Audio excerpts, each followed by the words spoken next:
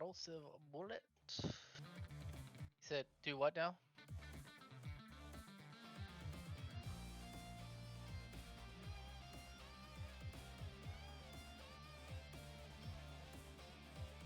No, capital.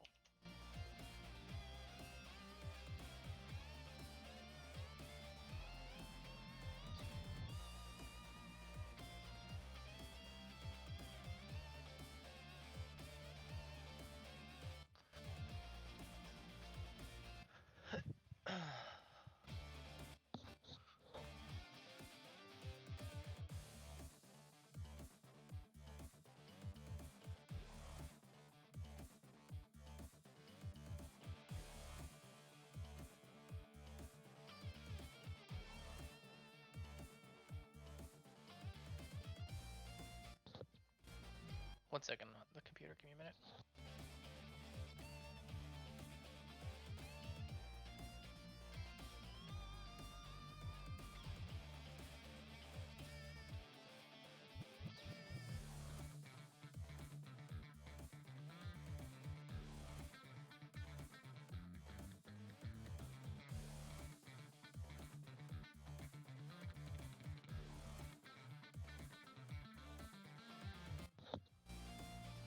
That do it?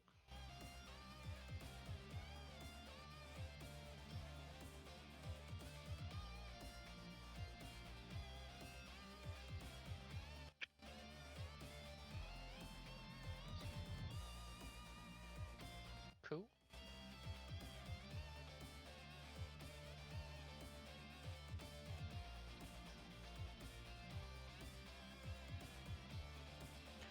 All right, hello everybody.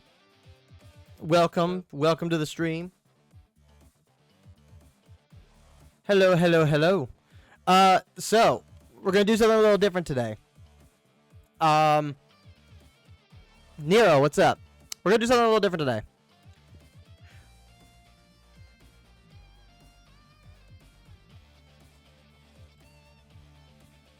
There we go. We are going to be hosting a tournament today. We're not going to start right now. We gotta wait for people to opt in. But the first 8 people that join the tournament will be opted in for an 8 bracket tournament to win code cards for the game. First place winner will receive 5 code cards. Second place winner will receive 3 code cards. And then third place will win 1 code card. And then for everybody that joins, we'll gain 1 participation code card. So we'll be giving away tons of code cards for those that partake in the stream. There will also be a couple extra code card giveaways given throughout the stream.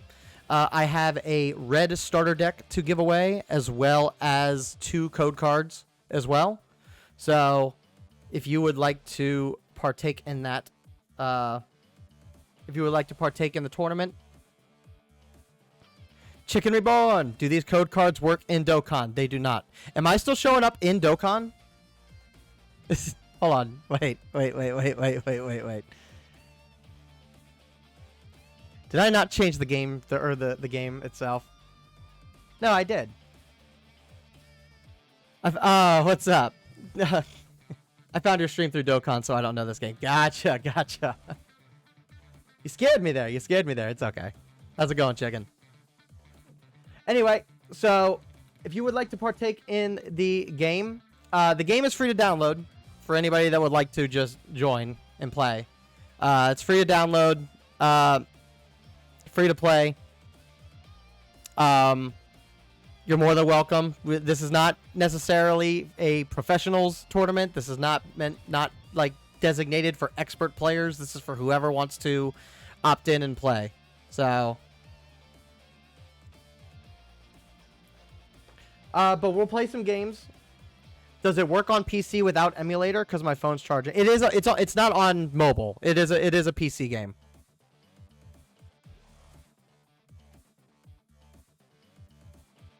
You would just need to go to Bandai's website. I can post the link in the chat. Let me pull it up.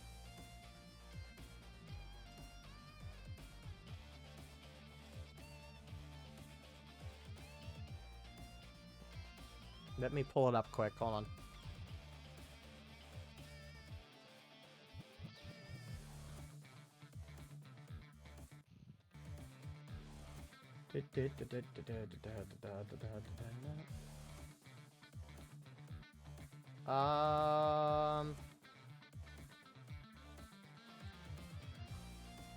Gotta get the link. That's for Masters. That's not correct.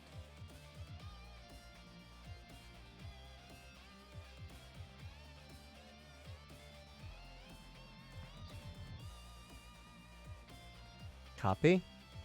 Go paste that. That's the link to go and download the client. You'll need to create a Bandai Namco ID.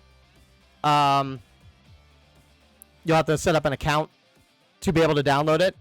But once you do that, it's free to download. It's free to get into. Yeah.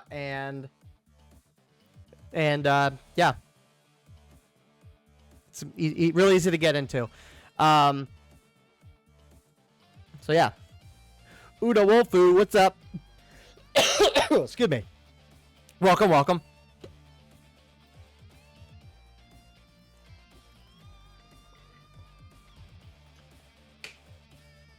So yeah, for anybody that would want to partake in our tournament, you don't need to follow, you don't need to subscribe. Anyone's more than welcome to join. First place is going to win 5 code cards. Second place is going to win 3. Third place is going to... Does this game also have gambling? You'd have to define gambling. Is it a gacha? Not in the traditional sense. If you know what Yu-Gi-Oh! Master Duel is, it's the same thing as Yu-Gi-Oh! Master Duel. You get in-game currency by just playing the game outright. I look at these like TCG clients, and I don't necessarily see it as a gacha per se, but there is some like luck elements to getting the cards and decks you want. So it's in a way it's like a gacha. I never personally see it as that, because it's no different than buying physical cards. You know, like you buy physical cards, and like it's all based on the luck of what you draw out of the packs. So I don't see the difference between pulling cards in digital versus pulling cards in physical. But I mean, if you want to make the argument it's a gacha, then like I'm not going to argue it, because like I understand why it would be why people would consider it a gacha. But I mean, when you get into the game though, you do start off with a starter deck. Like they'll give you a starter deck for free, and then as long as you're good with your currency, like you can pull stuff and like expand your deck. So it's not. Plus, like every maintenance, they give out free gems and stuff too. So it's like it's free to get into. And in terms of actually like spending money on the game to pull packs, it's not that egregious. It's actually cheaper than buying physical right now. It's a lot cheaper than buying physical. Like $60 if you spend $60 real dollars in this game, you get 60 packs, which is like 3 booster boxes, which in real life you'd have to spend like $600. You'd have to spend $600 to get 60 packs in real life. Whereas in the digital client, you can get 3 booster boxes for a third of the price. So, not even a third of the price. One booster box goes for like $200. So, for $60, you're getting 3 booster boxes compared to 1 in physical. It's the physical market's really dumb right now. It's really dumb. As much as I would love people to play the physical game, like I can't really push people to buy physical unless they're buying singles, because it's just so expensive to get into the physical right now. Stupid scalpers. We all hate scalpers here. Anyway. Baz, what's up?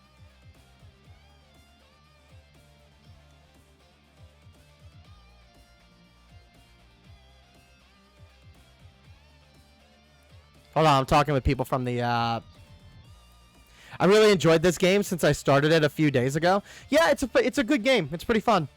Definitely better than the original, game, I think. At least in terms of a new player's perspective. New player's perspective, getting into Masters is kind of a pain in the butt. But this is really good to get. This is really easy to get into. It's very fun and engaging, and it's a good time. It's definitely a good time. But yeah, for anybody who wants to partake in our tournament, all you have to do is type in !join in the chat. Once we get 8 people in for the tournament, we will get started with the pairings. And the way that we're going to kind of do it is we're going to do one-on-one viewing. We're going to do one-on-one viewing for each matchup. It's going to be like watching the World Tournament in Dragon Ball. We're going to be watching everybody's matches. Supplying commentary into the game. And obviously there's going to be some prizing for those that partake. So, wait, is this more like Yu-Gi-Oh or more like Legends? It's more like Yu-Gi-Oh. It's an actual card game. Like we got actual like physical cards for this game. So, like it's.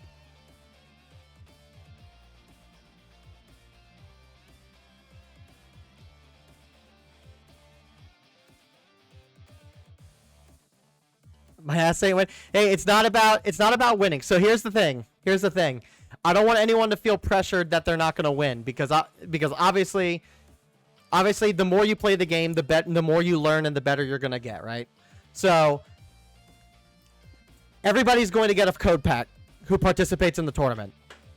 Free code pack.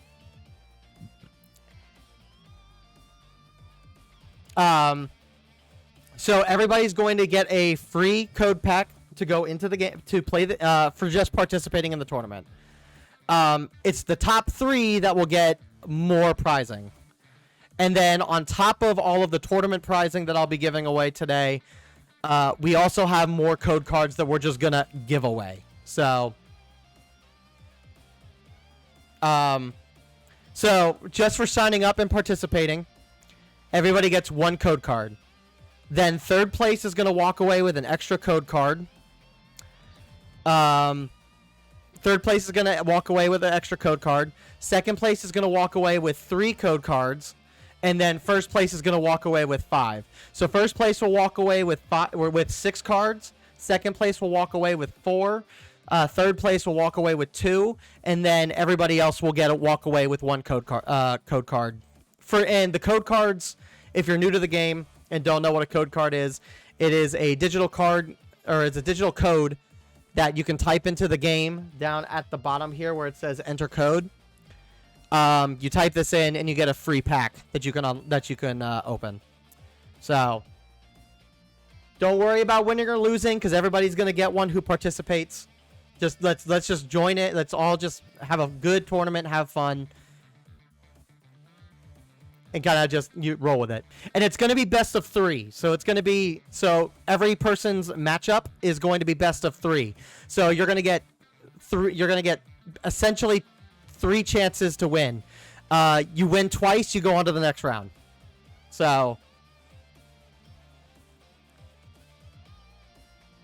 all right, skipping the tutorial. I watched the anime, so I already know all the Super Saiyans. Chicken, I would recommend you actually go through and do the tutorial. Just so you understand how the game plays. We're not doing the tournament just yet. We got to wait to fill in the slots. So you have time. So I would say go in, do the tutorial, learn the game and the mechanics. If you want the best chance at winning, I would maybe go with either green or red. Your starter deck should be green or red.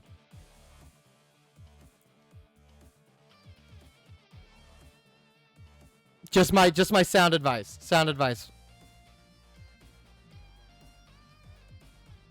I'm green and it's so min-maxed.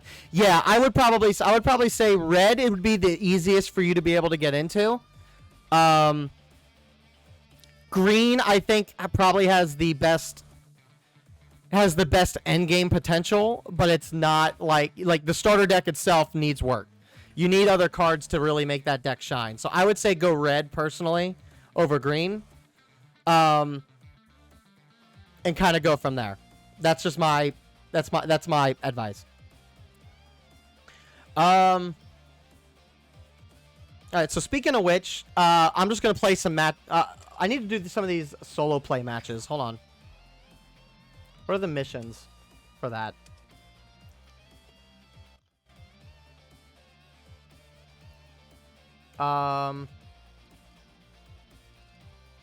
Win on hard with starter deck Vegeta.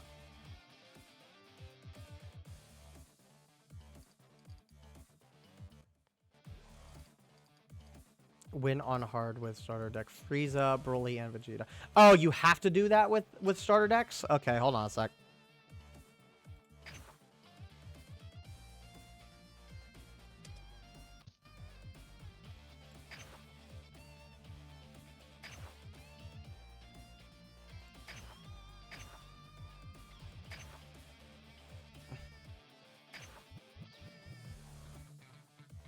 How would I go about making the starter deck is the thing. Is it just the leader, maybe? Do I gotta play with the leader?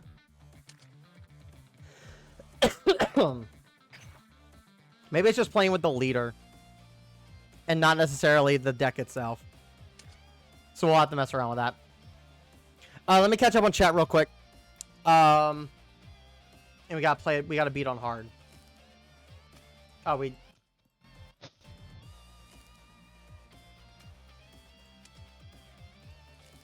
Oh, I think I just have to beat all these on hard. So, okay, hold on.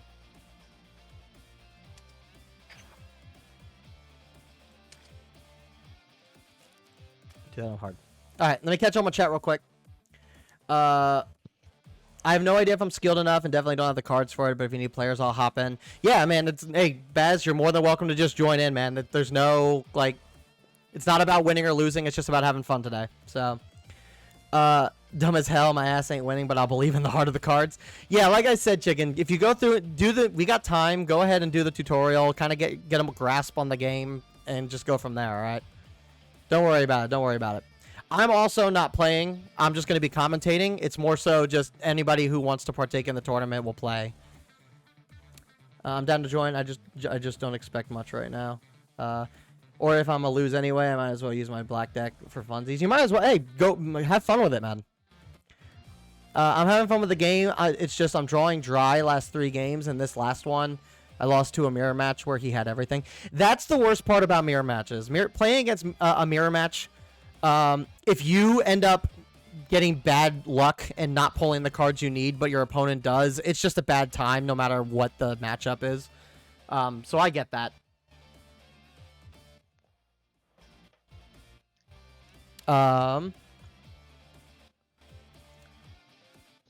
I'm green, so it's so bad not min-maxing. Not gonna lie, I want to play blue. Green gives negative feels because you lose to mirror matchups. I feel like the worst mirror match personally is red. Going up against being a Beerus or a U7 Goku, going up against a Beerus or U7 Goku is like, it hurts because you're always gonna be you're always gonna have stuff being KO'd. You're always gonna have stuff being negged. It's a bad feeling regardless. Because they have the cards, like my deck is way worse than endgame right now, but I'd still dumpster some starter green deck, that's for sure. Goku Black's nice, yeah. Try my best with my favorite British saying. You don't need to play the starter decks, you just play versus them in the mode. And yeah, that's what I figured. Are you sure about best of 3, by the way? Just games are 20-30 minutes long on average.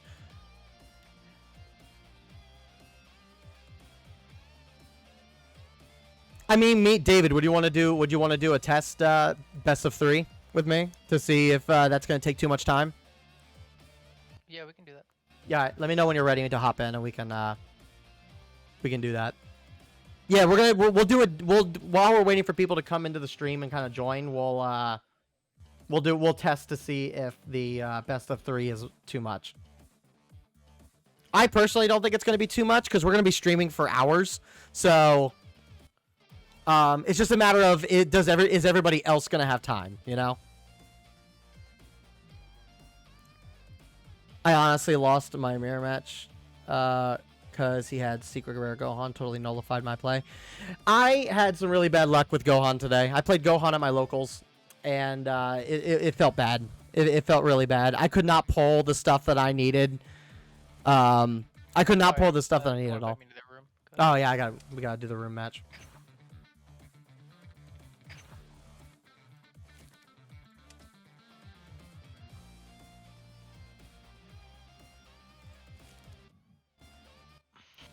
private room, and I am just going to set it to 8.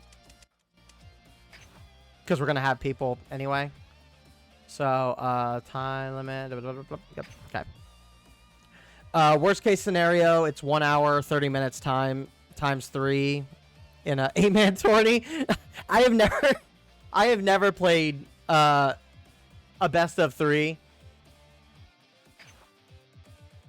I have never played a best of 3 with, oh crap. I never played a best of 3 that went an hour and a half long. This ain't Masters. Masters can go on for a long time, best of 3. With breaks in between games, I would assume, and that's only if you let them play without watching all games. Well, I wouldn't do breaks in between games. If anything, I would probably do minor breaks in between segments. So like the first 4 games we would go through straight, then we'd take a break, then we'd go into the semifinals, and then we'd take a break, and then we would do like the third place match, and then we would do the third place game, and then we would do the finals and kind of go from there. We wouldn't be taking a break between every game. It would just be a matter of, because it'd be a thing of the person that loses in the beginning obviously isn't going to be sticking around probably for the entirety of the event. They might, but it's one of those things where it's like we're just kind of doing this for the fun of it, you know. Where it's all fun and games. And I want to give back to the community, and I want to give best stuff out. So honestly, I think it should be best of 1 for the first game, then best of 3 semi, and third best. Yeah, I think that's probably pretty sound. But we're gonna test it. We're gonna test it. Did you get my invite? Don't think so. Hold on. Oh wait, here we go. There we go. Got it. Okay. Also, we kind of need to test to see if how the spectator works on it. Uda, would you wanna join the room and see? Would you want to join the room and see if we can do spectator? Because we gotta test that out too.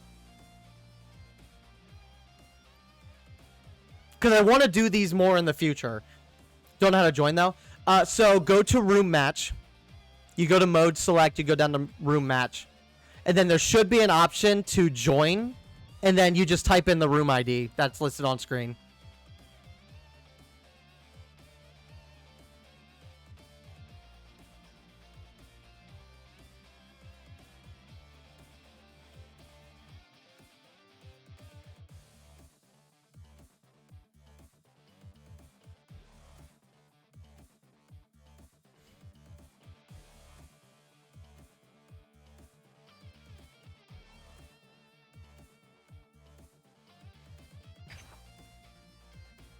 Okay, so you're already in here.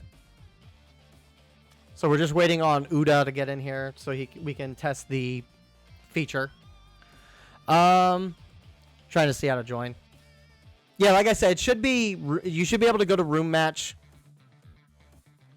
You should be able to go to room match, and then there should be an option to join room or join event or something, and then you would just type in the room code. I believe is how it works. If it doesn't work that way, then I can get you added, and I can send you an invite, and then we can do it that way too. So that's not a big deal. You join? Okay.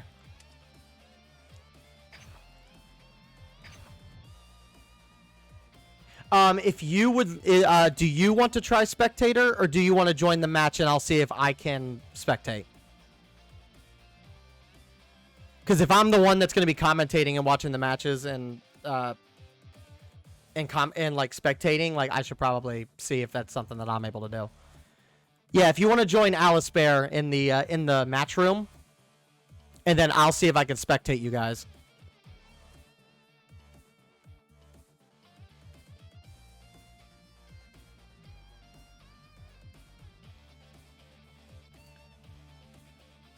This feels bad. I'm going to get ass kicked.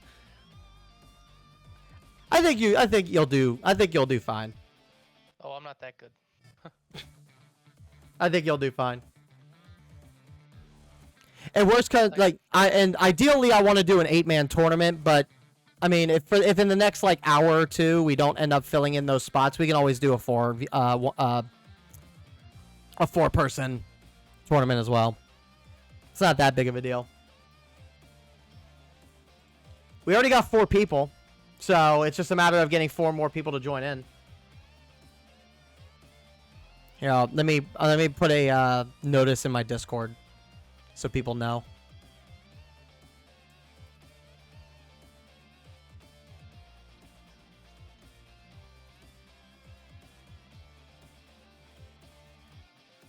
Ever Fusion World Open tournament tonight. Anybody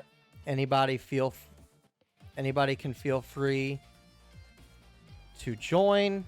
We got participation prizes and top 3 prizes to give away.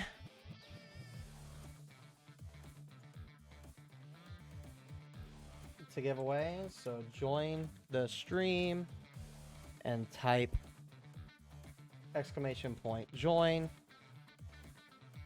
to participate. Yeah, I did hit the battle start. I don't know why it's not doing it. He also has to. I think Uda also has to get in and join and do it as well. Oh, okay. Yep. Yep.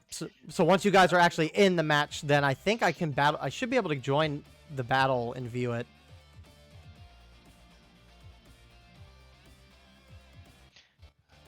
You hit it? Yeah, he hit it.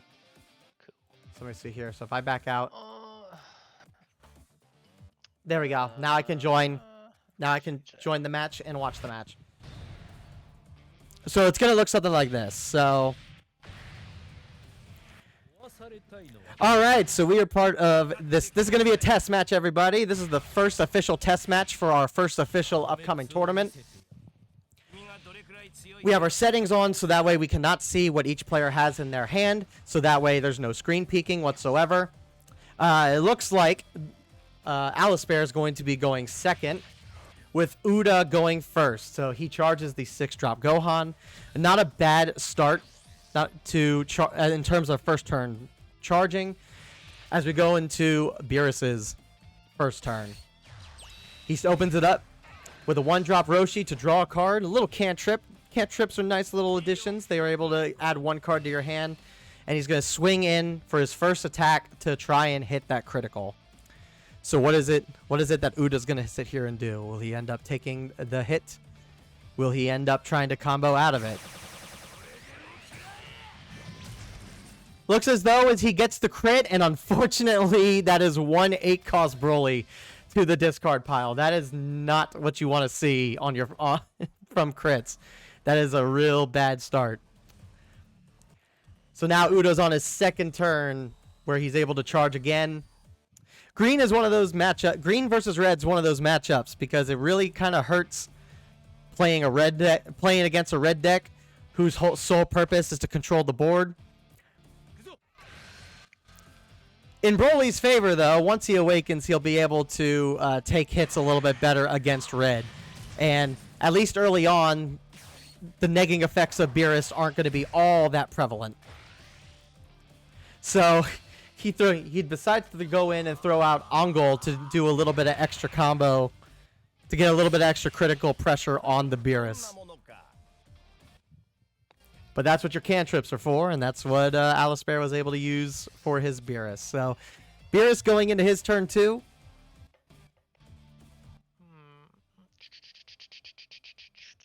Which by the way, when you probably just so you're not supplying commentary when your matches come up, you might want to maybe drop from the call until your matches are finished. So, Alice Bear goes ahead and plays the 2-drop Fua to remove the Ondol from the board. and he goes in and swings with a 20k crit lead swing, in which Uda decides to combo out of it. It's honestly not the worst play for them to be able to make. Broly awakening early is not the best thing for Broly, since he needs to be at 4 life to go down to 3 to awaken. So, wasn't probably not the worst move there. It all depends on what he's got in his hand turn 3. He wants to see that destructive strength. If he's able to see that destructive strength, then he'll be able to start the ramping process.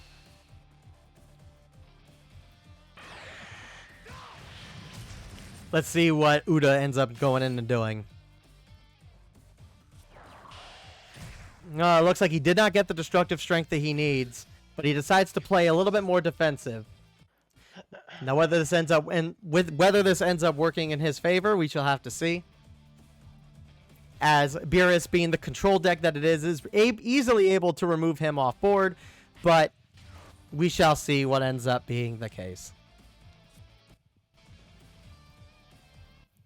By the way, everybody, for who's joining us and watching, thank you guys so much for hanging out with us. The tournament is not officially started. If you would like to join the tournament, hit ! Join. We got 4 slots left. Those that end up joining the tournament will get participation rewards. You will get a free code card just for participating. And then we have top 3 rewards for the people who place top 3.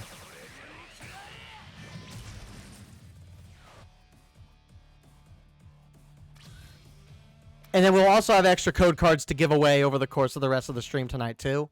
So, but basically those that sign up, we're gonna watch them. We're gonna watch their matches, commentate over them. It's just a little bit of fun. We're having a little bit of fun today. So, having a little fun and giving back to the community.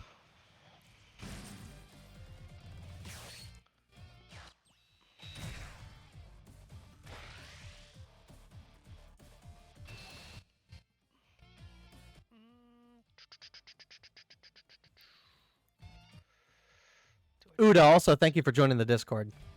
You didn't have to do that, but it's very much appreciated. Feel free to chat it up with everybody in the community.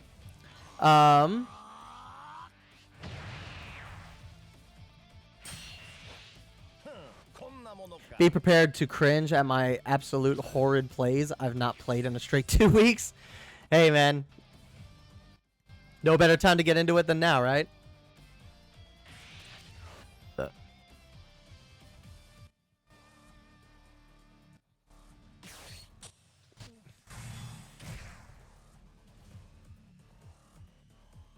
Okay.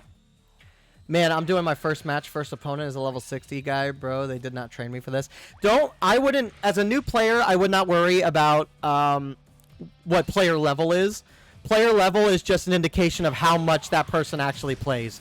A person who loses every single game they play in ranked can still hit level 60 just because they played that many matches.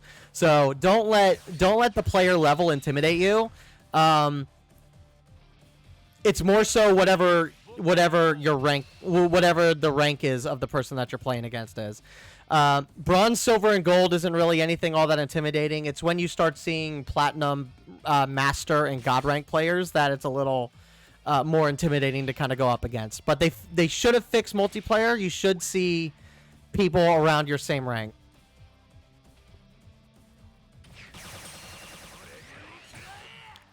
Like, I haven't even pulled the basic cards to make my blue viable right now. All I've been getting is yellow upon yellow. I mean, but yellow's probably the second best archetype in the game, so yellow's not a bad, deck to play.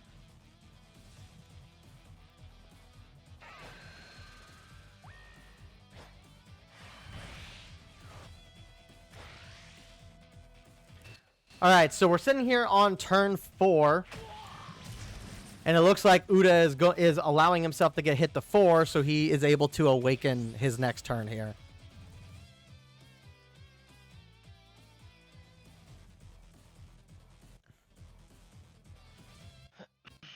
For this particular, I'll keep my camera up at the top.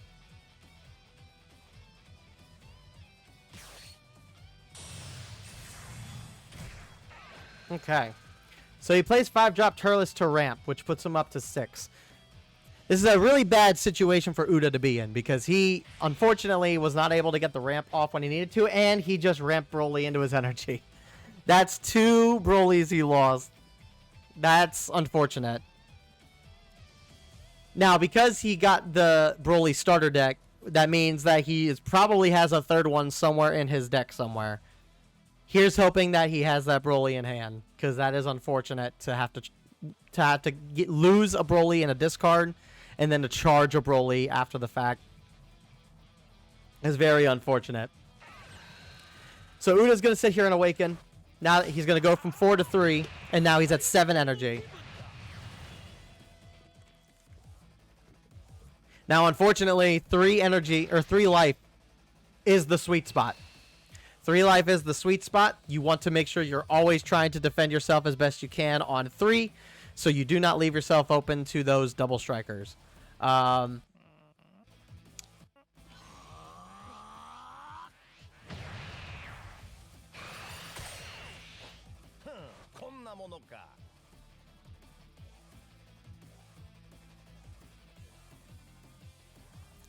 Let's see. Is Uda going to sit here and use his leader ability to go up to 30? Is he going to sit there to be able to draw a card? Is he going to...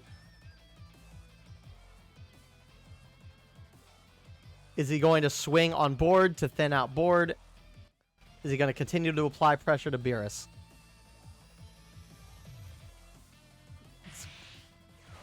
So he is going to use the ability, which means, unfortunately, he goes from 7 to 6.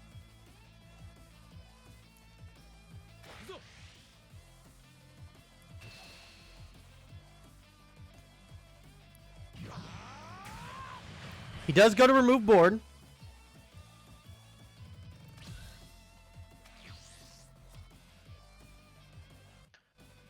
But now it'll be a matter of will he be able to defend himself here for the next 2 turns to get Broly out. Guy I'm fighting is the exact same Broly deck as yours, I think. If not, it's similar. Yeah, the Broly, I think I would say Uda has a... If we look at his pool here, he's got the 1-drop Gohan. He's got brother-sister combination. So he definitely has some cards from the first booster box that's not part of the starter deck. So he's got some additions to the Broly deck.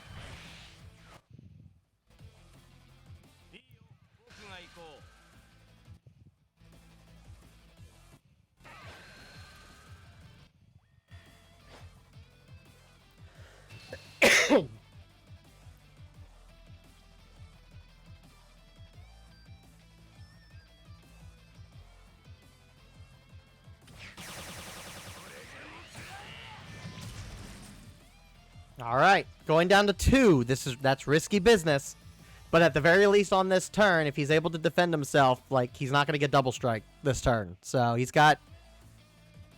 Uda's got an opportunity to come back here a little bit, but we shall see what ends up happening.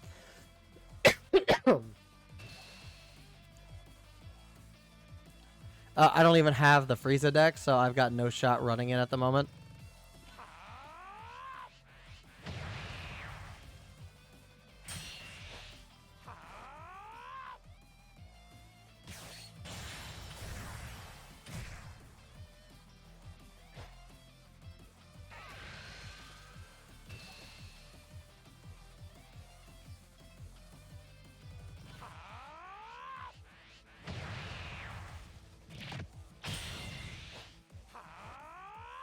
Alright, so he defended that, so he's down to 2 life, and switches back over to Uda's play.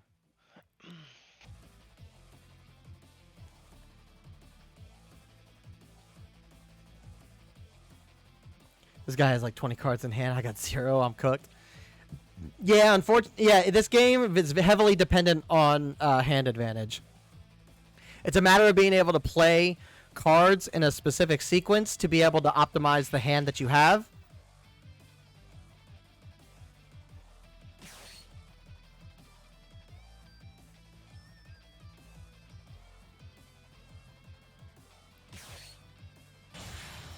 Double strike. Oh, okay.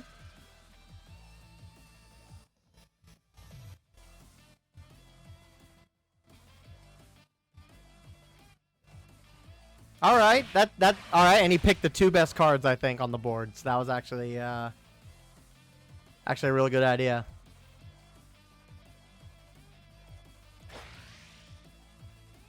All right, not opting to go in for the double strike on lead.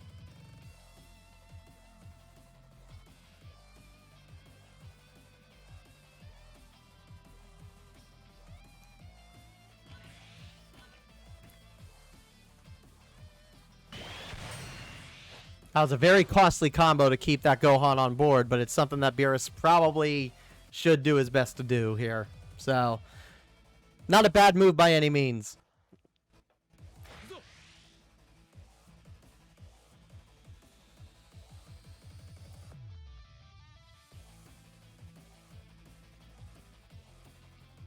It's a matter of, does Uda activate his leader ability? Oh, he is committing to removing them.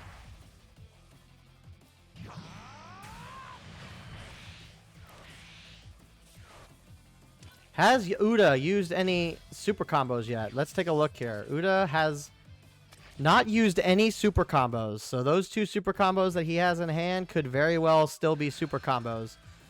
Meanwhile, it looks like Alistair used 1 super combo so far.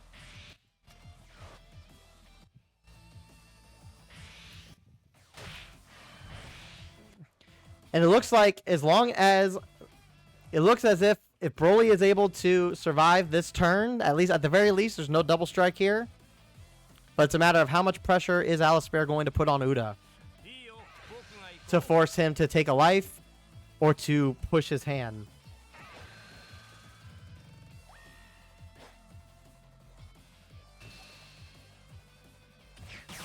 He's going to let it go down to 1. All right.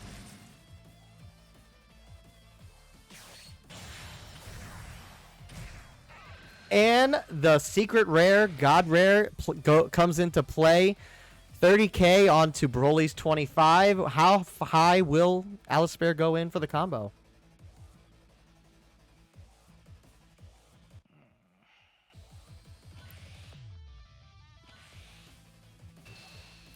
So he's going in 15 to 45, which means that he would have to super combo, which he does have a super combo, and an extra 5,000 on top of that. Just strong enough. Beerus is looking pretty thin. So it really is going to depend on if... It's really going to sit here and depend on if he got the Broly. Which he had the Broly! Surprise final card in hand play! Wow! Now it's a matter of... What is Uda going to sit here and do? Unfortunately, Beerus is at 4 life, so there is no opportunity for Uda to be able to kill Alistair here. It's a matter of... And he doesn't necessarily want to put cards into Alistair's hand, which he does go for the pass.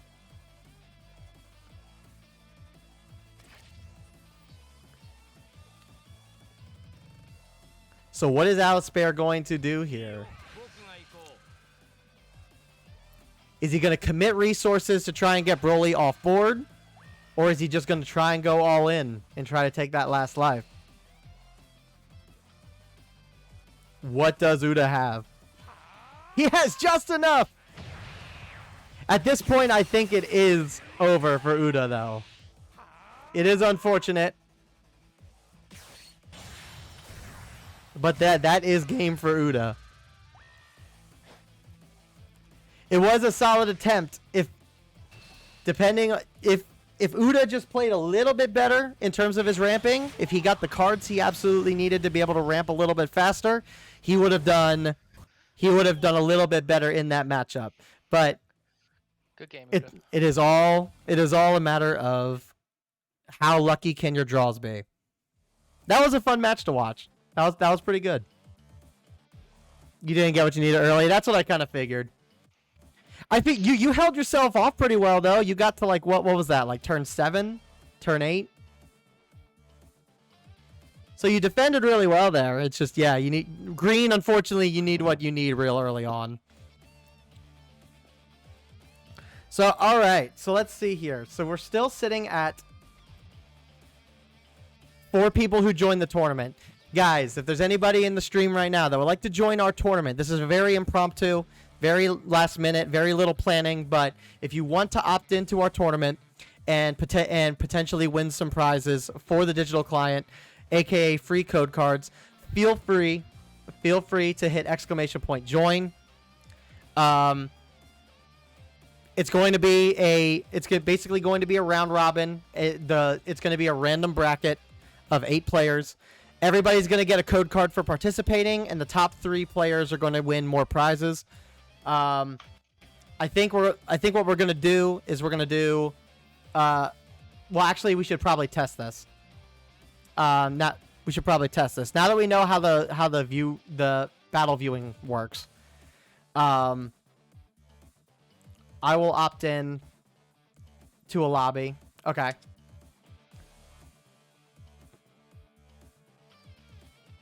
Let me leave this lobby. Join you. Let's see what a best of 3 looks like. Because Uda makes a really good point. And if the best of 3 takes too long, then the first round of matches definitely should be best of 1.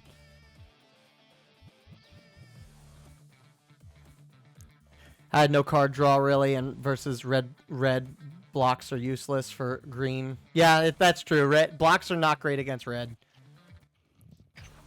All right, so while we're waiting for more people to join the match, David, let's go. Let's do best of 3. Oogie. All right, so what's the time right now? It's 7:30. So let's pay attention to the time. I won't look at your hand. Should I gamble in the Awakened Pulse Pack? I got 1,000, 2,000.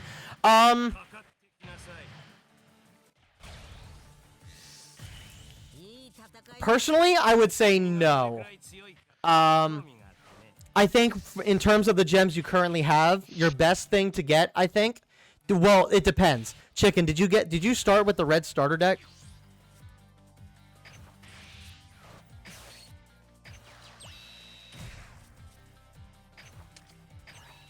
You got red. The best use of your currency, I think, right now, would actually be to where the promotional packs are. Oof, jeez. Might as well just do this. Nice super combo. Hey, you're not supposed to look at my hand. I saw it from the thing. Oh yeah. You have to show me anyways. Yeah, it's true. Your best use of your gems is to buy 4 of the promotion packs, because the promotion packs, those 2 drop Gokus are really good against Broly specifically. I would buy 4 of the promotion packs, and I would save your gems for the second set. Or at least until you can do a 10-pack. If you could do a 10-pack multi, I would say go ahead. But I would do the promotion packs, because you get 1 of each of those cards per pack, and you can only ever have 4 total cards in your catalog, regardless.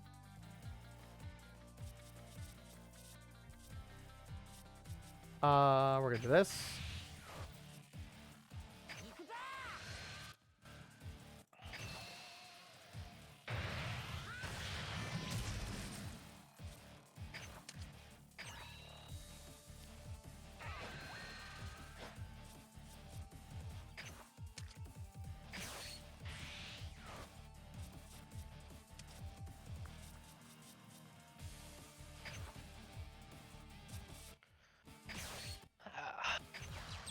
Alright, play that.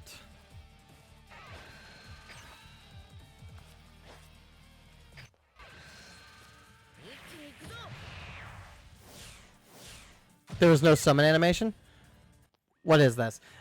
There's like some mild summon animations. You can get fake outs. Basically, if basically, if it doesn't have a color surrounding the pack, or if it doesn't have a color surrounding the pack, the highest that you can get is rare, I believe. Gold means rare, purple means SR, and then red means secret rare. In the promotional pack, I think they're all the same rarity. They're all promotion rarity, so there might not be a summon animation for that.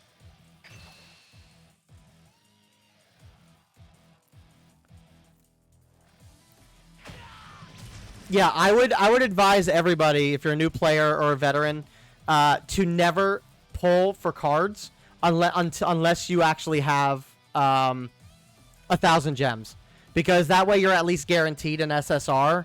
If you're opening packs willy-nilly, you're not guaranteed an SSR, but if you do the 10-pack multi, you're guaranteed an SR.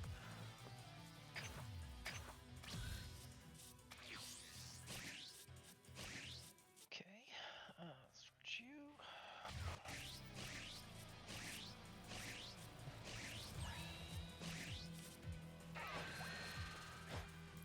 Dokkan ingrained that strategy into my brain. Yeah, no, there's not really like much in the way of summoning animations. It's literally, just, yeah,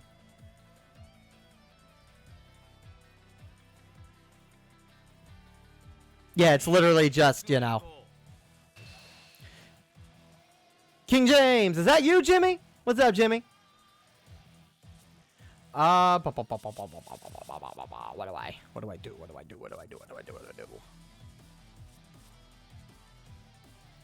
We don't need you. So I'm gonna combo out of you. It's Jimmy. What's up, Jimmy? Go ahead, Jimmy, if you want to join in on the tournament, dude. You can exclamation point join. It's in the title of the stream. If you want to opt in, there's still room. So we're waiting on 4 more people before we start. So if you join, it'll be 3.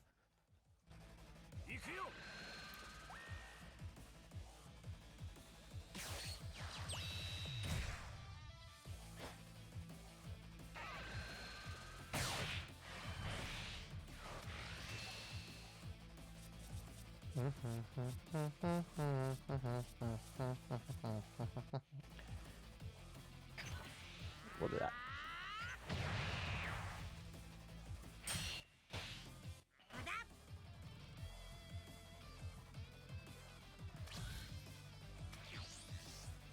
Okay. Charge one of these.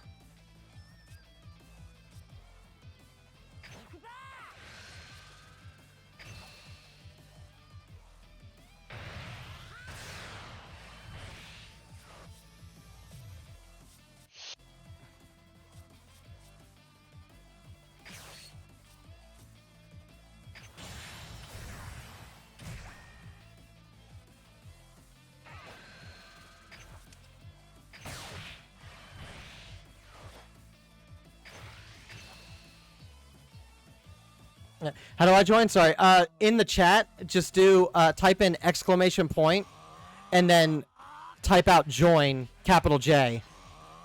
And then you'll be added into the queue, and then once everybody once we get enough people to do the tournament, then I'll go ahead and do the round robin for setting up the bracket.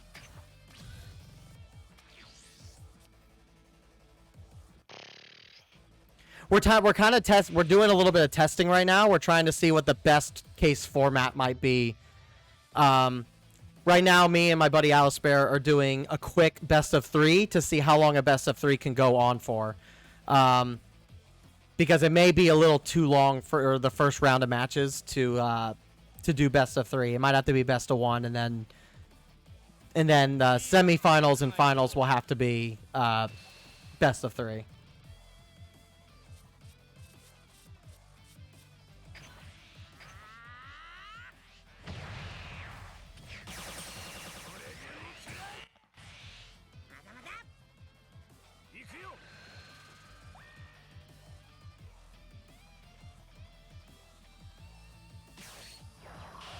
What happens if we don't get 8 people?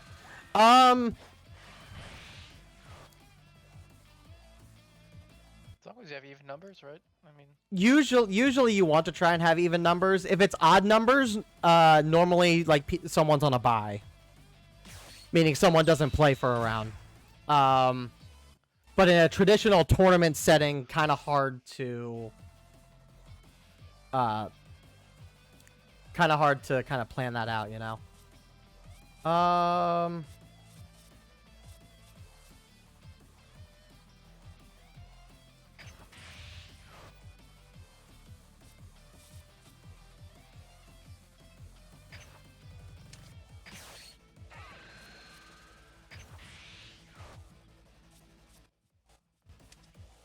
Kind of a waste, but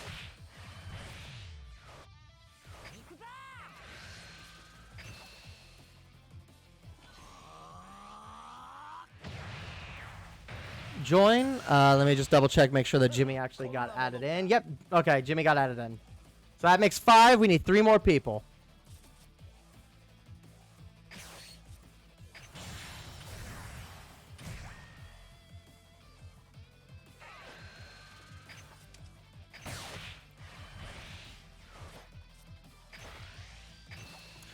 Do I do it on the app? Sorry, I was at... No, there's no need to do it on the app.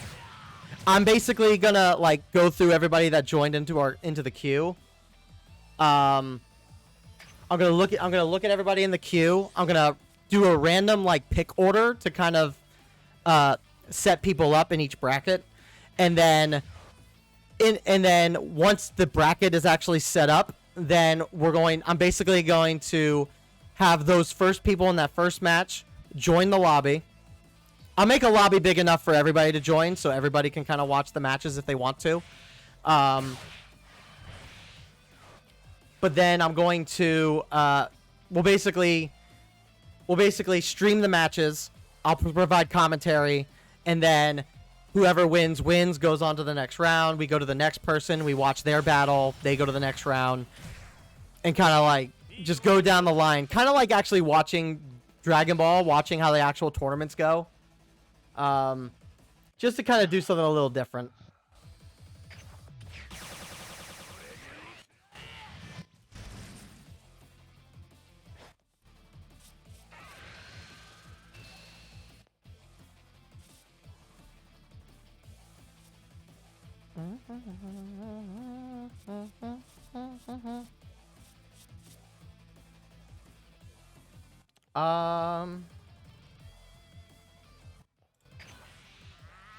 Look at that.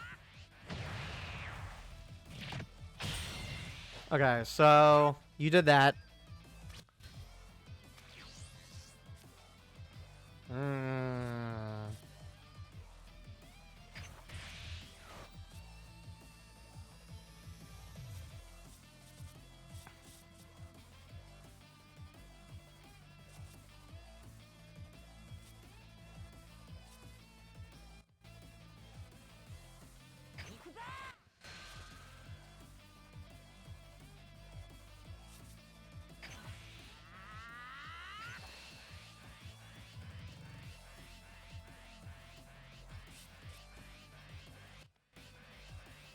Okay.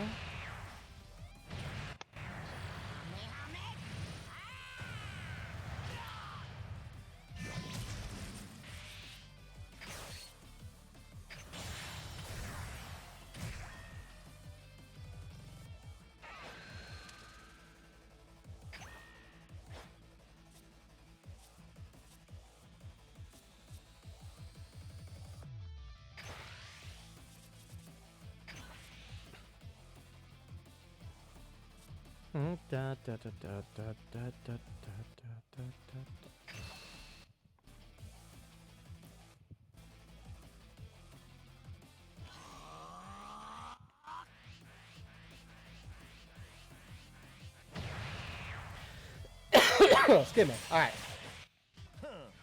Well, good luck to everyone joining the tourney.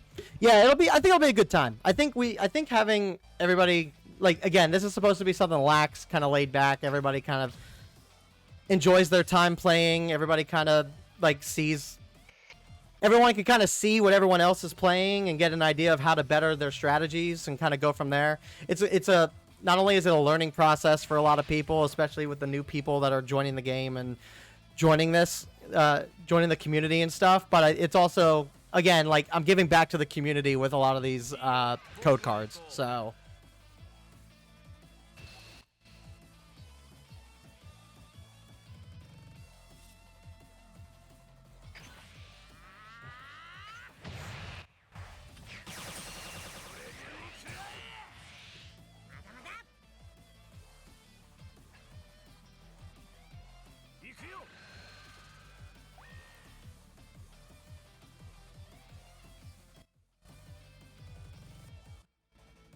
I haven't no. I knew that was coming. I knew that was coming.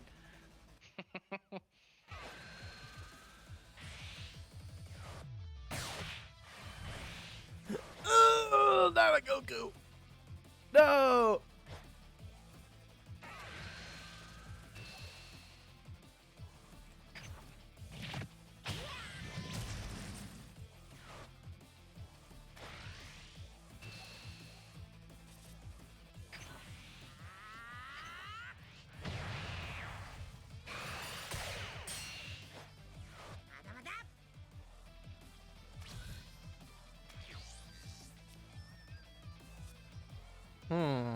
Okay.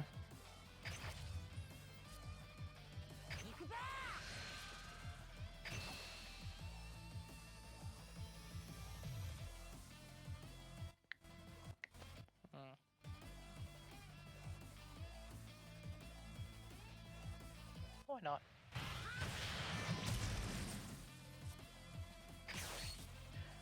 That was a bad move. Maybe.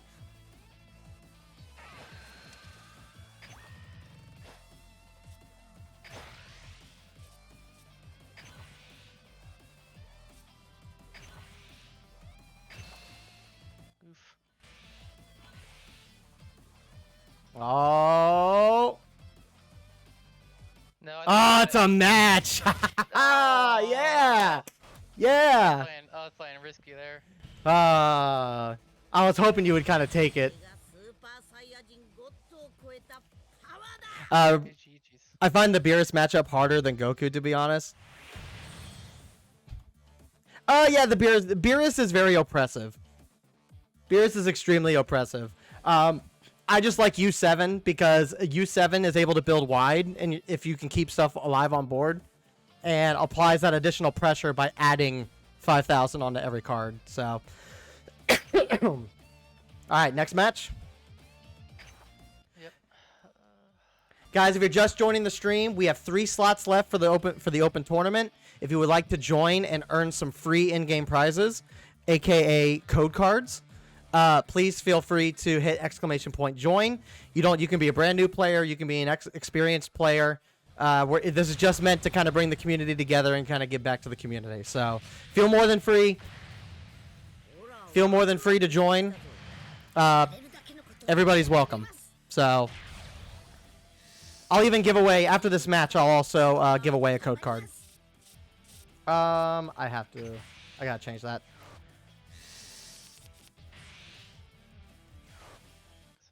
How many players that joined are new, by the way?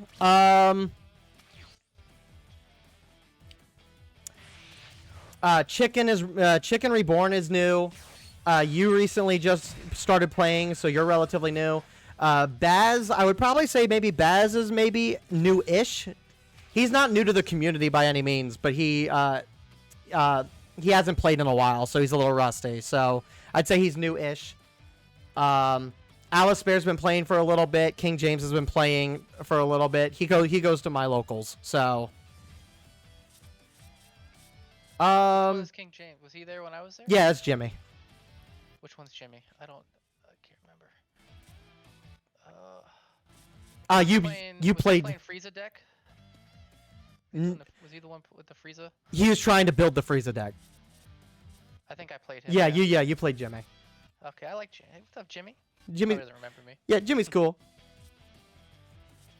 All right, so we're gonna do this.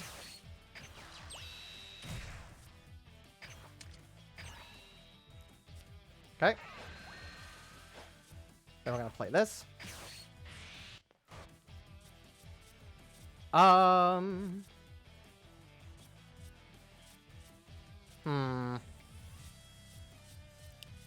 May not make sense for me to necessarily do this, but...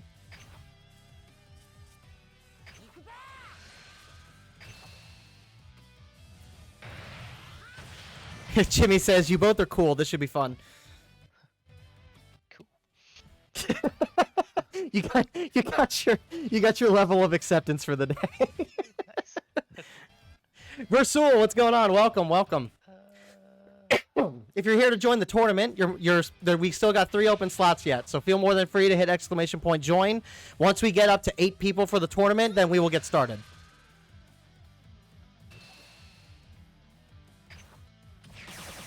And we're also giving away code cards regardless, so even if you don't get top 3, you still get a participation pack, and we're still going to be giving away codes today as well, so...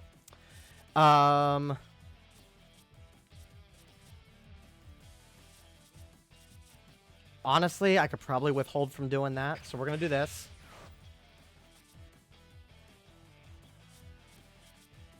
I'm going to play this. Okay. Swing. I would be interested. Is there any rank requirement? Nope. I basically started trying a bit this week. No, you're brand new. We got a bunch of brand new players that are joining us too. And the tournament is just a means for everybody to kind of come together, hang out, get to know one another, and then win free stuff. So no requirements whatsoever. Feel more than free to join in.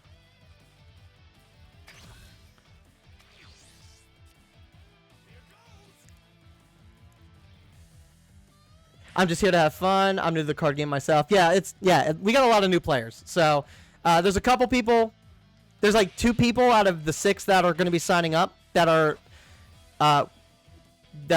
new-ish but have been playing the game for a while. So they may have a better understanding of how the game works, but is 8 maximum number for the room, by the way? I'm going to have to adjust the room to 9 so I can spectate. So it'll be 9 people in the lobby altogether.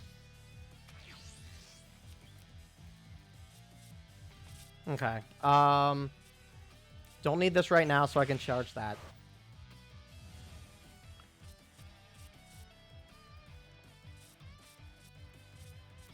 So we're gonna do this.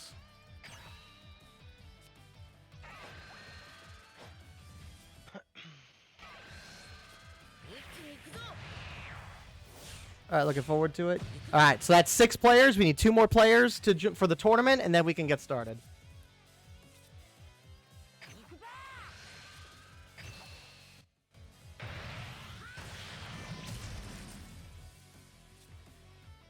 Oh, this is gonna be mean.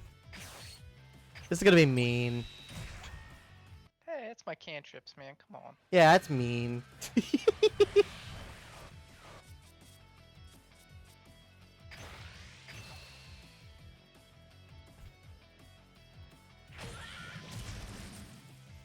I do appreciate everybody coming and hanging out with the stream today, though. This is our first time that we're actually, like, attempting.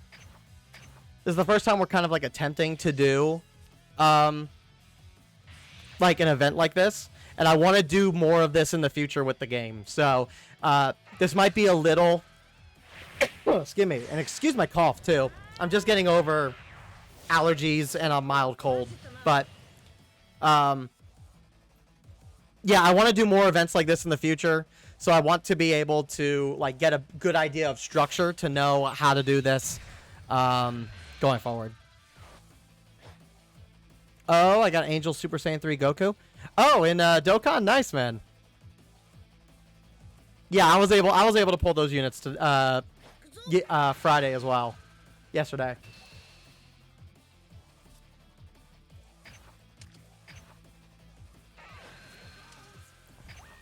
So, rave time! Thank you for the follow. Versul as well for the follow, by the way. Thank you, everybody, for the follows.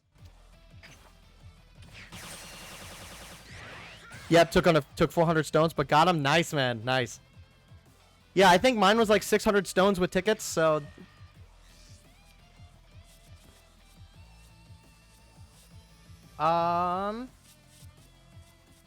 I could charge you. Alright, so we gotta do... What would be the best thing to do here?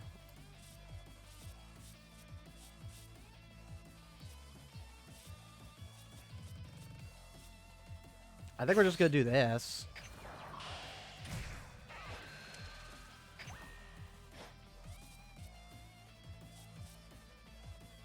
And then...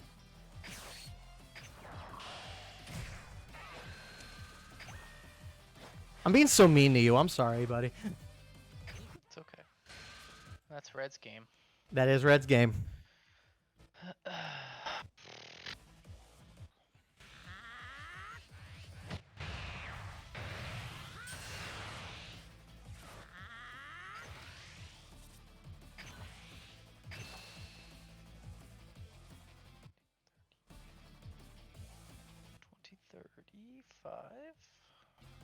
Ready time. Hey, I missed when Versal asked, what are the requirements to join in? You can, no requirements.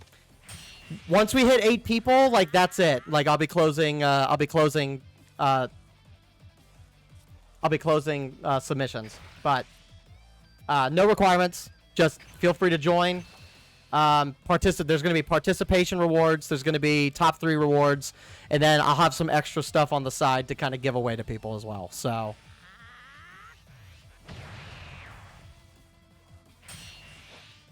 I sadly don't have an account to play. Nero, the game is free, dude. You can opt in. If you join, you'd be the last person to play. You would be the last person we would need. You just gotta make an account, and that's the most time-consuming aspect of it.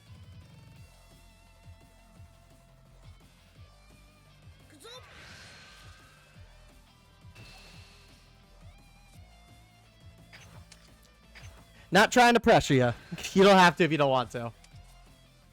I know Dragon Ball's like not like your thing, so... But... If you wanted to, you can. And like I said, I'm giving away stuff, so... Yeah, you can make an account and pick a starter and play. Like, it's that simple.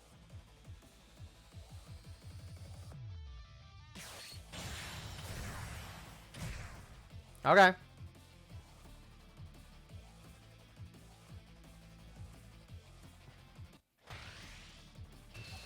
Oh, wow, really?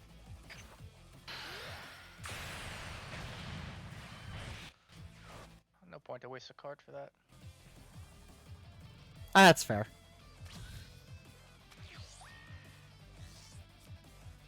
Alright,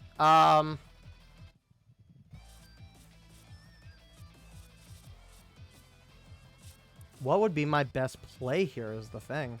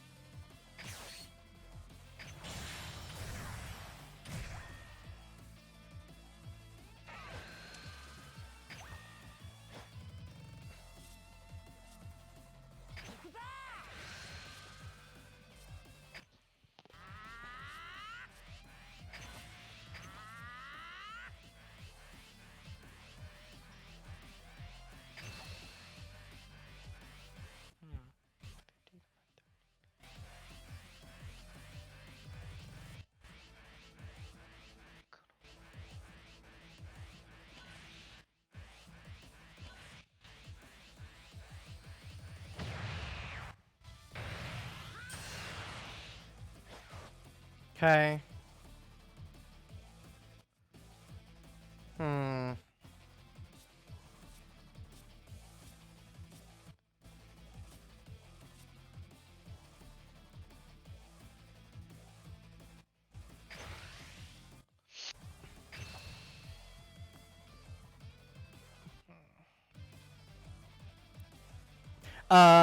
From the games you played, thoughts on rules for the game?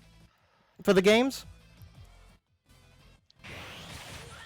You mean for the tournament specifically, or just how I feel about the game in general?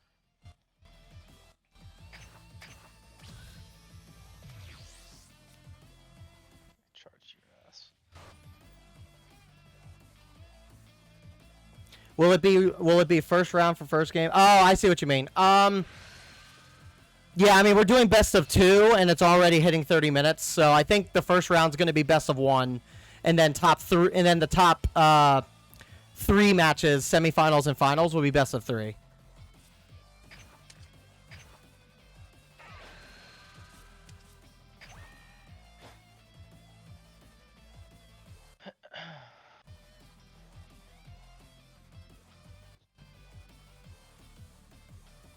Yeah, if it the first match only took us like 15 minutes, but because this is green, and green you got to play a little. Oh, my bad. And green you have to play a little more defensively against green. It's like this is taking a little bit longer, so.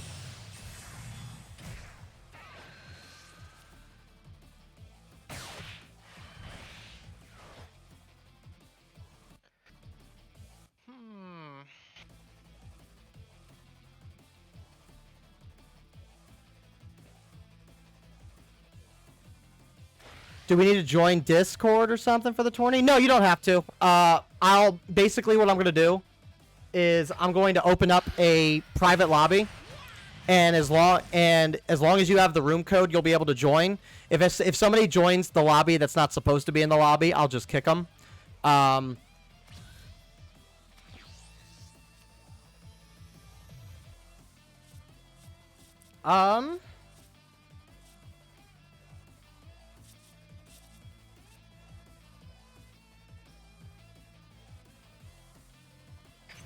Okay.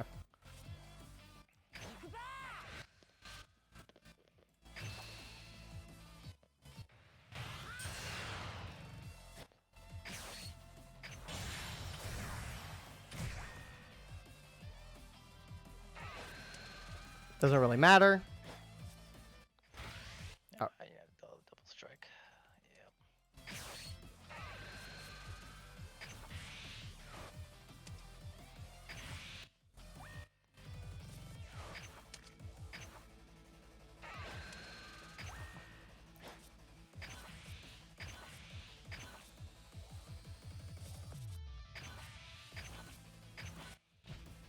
Unfortunately for you, I had nothing but 10k combos. Yeah, your hand was pretty big. I don't know if I'll be able to scout out of that. Let's see what you can do. What is that, 145,000? Nope. Yeah, that was gonna be tough for you to get over. I got really lucky with my pulling 2 of my double strikes, so that's why I didn't go all in with the first double striker. I was waiting for you to do it. Okay, so we've determined what the way the bracket's gonna work. So what are we're not waiting on anybody, right? Or are we waiting on people? Let me see. 1, 2, 3, 4, 5, 6, 7. We're waiting for one more person to join for the tournament. I appreciate everyone's patience while we wait for the lobby to fill up. Next time we do this, I'm going to make sure that I actually have like a timetable of when we're going to do it, and give people more time to kind of opt in. So, like I'll basically have the queue open every time we stream the game, and over the course of a couple streams, we'll let people kind of casually join in, and then I'll set a date and a time for when we do the tournament and stuff like that. It'll be a little bit easier. So, Jaeger EXP, what's up? That actually makes our 8th person. All right. Cool. The queue is closed. Okay. So anyway, now that the tournament's getting ready to start, I hope everybody is available. Everybody who signed up for the tournament, can I just get everybody to just type a number in chat, any number whatsoever, just to let me know that you're here and you guys are ready to do this. Just want to make sure that someone didn't like step away and 420. 420, 69, nice. All right, so we got Versal, we got Jaeger, we got Uda, we got Baz, we got King James, we got Raytime, we got Chicken, and we got Alice Bear. So that's 1, 2, 3, 4, 5, 6, 7, 8. Perfect. Okay, we got everybody. You guys are nuts. Shut up. Anyway, so, all right. So here's how this is going to go down. This is going to be a standard World Martial Arts tournament, a Tenkaichi Budokai, if you will. What's going to happen here is everybody that's in the queue, I'm going to get randomly selected, almost like pulling the lottery numbers out from a box, to see what the pairings are going to be for the tournament. Okay? I'm going to reset this room because I got to actually update the room numbers and stuff. Here's how it's going to work. So hold on, I'm going to reset this because I actually have to change this. We're going to create room.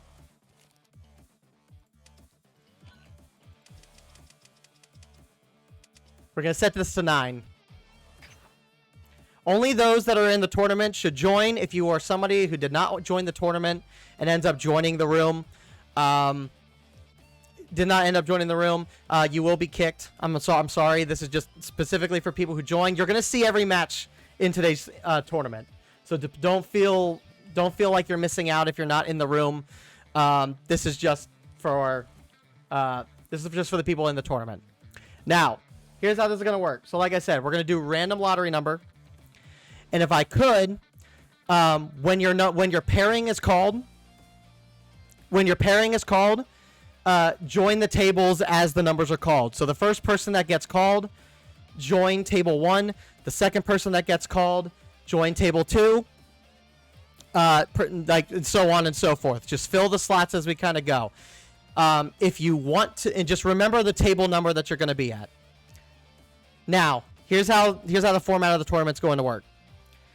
The first round, the first 4 matches are going to be best of ones, which means you have one shot, one opportunity to seize everything you ever wanted in one moment. Are you going to capture it or let it slip? No, you're going to get one chance to win your match.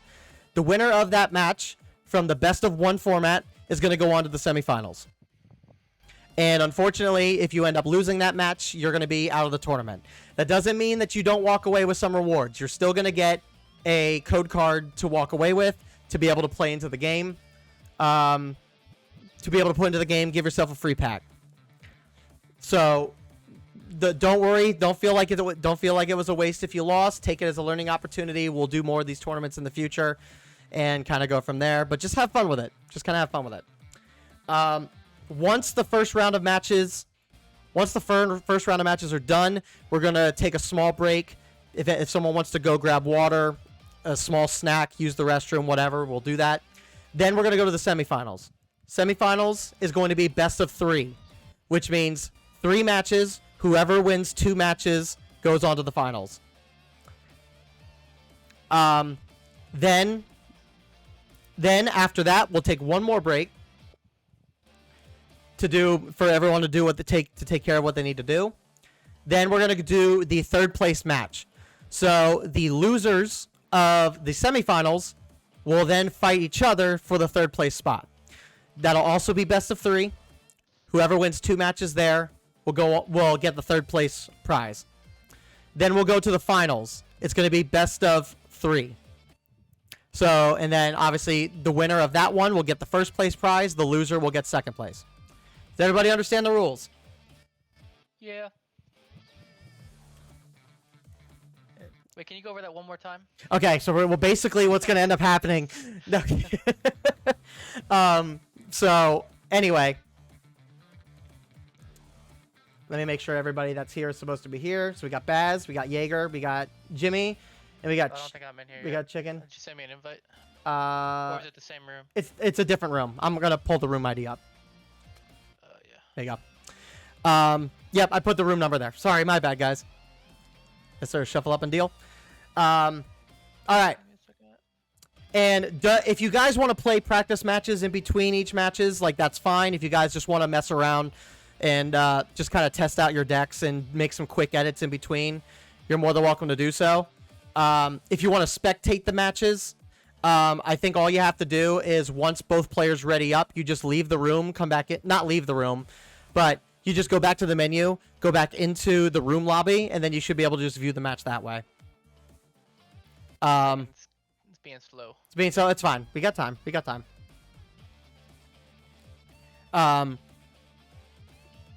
Who cares about rules? I just want to fight strong guys. Chicken's literally he's literally being Goku right now. Yeah. There we go. Okay. Okay, Goku.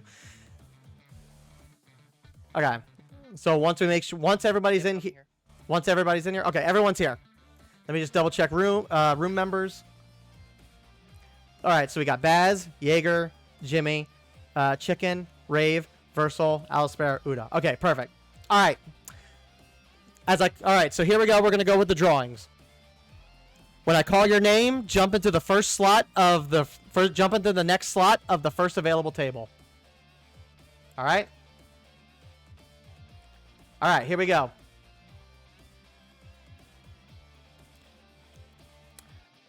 All right, Jimmy.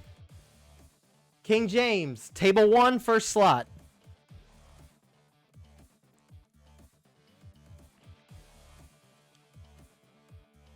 Next, all right, the second slot is going to go to Chicken. Chicken, take the second slot of the first table.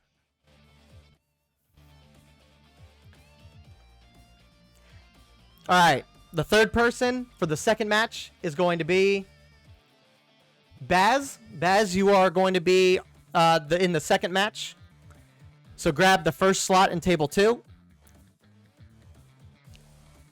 Can't believe I'm fighting LeBron James. Because he's King James. That's funny. All right, Baz's opponent on table 2 is going to be Versal.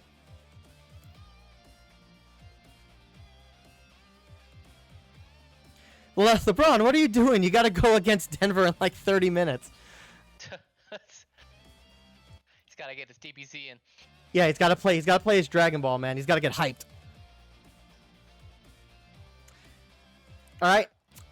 So for the third match, the first person for the third match is going to be Uda. Uda, first slot of table 3, please. Uda will be fighting off against Rave Time, which leaves Alisper and Jaeger for the final match of the first round. For the quarterfinal. Table 4? So table 4. All right.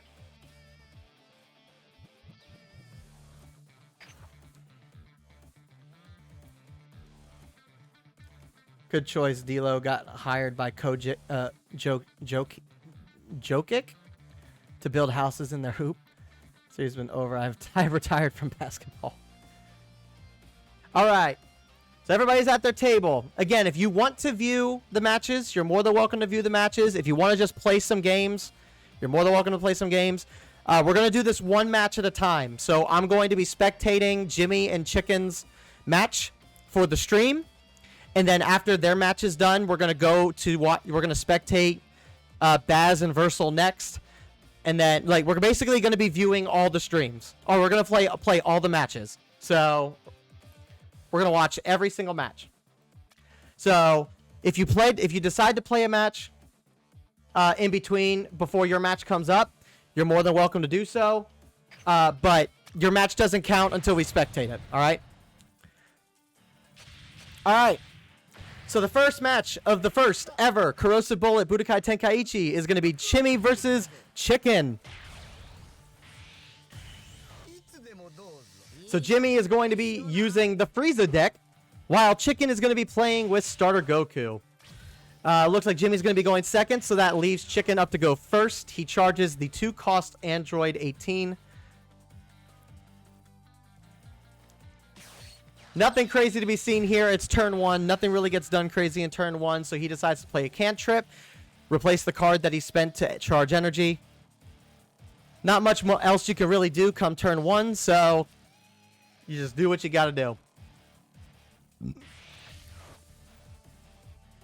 So Jimmy ends up charging his double strike Golden Frieza. That's an interesting choice. Does that mean that he has a double strike Golden Frieza in hand currently, or is he not looking to waste his hand potential with the 0 combo cost? We'll have to wait and see come later in the game.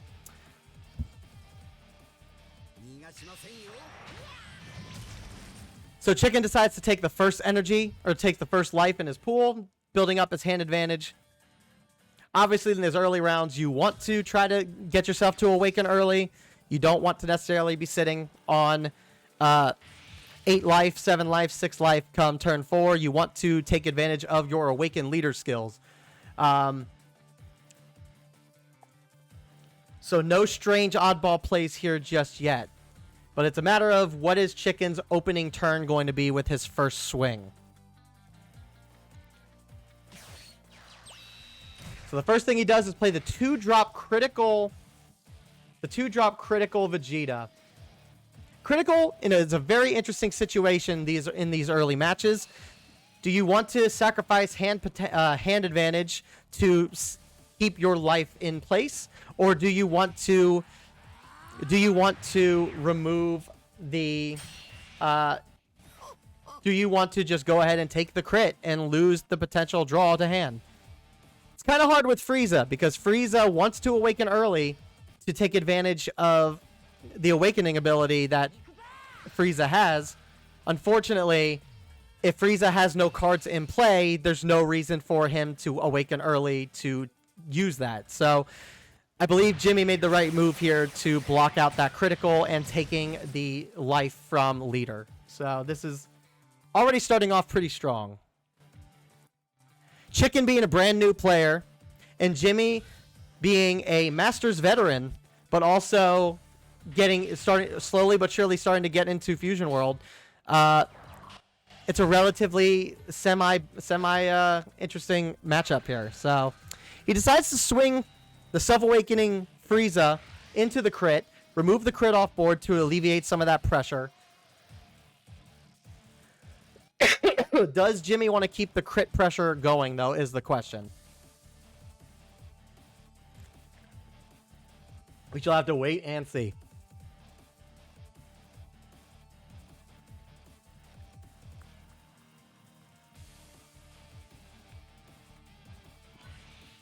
So he does go ahead and he combos 10k out to keep him in place. And Jimmy is opting to forego going into life to try and continue to keep board clear. Chicken does decide to let the crit die off, which I think is the smart move. I think going heavy on keeping your board wide this early on in the game isn't the worst thing, because you don't want to necessarily get rid of hand advantage. And you know you got to make plays later, so we'll see how this affects Chicken in this next turn or two. So Chicken is doing a pretty decent job of charging correct items. For being a brand new player, he just started today, so be sure to welcome him into the community. But he is making very strong starting plays this early on for only just getting into the game. Playing low-cost stuff in his energy pool.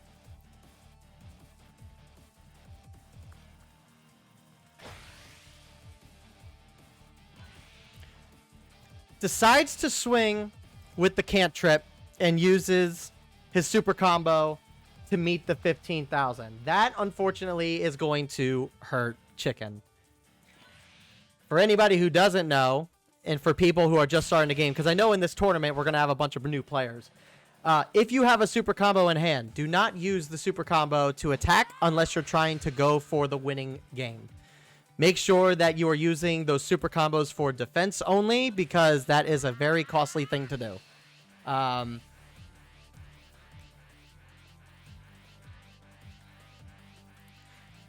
in this case, this was the smart move.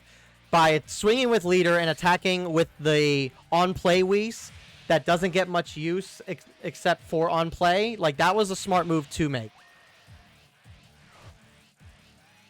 But Jimmy decides to use his extra energy that he had in place to keep the Self-Awakening Frieza in play.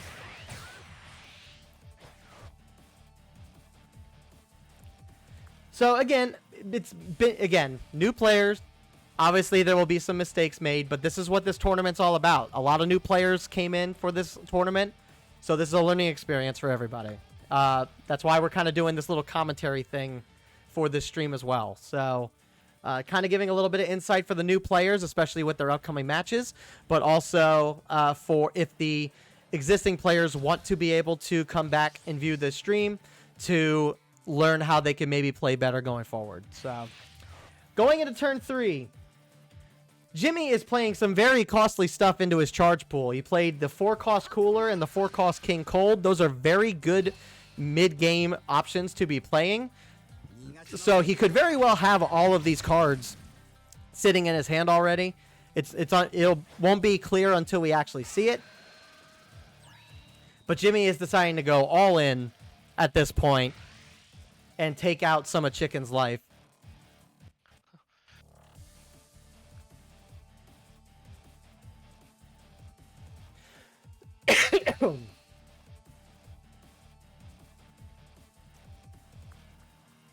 Now it's a matter of, will Chicken decide to combo and remove more hand advantage to try to keep himself alive, or will he take this hit? If I were in this position, I would probably tell Chicken to just take the hit, get to your awakened side, because you're going to get a lot more benefit from doing that. But it's his call. It's really his call, what he decides he wants to do. Jimmy, unfortunately, made a bad play because he does not have... He played, basically, it's the SR Ginyu. The SR Ginyu, for those who do not know, when played, if there are 2 Frieza Force cards in play, you can reset 2 of your energy back to active mode. So for the purposes of this, he went through, he played the SR Ginyu just to be able to do the 20k swing. And he's going to go ahead and swing with the Zarbon to get rid of the cantrip on board. And Chicken made the right move here to just let the cantrip go. It's not worth it. So, couple misplays early on here, but then it's all fine and good.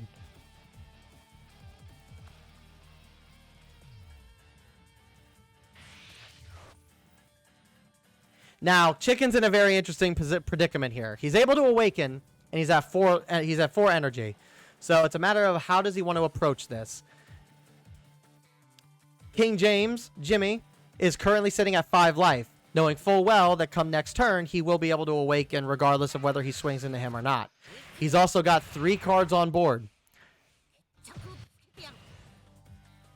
And if there's one thing that Frieza likes to do, Frieza likes to play wide in the early turns. So Starter Goku's going to be in a little bit of a predicament here if he's not able to clear some of the board that's available.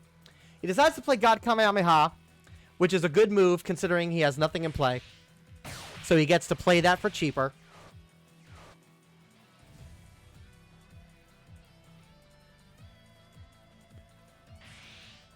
Chicken is actually doing very decently right now. Oh, with the double God Kamehameha. Very interesting choice. One that's going to help him in his favor.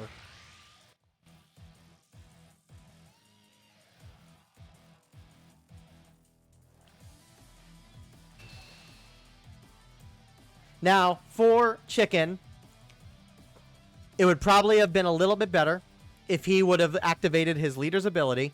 Starter Goku's leader ability allows him to give 5,000 extra power to a card, to a battle card in play. Not that the extra 5,000 is necessary. Not that it's necessary for where Frieza is currently sitting at this point, but it gives a little bit of extra pressure. Maybe Jimmy decided to combo in and not necessarily take that hit. But with this, Jimmy is able to awaken to Frieza and combo out to not take the energy.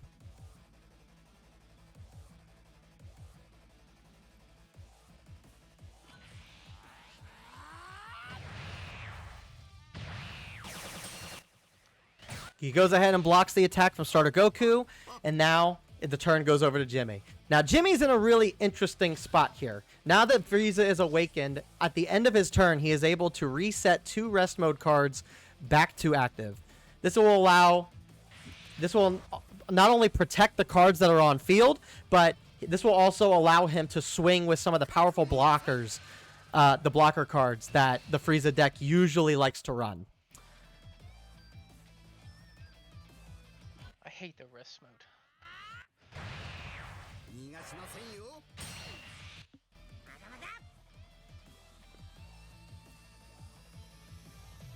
Not going to lie, the fact it's a classic Frieza versus Goku in Game 1 is really interesting, like Baz said earlier. Yeah, it's a pretty interesting matchup. Because Frieza's able to hinder Red pretty decently, but Red is also able to like really set Yellow back as well. So, all right, so Jimmy goes ahead and plays the 4-drop Cooler. The 4-drop Cooler is a strong blocker at 30,000 power. And with Frieza's ability, he's able to set him back to active mode, which gives Cooler a lot of versatility when it comes to his ability. Which we will see his ability come next on Chicken's turn as well here.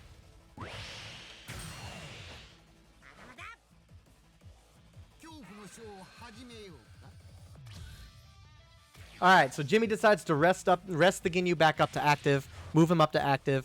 We are now in turn 5. So now the possibility of playing the double strike Goku here is a possibility, but Chicken does need to keep in mind that he does have to contend with that Cooler, and anything that's at 2 or less is up for grabs to be KO'd. So he needs to be extremely careful about what he ends up playing here, and going from there.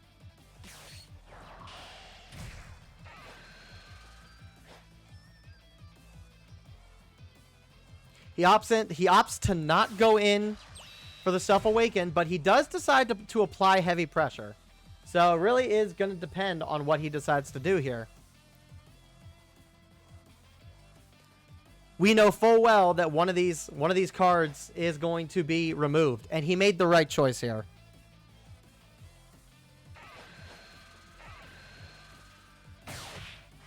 Now, it was a very costly move for him to make, but I feel like it's not the worst move he could have made. Playing 2 cards on the field.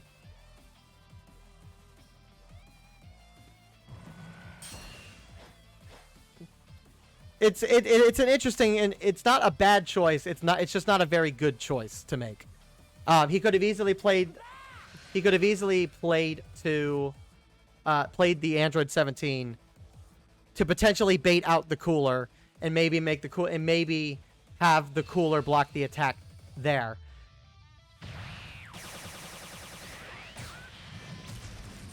Cooler is a very strong card. So, alright, so Jimmy decides to take the life. But I think that works in Jimmy's favor here, because he's got 10 cards in hand. Going to go down to 9 with the charge.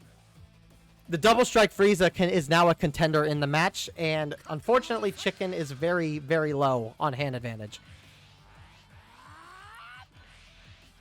I had a God coming out my high. I could have killed Cooler, but I charged him on accident.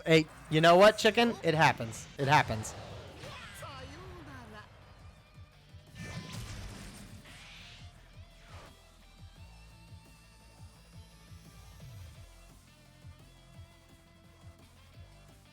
All right, so he's going to attack with the Cooler.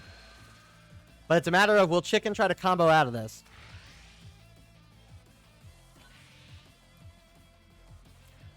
Basically going in and Jimmy's basically going in and trying to confirm that he actually takes this hit. He knows for sure that he's not going to be able to out-combo if he goes in. Which probably will end up leaving Jimmy open to play the double strike Frieza. And Double Strike Frieza is such a good card. Being able to attack for 35,000 Double Strike while also permanently resting an opponent.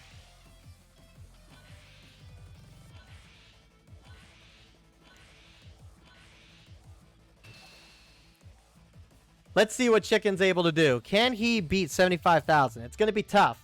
But it's a matter of, does he have 3 super combos to be able to out-combo him? If he has 3 super combos, he lasts 1 more turn.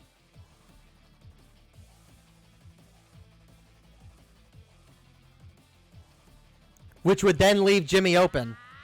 He does not. So unfortunately, the first round will end up going to King James.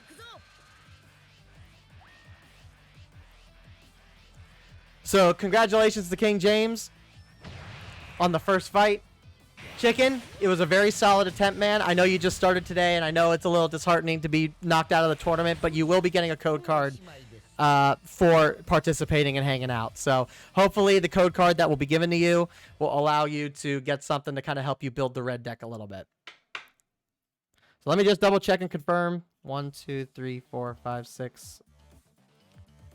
1, 2, 3, 4, 5, 6, 7, 8. 9. 1, 2, 3, 4, 5, 6, 7, 8. Okay. There we go. Okay. So before we go on to the next match, let me just send the code card over to... Let me just send Chicken his code card. Chicken, I'm going to private message you real quick.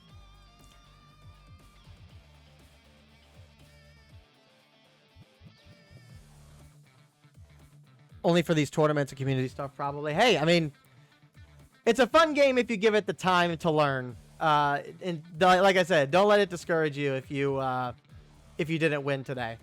You made some decent plays, so let that leave the the match with your head held high, and just learn from the experience. But let me send you a code card before we go into the next match real quick. Give me 1 sec, everybody.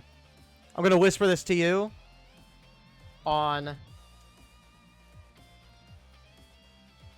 I'm gonna whisper this to you on Twitch real quick. So give me 1 sec.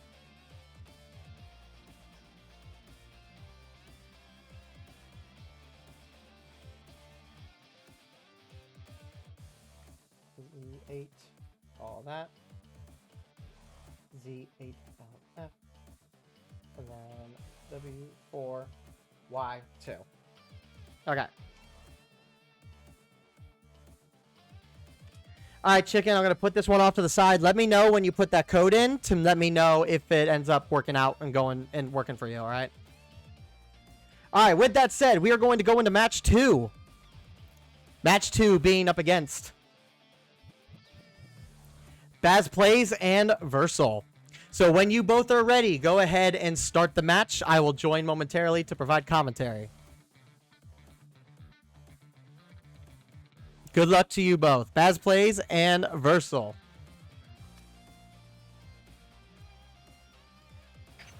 Good luck, guys. All right, in we go with the second match of CorrosiveBullet's Budokai Tenkaichi. Let us see what these two have in store for each other. So Baz is opening up with Goku Black, while Versal is going in with Broly. Now, this is a very interesting matchup because Blue is easily the weakest archetype in the first set of the game. However, Goku Black probably has the best, probably has the highest peak when it comes to fighting up against Broly. So, if Baz is able to actually get the plays he needs early on, he will actually, he'll probably do rather well in this matchup. All right, so Versal starts off with a blocker. Not the worst thing to start off with Broly. Obviously, when it comes to green matchups, there's not much that green can do in the first opening turns of the match. But starting off with a blocker, this helps Broly in the long run. So, if Goku Black's able to high roll, then it's smooth sailing for Goku Black. But we shall see how this works. Now, Baz makes an interesting play by using his extra energy to play the promo Vegeta, which allows him to bounce cards back to hand. Now, when it comes to Blue, unfortunately, putting stuff back to hand is not the greatest of things, but he is applying really strong pressure early on into the game. So this actually is a very strong turn 1 for Baz. Hosting a card tournament. I'm commentating. Get out of here.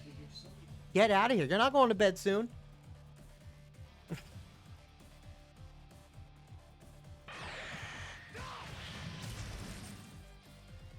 All right. Pray for me, boys. I might be cooked. Oh, God. Get out of here. We're working.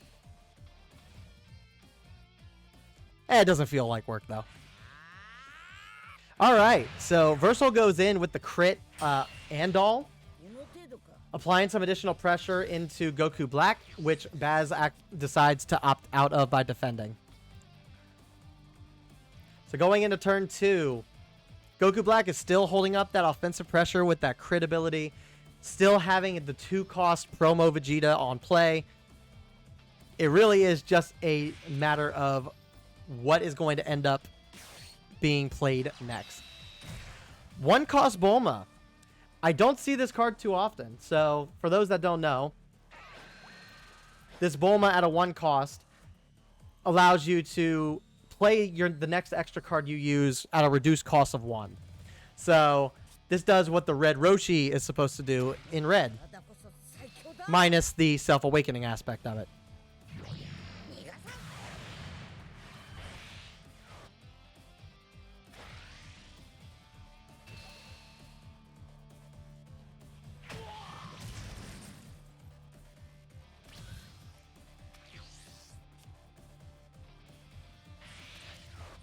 All right, going into turn 3. Ideally, Broly wants to see Destructive Strength in his hand. If Broly has Destructive Strength in hand to begin the ramping process, that would be the best possible play for Versal in this particular moment. Green, as I said, really relies on making sure that they have the ramp capabilities early on, because otherwise it hurts them in the long run. So let's see what Versal is able to do in his turn 3. He does not have the cards that he needs to ramp. At least I don't believe he does. So in this case, though, he is supplying some extra pressure to get that crit off. It's not the worst way to play this Broly. He's really forcing Baz to have to play cards out of hand while he just continues to build his hand up. It's actually not the worst strategy in this particular case. But now it's a matter of, we are on turn 6. We are on turn 6. Is Baz able to self-awaken himself down to 4? And can he start getting his Goku plays off from the leader ability?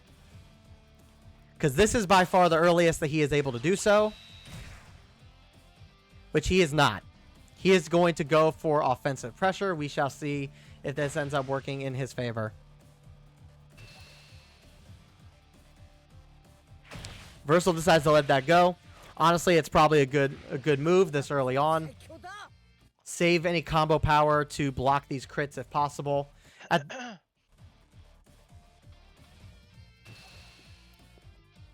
The hardest part about playing Broly is knowing where the sweet spot is to be able to awaken. In my personal experience, I feel like it's not... you don't want to awaken early with Broly because... You don't want to awaken early with Broly because you don't...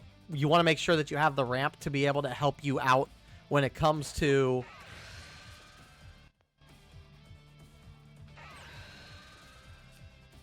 When it comes to playing the late game. Because once Broly awakens, Broly loses his ability to draw without activating his ability. And the only time he's able to draw is if he removes energy from his energy pool. So, now that he's awakened, he's going to be in a very rough spot because the only way he can draw without sacrificing energy would be from taking life or playing cards that do draw. So...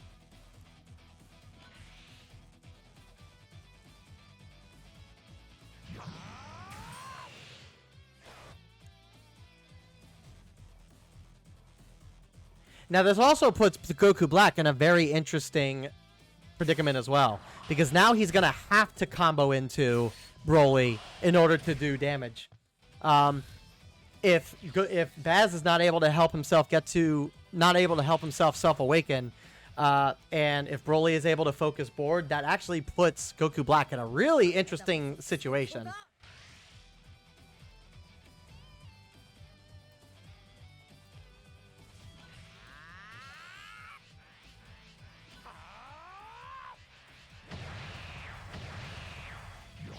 All right, so he goes through. Versal actually ends up going through, blocking the swing here.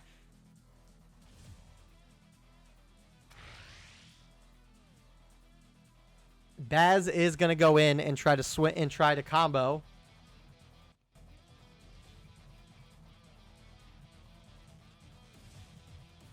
His best card on board right now. He's not going to combo, though, so it's going to be a wasted swing. However, he does have the strong 3-cost Gohan on the board to apply some significant pressure to Versal. Now, will Versal end up taking this life, or will he combo out of it? Ideally, he may want to try to combo out of this particular matchup, but he also has his blocker in play. So it's a solid blocker play there. All right, so now Broly is sitting at 6 energy come this turn. If he does not ramp this turn, he will stay at 6 energy. Meanwhile, Goku Black is still sitting at 6. Versal with the critical play. Exodia type card in this game. Is there an Exodia type card in this game? There is not. Not yet anyway. Not yet. In Masters, there were cards where if you played the card and succeeded in the battle, you won the game. That's technically, I guess, an Exodia card. But in this game, there's not one yet. So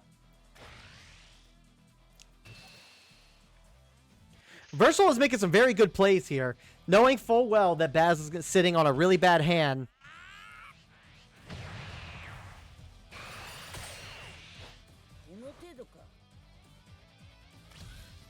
So this does put Baz in a really awkward situation because he's not able to. He's not self-awakening.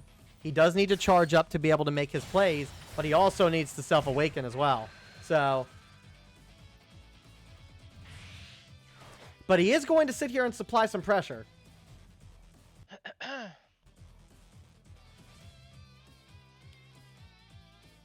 So we shall have to see what he ends up doing here. Versal could easily out-combo this. So that's not a concern for him. But he is one play away from being able to play Broly. So if Broly gets played, it may be a hard situation for Baz to be able to come out of. We shall see what happens in these next coming turns.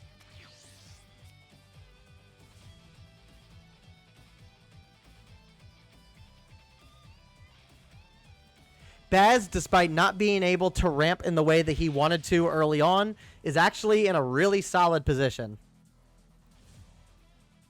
He's at 8 energy, and there's the Broly. Broly being possibly the best card in the game currently.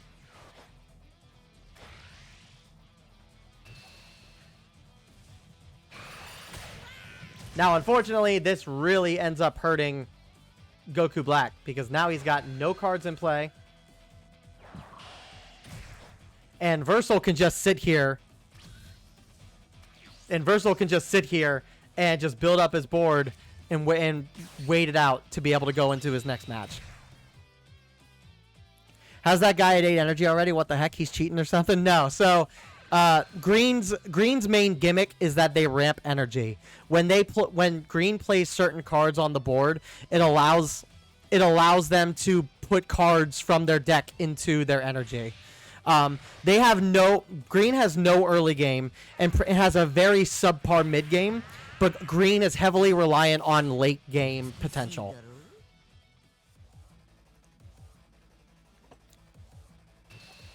What does Red do again? Red is a mixture of aggro play and control. With red decks, you want to try and build wide while also playing cards that minus stuff off the board or KO stuff off the board. Red is really good at control currently and making sure that your board stays more intact compared to your opponent's, while also playing a more aggressive play style to swing at your opponent's leader a lot.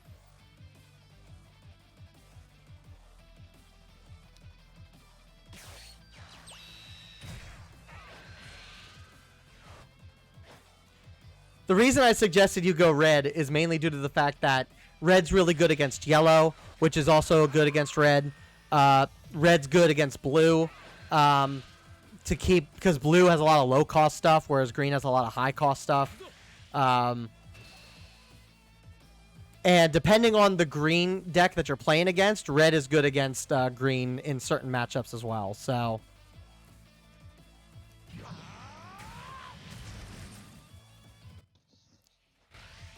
green does cost a lot of cards, though. So Baz is unfortunately in a very bad predicament here. He's now at 4 cards back in hand, but what he needs he needs 1 card in particular, 2 cards in particular, technically, to be able to play to be able to make the plays that he wants to make. And unfortunately, when it comes to having Broly on board and a crit Turles and the 30k leader and the Goku, it is unfortunate that he's in the predicament that he currently is. So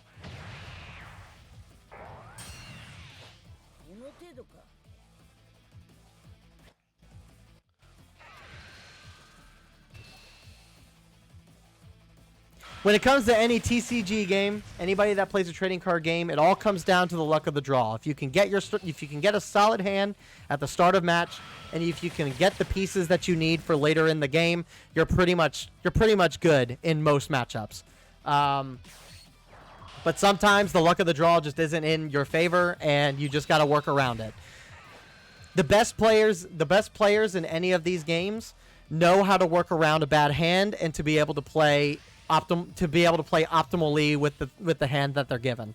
So it really just takes practice, it takes time, and it takes a little bit of a learning curve to just try and get around that.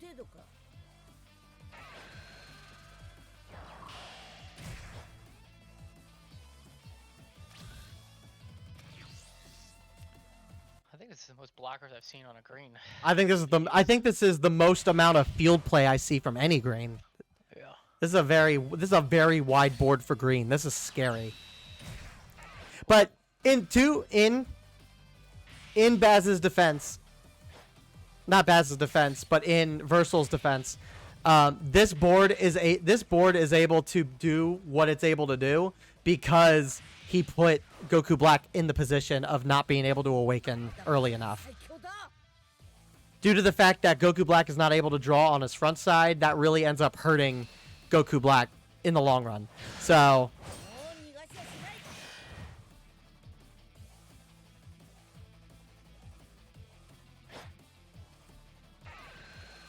it's why I always say to new players, if you're playing a crit leader, it makes more sense to apply early pressure early on, but don't keep yourself on your front side. It makes more sense to awaken on your backside as soon as you can, so you can take advantage of those effects. The early game crit pressure is good.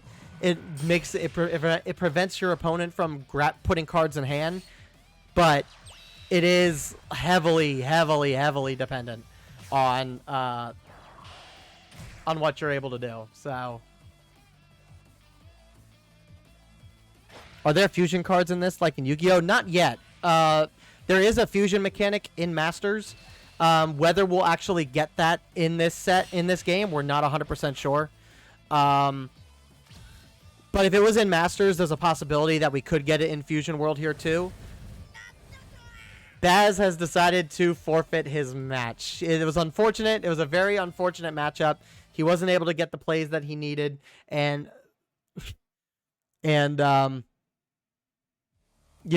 it's just Versal was able to play around that aspect of Goku Black, and it just didn't work in his favor. But it was a very strong second match. Congratulations to Versal. You get to go to the semifinals, and we'll be facing off against King James. So before we go on to the next match, let me reward Baz for participating in the tournament, and let me send him his code card. So give me 1 sec, guys. I hope you guys are enjoying yourselves. If you guys are enjoying this live stream and this little tournament that we're hosting, and you want to participate in future tournaments, please consider hitting the follow button.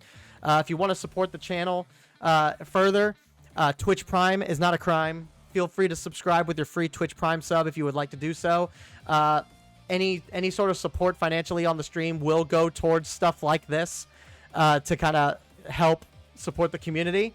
So, but regardless, I appreciate everybody being here and hanging out, and definitely is a fun time. So I hope everyone's enjoying themselves. All right, No, we're not sending it. We're not sending a code card to Chicken. At least not yet.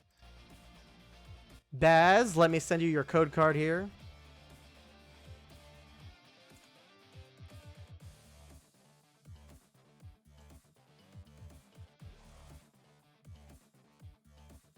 Uh,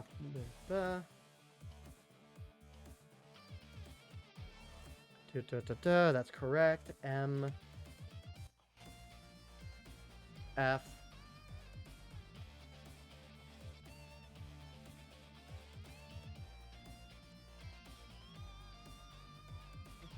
All right, Baz, I'm gonna hold on onto the card until you confirm for me that that card actually ended up going through. Chicken, did your card go through? Did that end up working out for you? Did you get your free pack? It did. Okay, cool. Cool.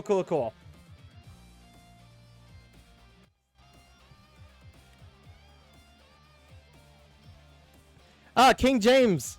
Thank you for the sub. Greatly do appreciate that, dude. You did not have to do that, but I do appreciate that. Thank you so much. I do need to turn that up because that was really, really quiet. That's where it's at. Just so, because we don't see that too often. So let me just kind of showcase what that actual sound effect actually is. It's pretty funny. Give 1 second, Uda.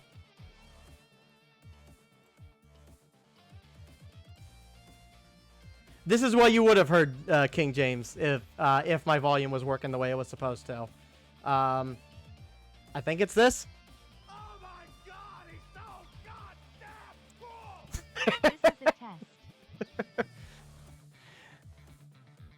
This is a test. That's the sub notification. Oh my god, he's so goddamn cool. Let me turn that up just a little bit more. Okay, there we go. All right. All right. Going into match 3. So we now have Uda and we have Uda and Rave. When you both are ready to begin your match, you can go ahead and get started, and we will spectate from there.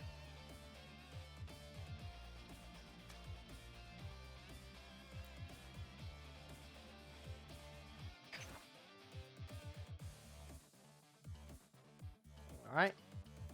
Whenever you guys are set. You going? Cool. There we go. Let's get into this match. So the third match is going to be Uda versus Rave. Good luck to both of these candidates. Uda is going to be starting with his Broly, while Rave will be playing Universe 7 Goku. Okay. This could be either good or bad for Universe 7 Goku. Universe 7 Goku, in my opinion, is a bit underrated. I think Universe 7 Goku is able to do quite a bit.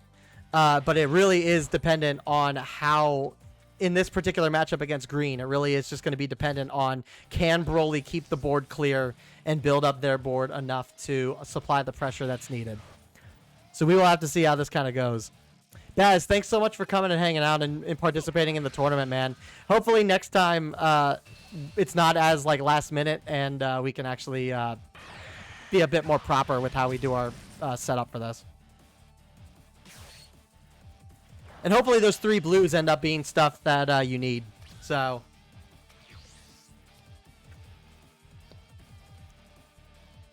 Broly going second is a very good thing, though. Uda is in a good position in this particular instance. Being able to go second, it gives him an extra energy to work with on the off chance that he can't ramp the way that he needs to. So it's all a matter of how he utilizes that energy.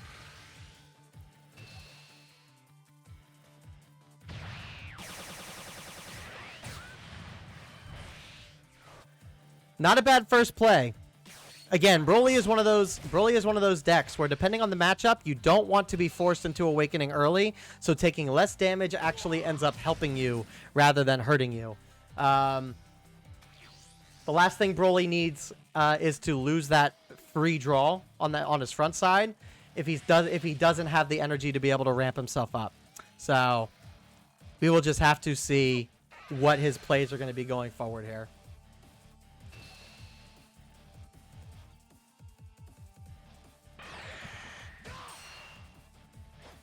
All right, Uda going for the field play is interesting. And it's not the worst move that he could make, considering that on U7's Awaken side, he gives 5,000 power to Tournament of Power cards. So I think giving him less time to do the things that U7 needs to do and kind of forcing him to not make those plays, I think Broly's setting himself up pretty good here. I think Uda's doing a decent job for his early turns. Now, he did use Destructive Strength, so it's really going to be dependent on if he has the cards he needs to continue ramping from here. If he's got the 4-cost Vegeta, if he's got the 5-cost Goku, or Turles to be able to keep ramping, it's not the worst thing.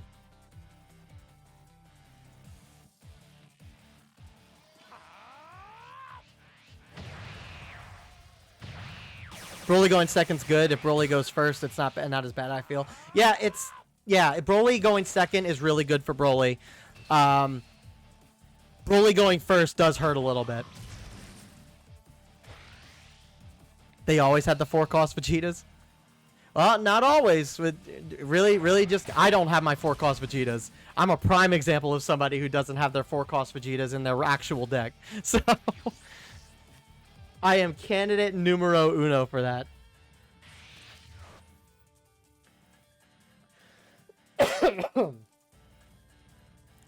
All right. So we're now on turn 3 for Uda. Now, Uda needs to continue his ramp cycle here, and he really needs the Vegeta or at least another Destructive Strength to do the things he needs to do. So... depending on what he's able to play here, it might end up working out in his favor. It might end up hurting him. It really just kind of depends on how he decides to approach this. All is dependent on what he has in his deck here. So he is going to swing at board, mitigate the hand power, building up hand advantage in his opponent's hand, making sure that he's not able to make use of that extra 5,000 on his Awaken side. Not a bad decision whatsoever. He does decide to Destructive Strength again. Unfortunately, one of the cards he ramped was a super combo. That is unfortunate, but them's the breaks sometimes. So it does happen, but...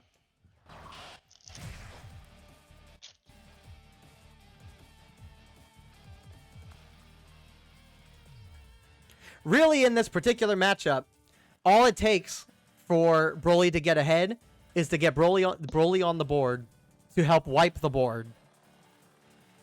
So if he's able to kind of keep himself unawakened for one more turn, he could be sitting pretty well here. But it is really dependent on what he's got in hand and if he wants to risk taking that extra hit. So we shall see what goes on here.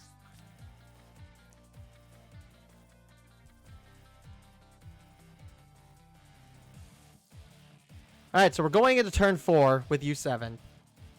U7 Goku is in a really rough spot not being awakened at this point in the match. It doesn't hurt his hand advantage because it doesn't hurt his hand advantage because he still gets the draw regardless. But it is kind of forcing him to have to play unconventional stuff at this point in the game. So guess they don't always have Vegeta unless they play me.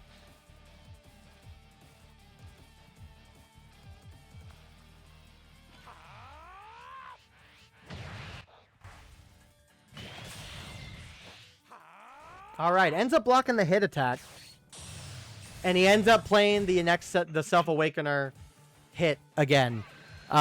This was necessary. U7 needs to be awakened by turn 4 at this point. So forcing him to kind of do that, it was a necessary thing that needed to happen. So, oh, it's actually not U7. I picked the wrong leader. This is Starter Goku. Okay. Either way, not being awoken actually does hurt both Gokus. I was going under the assumption that this was the Universe 7 Goku.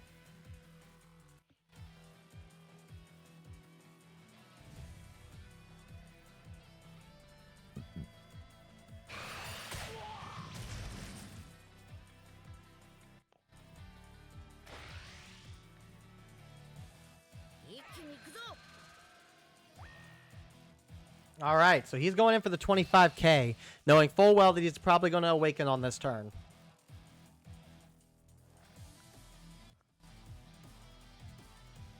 The unfortunate aspect of it, though, is that he still has his 3-drop Goku, which does match Broly's 25K power. So this, he's going to have to combo out to keep himself at 3 life.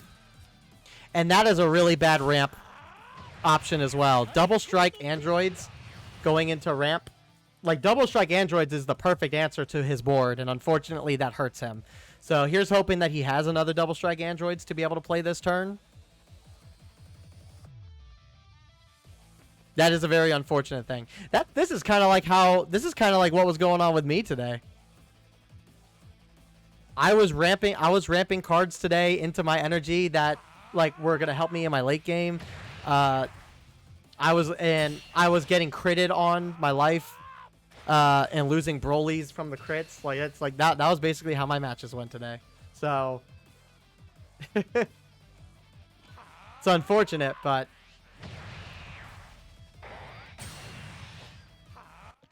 so there's a couple things now that Broly is able to kind of do here.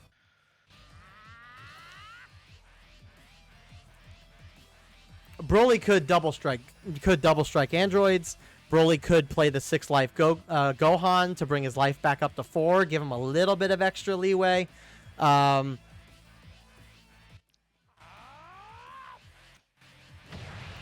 a couple things that Uda is able to do here with the Broly. It just really depends on what he has.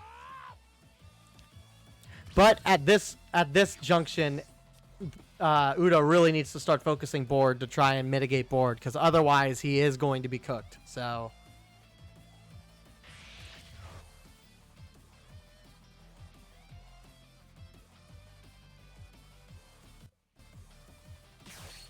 Seven-drop Gohan could also be a play, but it really is kind of dependent on what he's got. Unfortunately, that is not the case in this particular instance.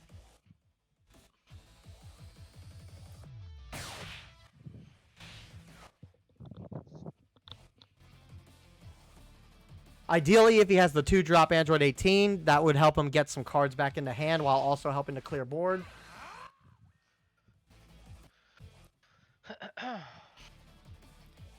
So he decides to go for the draw from leader, which honestly he needs the draw to kind of be sustainable.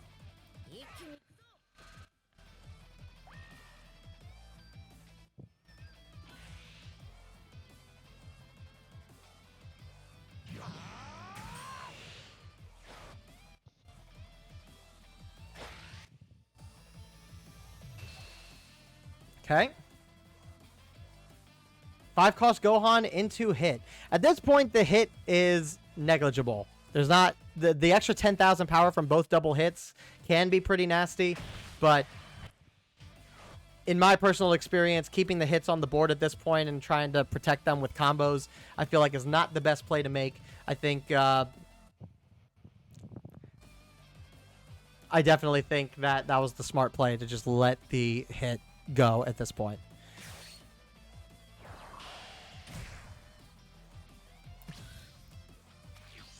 So Broly sets himself up pretty good here. He's got an extra blocker if he needs to be able to block. He's got one free energy if he wants the gigantic meteor, he can. And he also has 2 other cards in hand to combo out of if he needs to.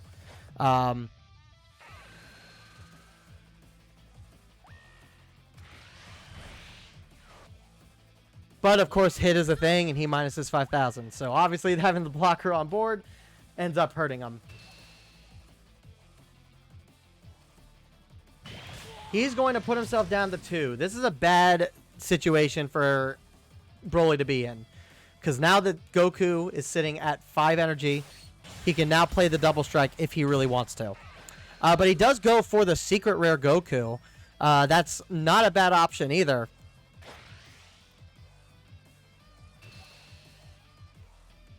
If he lets this go through, he will take one more extra energy, and that will allow either of his other cards to go all in for the win.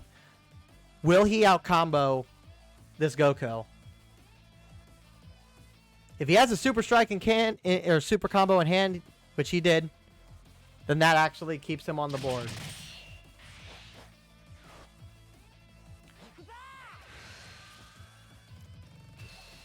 So now they're going to end up trying to focus board.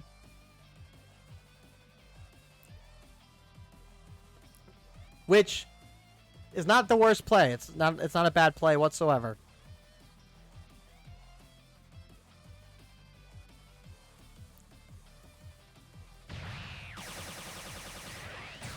They decide to let it go.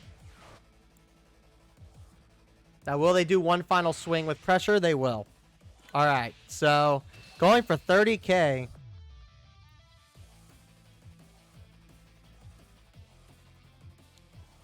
All right, he's going to go for the draw from the life. Broly's in a really bad situation here right now. If Broly was at 8 energy, it'd be a little different. I could understand the moves that he's making here. However, now he's not going to be able to get to Broly at this point. For the rest of the match, I don't think he's going to be able to get to Broly. So, the hope here is that he has double strike androids in hand to help clear board. Or secret rare.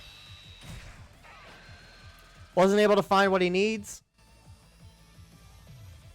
So he's playing the Searcher Gohan to see if he can pull something that he needs. Whether that's what he needed or not remains to be seen. He could have also just played that for the sheer fact that he wants to activate his leader ability.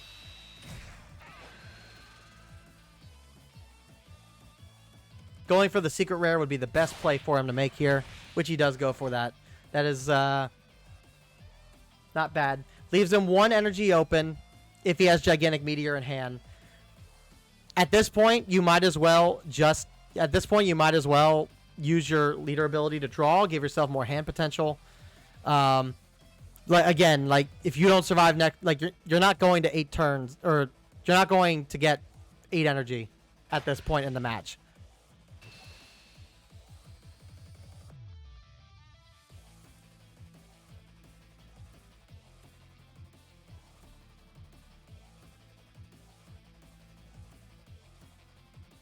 They decide to let it go through. That will at least allow Broly to be able to use his Searcher on the board as extra combo power. So that helps keep that works in his favor. But now it's a matter of, can he alleviate the rest of the board? It's definitely not looking good for Broly in this particular situation.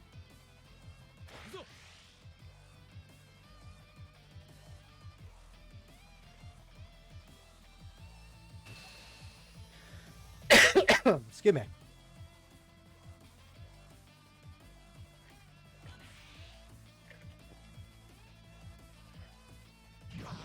All right, it looks like that is Broly's turn. Now, will he be able to keep himself alive enough to be able to out-combo this last final attack from the Goku leader? Charging up the 6 energy is an interesting choice, but he charged a proper card in this particular case. The extra card that he played does nothing for him in this scenario.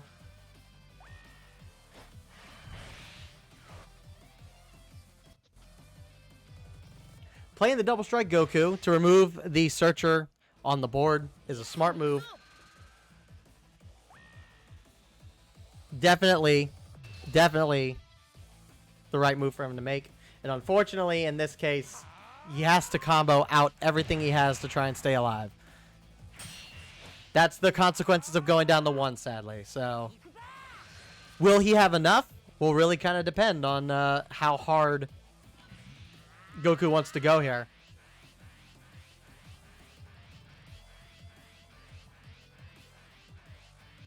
He's gonna have to do a 10k combo, but he chooses the super combo.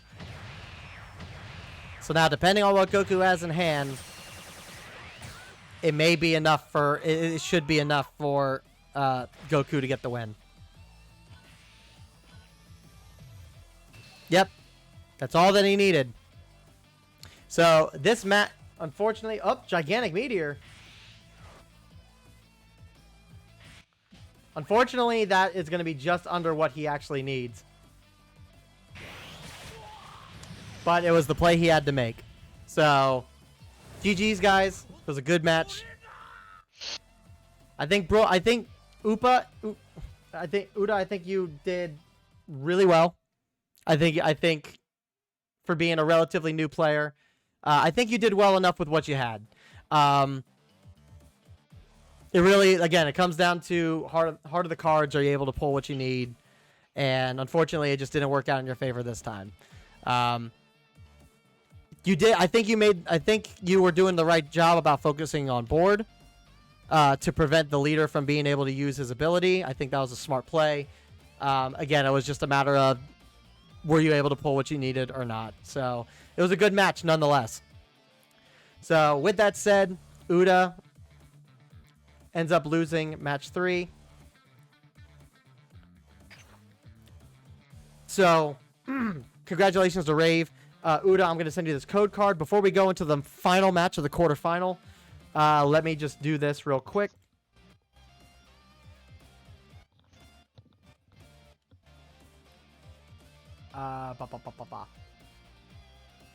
Ramps pulled what I needed. I didn't pull what I needed, sadly, though. All right, let me whisper Uda here with his code.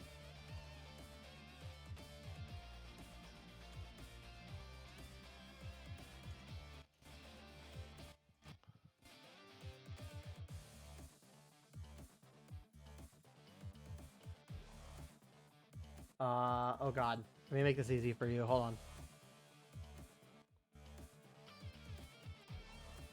All right, Uda. Let me know when you turn that code in so I know that the code worked and you got your pack.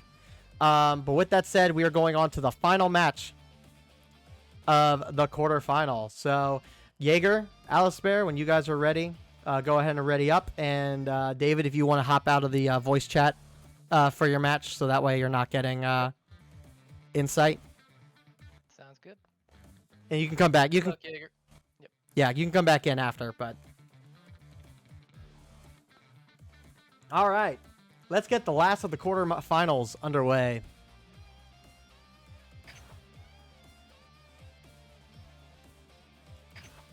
Jaeger versus Alistair.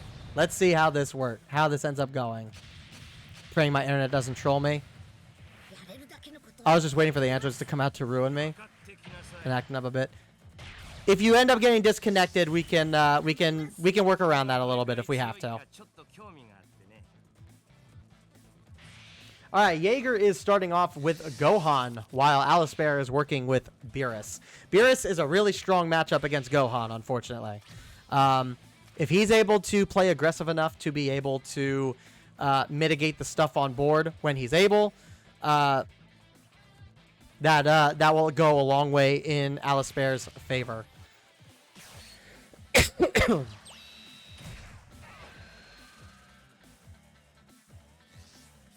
Jaeger starts off with a Searcher, being able to pull another Searcher into hand. Hopefully trying to pull... He may be trying to look for those destructive strengths, which are searchable. So, hopefully he is able to pull what he needs by turn 3. Unfortunately, in the case against Beerus, Beerus is able to apply that extra pressure to make sure that any destructive strengths in his life will actually be a issue. So... Are we sticking with the decks we used? I would say that if you want to change up your deck, I think you can go ahead and change up your deck. This is more so for fun. I think maybe when we do these in later down the road, we might incorporate rules where like you might not be allowed to play certain cards, you might not be able to switch your deck, stuff like that. We can like change it up like as we go, but for now, like this is just for fun. We're just having fun. You can change up your deck if you want.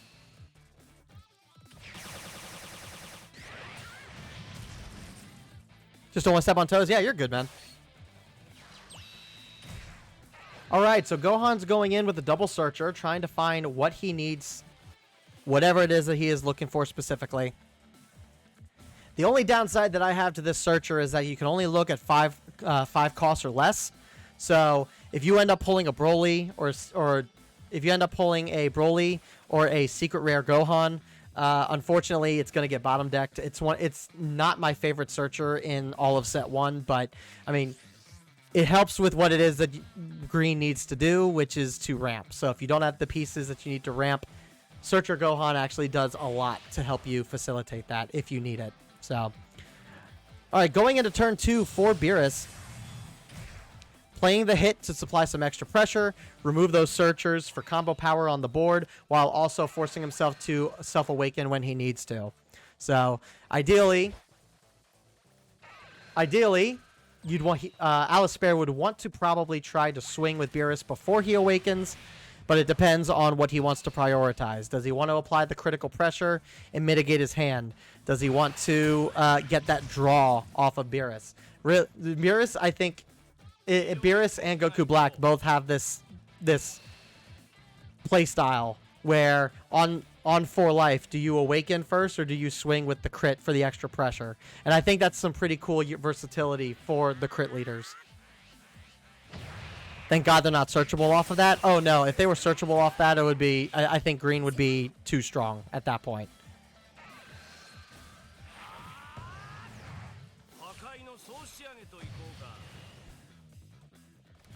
Alright, so now Beerus is awakened, which means that Alistair is able to control the board as he sees fits.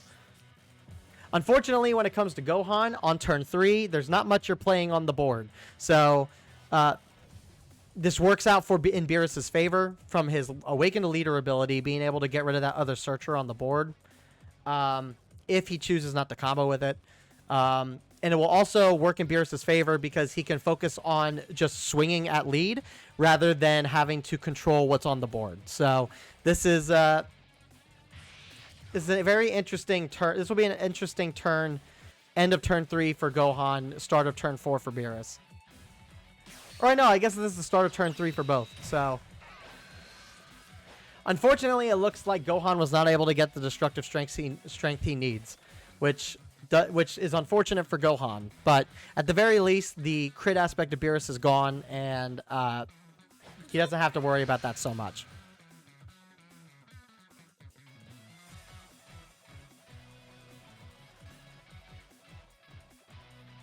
So let's see what Gohan ends up doing here. He's going to use both cantrips. That's smart. Applying some additional pressure onto the board to be able to hopefully let that go through. Beerus will not be able to interact with his board at all, so that actually helps out a lot when it comes to defense, depending on how aggressive Beerus wants to play. This is, despite not being able to do what Gohan needs to do, I feel like with what he had to work with on that turn, I think he got what he needed to do done, which was to help clear board. So.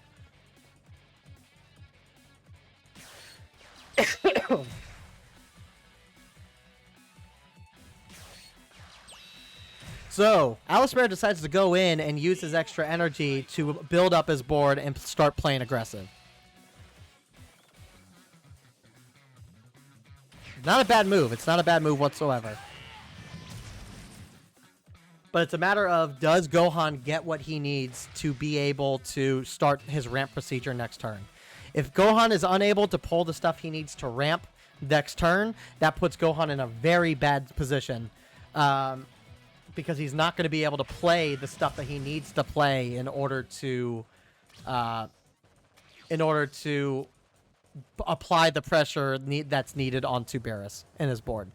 So, stupid question. How do you go back in to see the room after you finish a match? Haven't done any of these room matches before.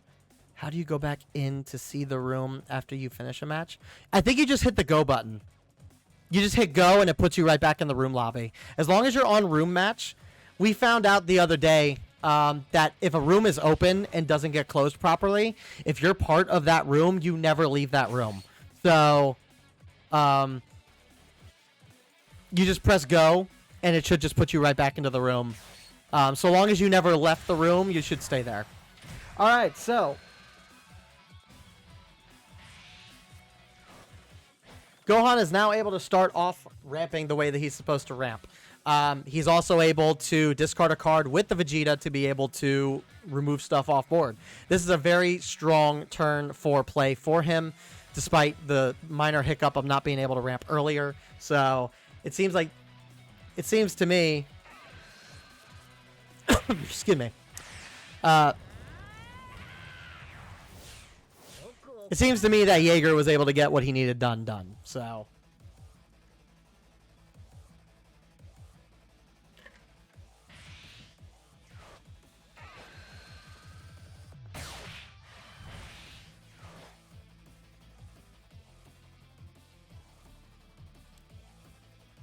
Gotcha. Gave me an error a couple times, so I asked, but it worked now. Okay, cool.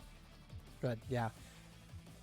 That was something we learned, like, me and Alistair learned this the other day. Like, we didn't play for, like, 2 days, and I never closed the room that we were in.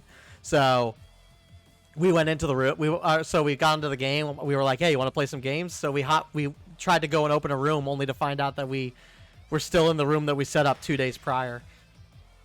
The room feature in this game is actually fantastic. The fact that you can have up to 50 people in one room is nuts. I would love to be able to do these tournaments more so in the future, and as we build the community bigger and bigger, like I would love to have 25 tables filled for a tournament. I feel like that would be so freaking nuts to be able to do that online.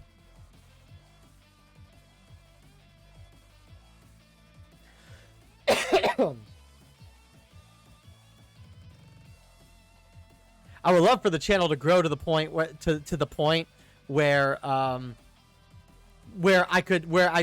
the stream supports me enough to buy prizing to do stuff like that. Like I would love to do stuff like that in the future. I think that'd be pretty fun to do. That tournament's going to be an endurance challenge instead of like gameplay. That would be if a tournament ever like got that crazy. It would have to be a multi-day tournament like they do with like regionals and championships. That would never be a one-day thing. That could never be a one-day thing. That would be a matter of who does well enough to get into like top 16 to then go into like the next big like tournament, you know. But that's a long way down the road. That's a long way down the road. I am perfectly fine with these smaller tournaments. It also allows me to be a bit more personal with you guys too, so. Alright, so we're going into turn 4, the end of turn 4. Beerus is now at 4 energy. Gohan's sitting at 5.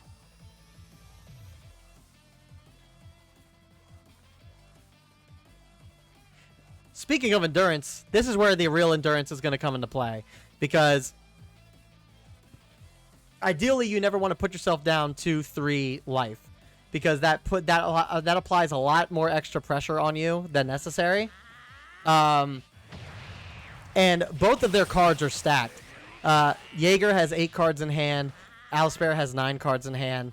Alistair still has yet to play something, and he's yet to combo out of anything either. So, like this is the fun part of the mid game, where endurance is really going to be key in these next couple. In these next couple sections. Like this. That was a situation in which I think Gohan should have defended where he could, and now Jaeger's in a bad position where now he's down to 2, and next turn, if Beerus has the double strike, he can play the double strike. So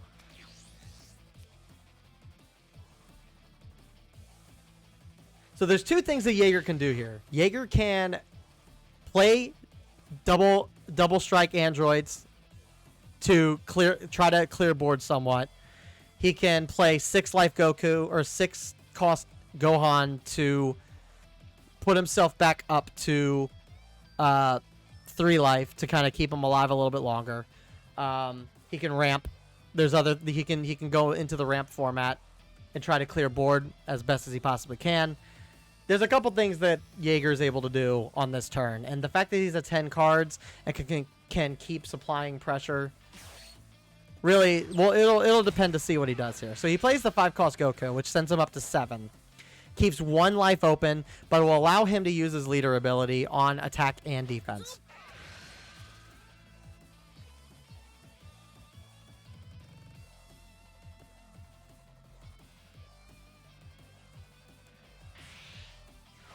Now this is a very interesting case for Gohan though, because I don't believe it would be wise for him to swing with the Goku, even if it is to take out the Goku that's on board.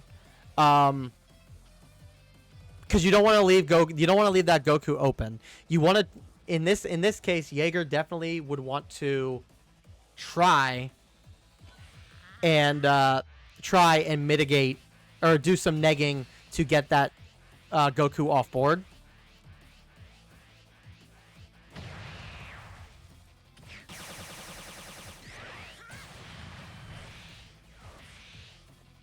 And that would help to keep the Gohan alive as well, due to the fact that you know, a double strike could kill him here.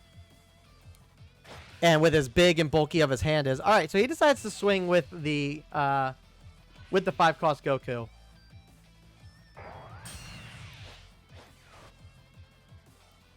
That would be wild. Any Dokkaners here that pulled any of the new units? I ended up pulling the new units.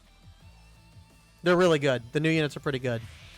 And I got 1 copy of I got 1 copy of all the units. So, how many multis? I did all the tickets, and then I did discount multis for the Goku. And I did maybe 450 stones for the Majin Buu.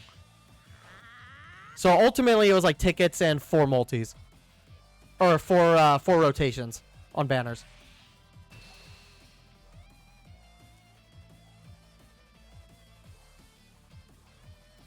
So here's what is the play here for Jaeger. Super combo would get him out of this instantly, but then it would put him low on super combos. He is choosing to use his ability, so that was smart. That was a smart play. And he hasn't used any super combos yet. So for all that we know, Jaeger has super combos ready and available.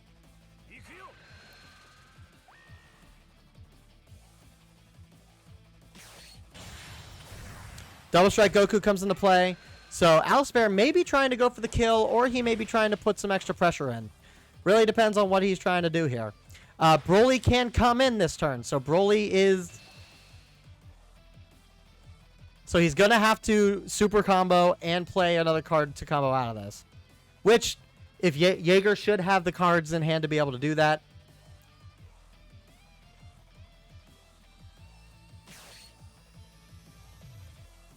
He is going to Gigantic Meteor out of it, though. So that's the play. So now it's going to be a question of, does Jaeger have Broly? If Jaeger has Broly in play, that's going to be very troublesome for Alice Bear. Luckily, Alice Bear's still at 4 life, so it's not too concerning just yet for him.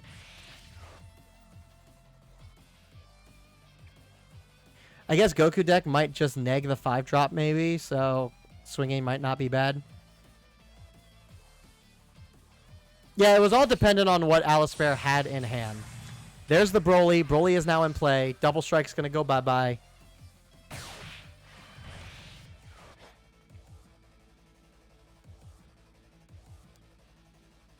I'm trying not to give into the gambling voice in my head and not spend more on Goku, but I want him so bad. I've done like half my stones, and I only got two least Gohans and 2 STR Kid Boos. I would say if you don't get them, if you haven't gotten them yet, don't summon for the new units anymore. Continue to save for Anniversary, because these units are going to come back for Worldwide. So, and Beast Gohan is just too good to not skip out on.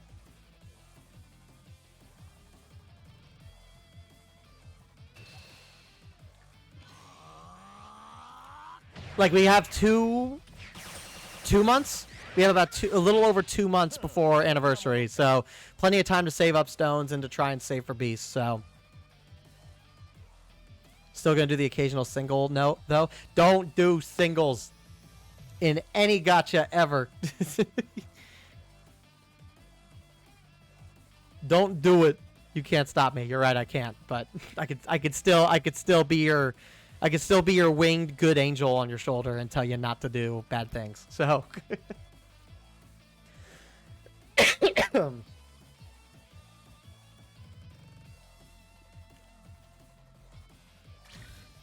and Nero will be the devil on your shoulder and tell you to do the opposite. So all right. So there is still some things that Beerus is able to do here.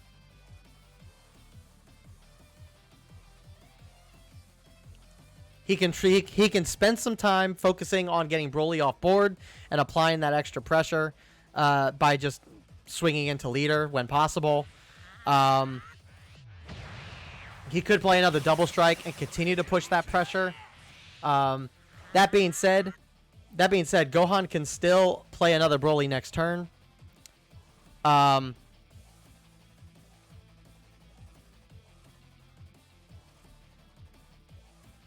can still play. Jaeger can still play Broly next turn. So Alisper's best bet here would be to try to mitigate the Broly that's on board, remove the Broly off to remove that pressure, and if he has something, that's able to swing into Gohan for additional pressure, then go for it. But right now, Gohan's in a pretty good position. So, but it's all dependent on what Alisper does. So he's going to minus 10 the Broly. And then he's going to God Kamehameha the Broly probably. Because he still has his leader effect as well. So, no, he can't God Kamehameha because he played something on board. This might be it for Alisper.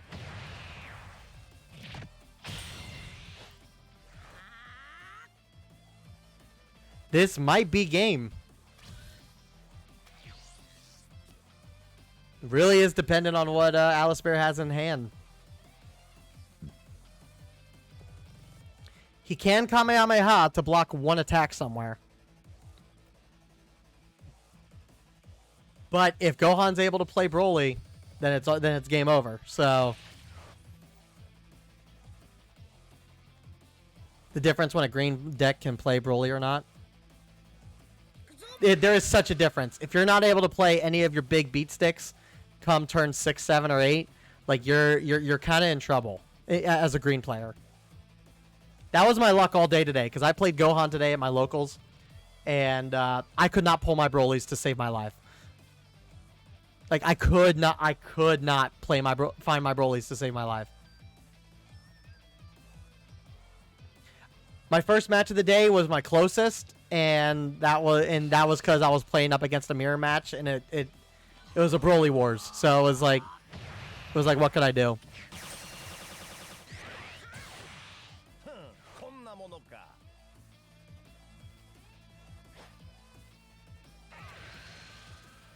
All right, so Beerus may be able to live here.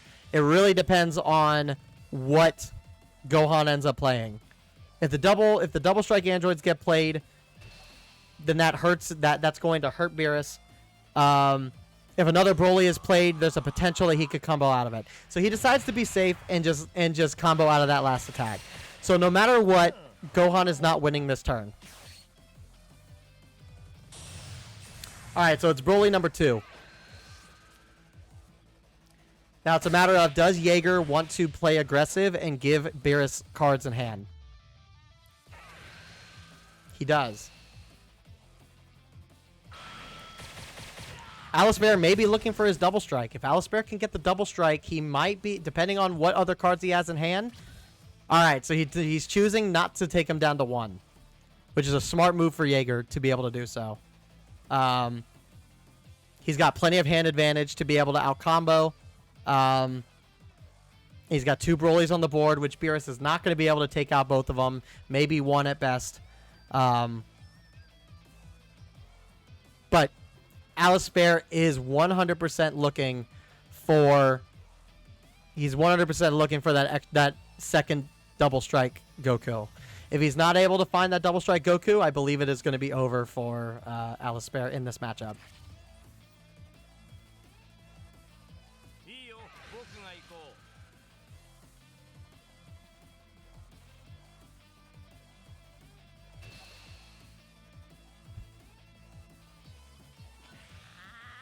Oh, I found my Brolys. They were mixed in someone else's deck.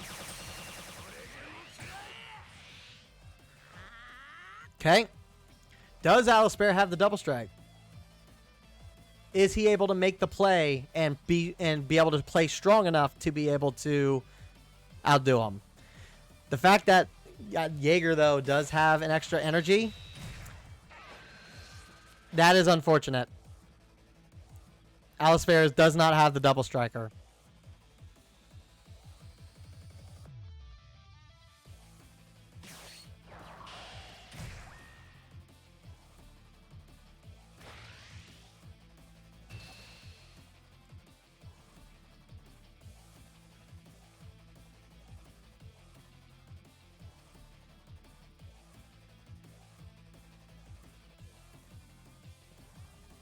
All right, swinging in with the Shin. Knowing full well Shin's not going to benefit Beerus come next turn. So I believe this is going to be over for Beerus. Unfortunately, Alistair is in a position that nobody wants to be in against green, unfortunately.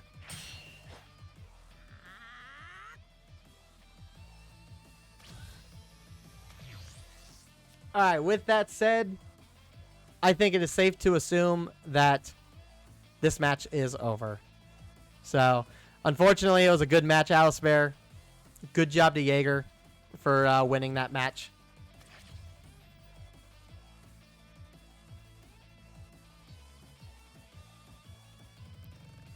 It was, to be honest, it was over when the second Broly went down. GG's though. I don't know if I would say it would have been over. It would have been highly dependent on if he was able to get the double strike Goku.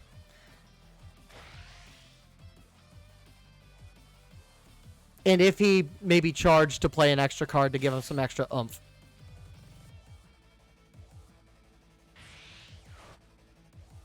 But yeah, it's over.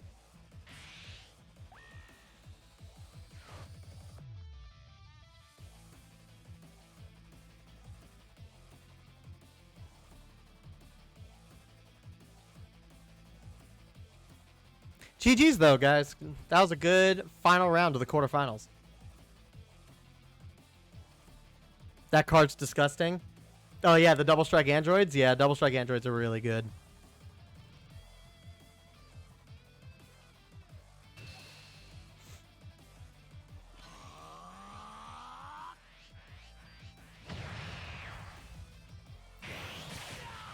Sadly, I only have 2 in my deck. Oh, you mean Gigantic Meteor? Yeah, Gigantic Meteor is really, really nuts. Congratulations, Jaeger, for winning your quarterfinal match. Alistair, it was a really good try. You did really solid. Give a round of applause to all of our quarterfinalists.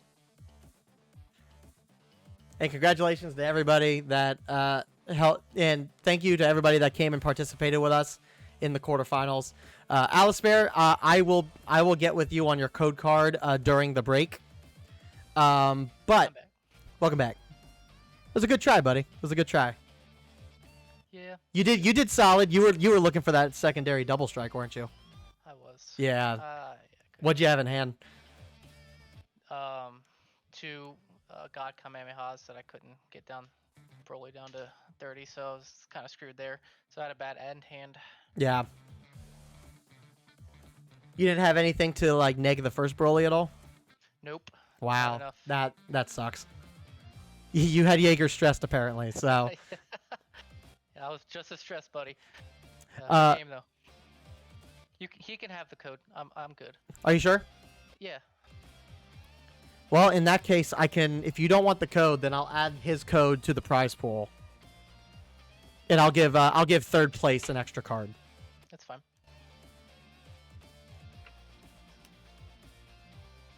So, all right, guys. With that said, the quarterfinals is now over and done with. We will now be going on to the semifinals.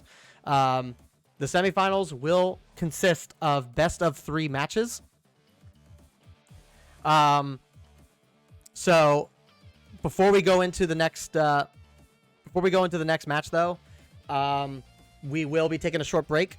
So if there is anything that you guys need to do, if you need to go and get yourself some water, if you need to go and reset yourself, just kind of step away from the computer for 5-10 minutes, use the restroom, whatever you guys got to do, we will just take a quick 10-15 minute break.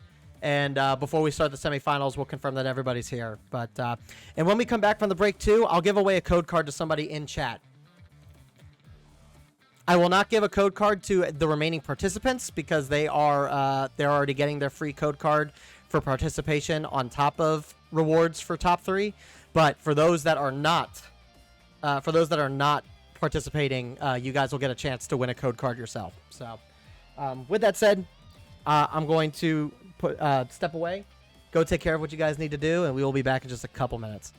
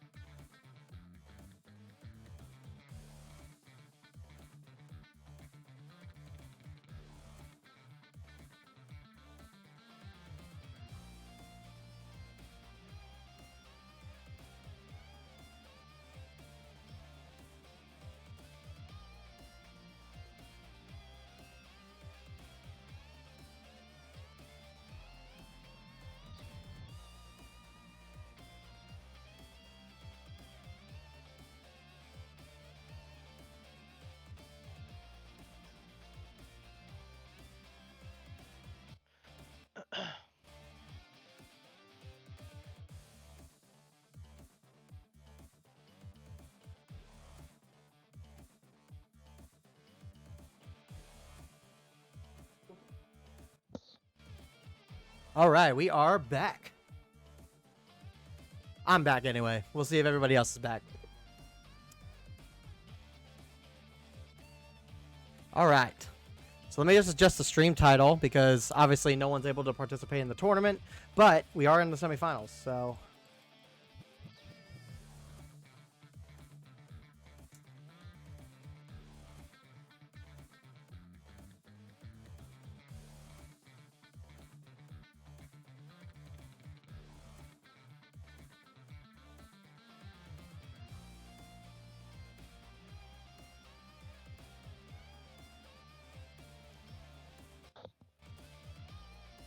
Grant. What's up, Grant? Say hello to stream. Duh. My early hand was solid, but my end hand was horrid. In the hunt for the first tourney win on stream at last.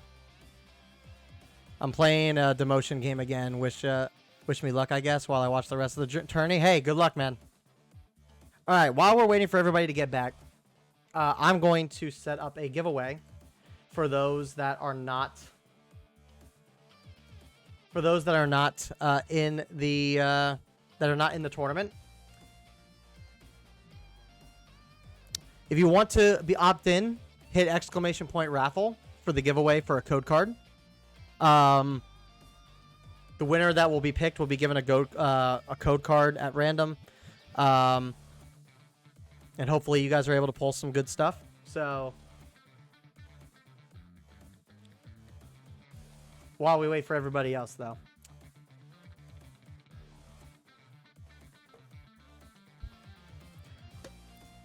A huge deer. What's up, a huge deer? Welcome, welcome.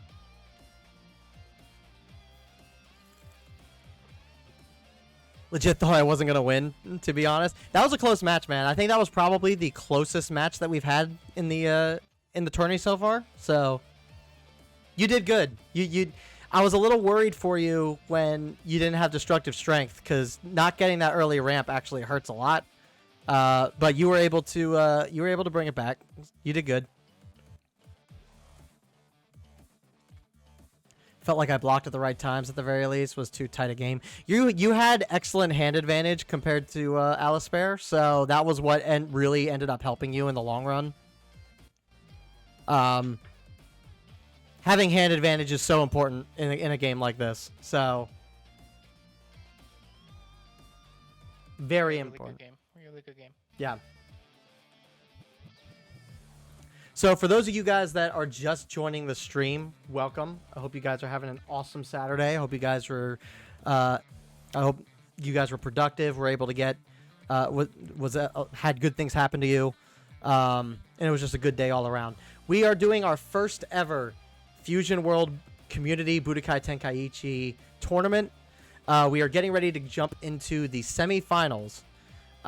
Everybody that's participated so far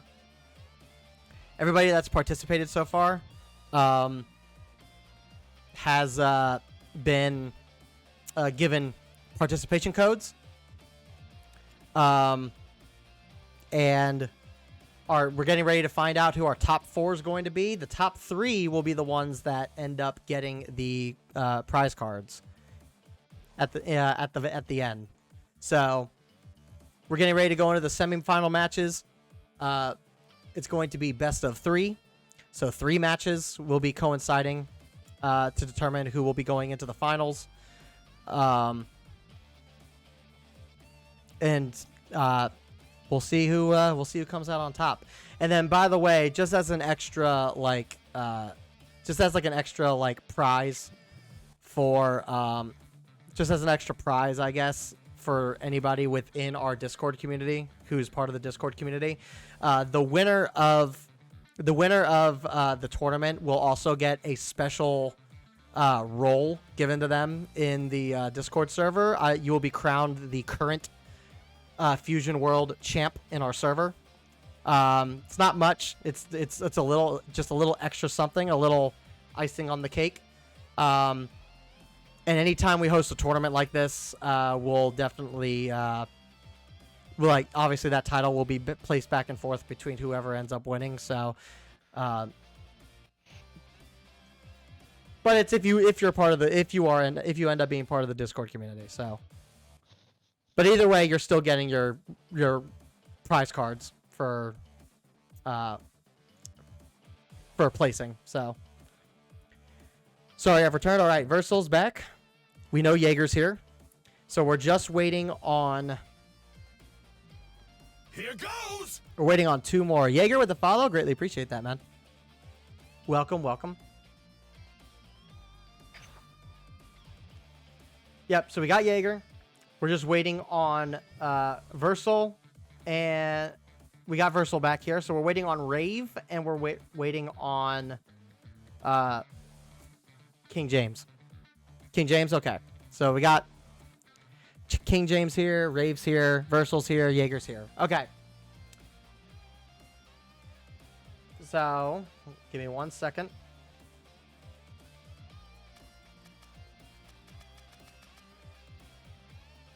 Let me back out of the room here just to see if you if you ended up losing in the quarterfinals. If I could just ask you guys to click on your character's profile in the room just so you're off the tables. And if you want to watch the matches within the game, you're more than welcome to stay in the room and watch the matches. But yeah, we gotta open up these tables. Actually, we don't really have to because King James can join Versal here. Whenever he's he's able and ready to get into the lobby. So yep, if everyone's here, we're gonna get started with the semi-final matches. These matches are going to be best 2 out of 3, best of 3. So you guys will play 3 matches back to back to back, or up to 3 matches back to back to back, to see who goes on to the finals. There's no restrictions in terms of what you are playing. If you want to change your deck around, you are more than welcome to change your deck around real quick before you guys start. You don't have to play the same deck in this particular tournament. So Jimmy, Versal, you guys are up first. Change your decks around if you need to. Update your card list if you need to. Move some stuff around if you have to. And just let me know when you both are ready, and we will get started with the semifinals.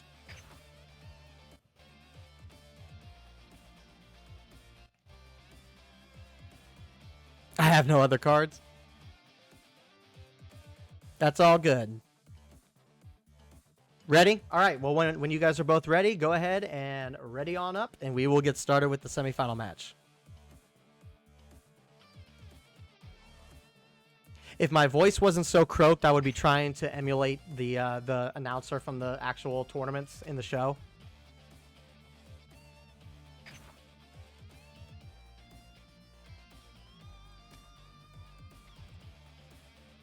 All right. Good luck to both of you guys. Let's do this. The first match of the semifinals. King James, Chimmy versus Versal. All right, so it is going to be... All right, so it's going to be Frieza versus Broly. Now, Frieza is actually in a really good position against Broly here. It really is going to be dependent on if Chimmy is able to see the cards that he needs come mid-game, whether that be the Cooler, the Double Strike, the King Cold, stuff that's able to hit Broly when he's awakened. Otherwise, he's going to have to build wide and try to combo a little higher than normal to really capitalize on putting damage in. Broly, though, going second is a very strong start for Broly, though. So, this puts Frieza in a slight disadvantage, but we'll see what the card pulls kind of look like in this particular case. Yellow's also got to worry about that secret rare too. They build that board up. That is very true. It really is dependent on how Jimmy has his Frieza deck set up. Some Frieza decks want to play wide and they want to go in hard on the leader, which unfortunately in Frieza's case is not always able to do that. Some of them really just play extremely defensive with heavy blocker setups. Really just depends on how Jimmy wants to play here. But being yellow and being able to control the board to the extent that, or manipulate the board to the extent that that Frieza's able to do, there's always a good chance that Frieza can come on top with Broly. So.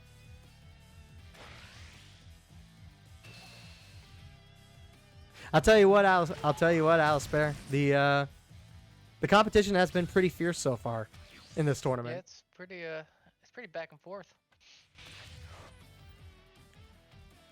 Considering that this is for fun and not necessarily for the competitive sense of it, it's nice to see that there's been a lot of variety, and everyone's been kind of playing the things that they want to play, rather than the stuff that they have to play or feel like they need to play.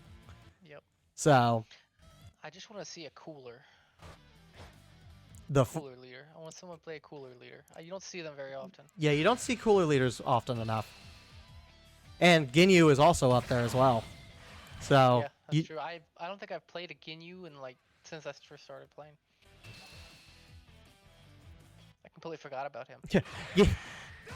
Ginyu is definitely one of those leaders that I feel like has the potential to do really well, but it really is dependent on if you can get your board wide enough to use his leader effect. And it really is dependent on, are you going up against Broly, and will you be going up against the Fusion Zamasu come next set? So we got Jimmy here playing Raccoon, which will allow him to self-awaken, but he will also play the 2-drop Ginyu that he played in his quarterfinal match that he wasn't able to get the ability off of for. So he went from 0 energy back up to 2, so if he wants to play maybe a 2-drop Zarbon to help build his board wide again, he has the ability to be able to do that now.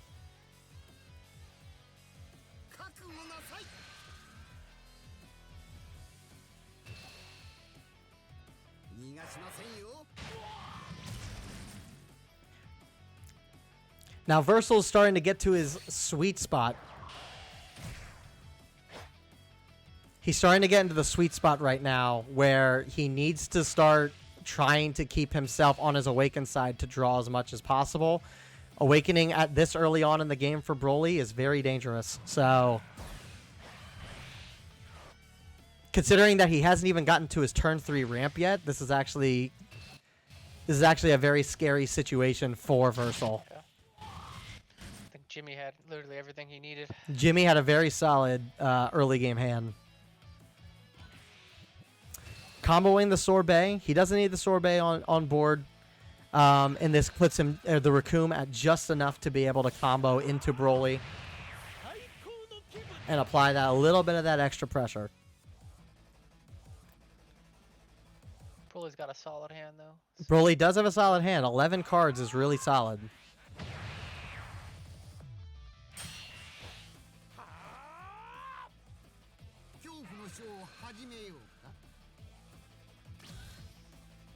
I will say, I will never be a hater for Frieza's Awaken ability to be able to bring 2 cards back on. I hate going against that. It is annoying, but like when you're actually when you're the one using that ability, it's a very strong ability. Because just when you think you're like, okay, I'm gonna do this for that next turn, and like, oh, they're active, not rested, and then you have to re-switch your whole strategy around. Now, Broly, I think, is doing the right thing here by trying to mitigate the board as best as he possibly can, while also applying that extra little bit of pressure with the crit Turles. Because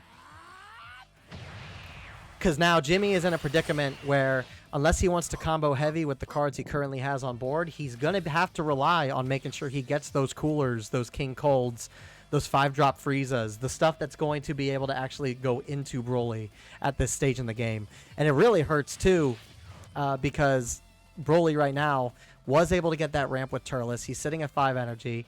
Won't get the full effect of a Gigantic Meteor if he ends up playing it, but if he has that in his back pocket, he can. He's got 9 cards to combo with when he's able to. And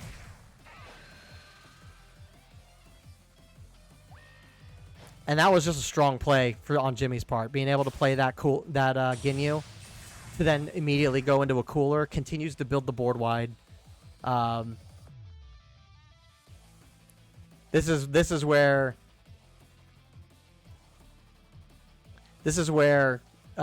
Jimmy actually may be able to keep the board in his favor. He'll be able to rest stuff, but he won't be able to really lock or destroy anything in place until that Golden Frieza comes out. So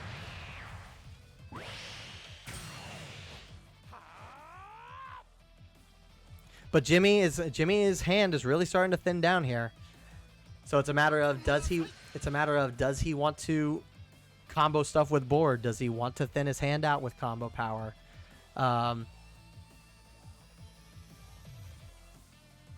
Really is just gonna depend on what he wants to do here. But he's got to get that. He's got to get Versal's hand down. If he can't get Versal's hand down, it's going to put Jimmy in a really bad spot here.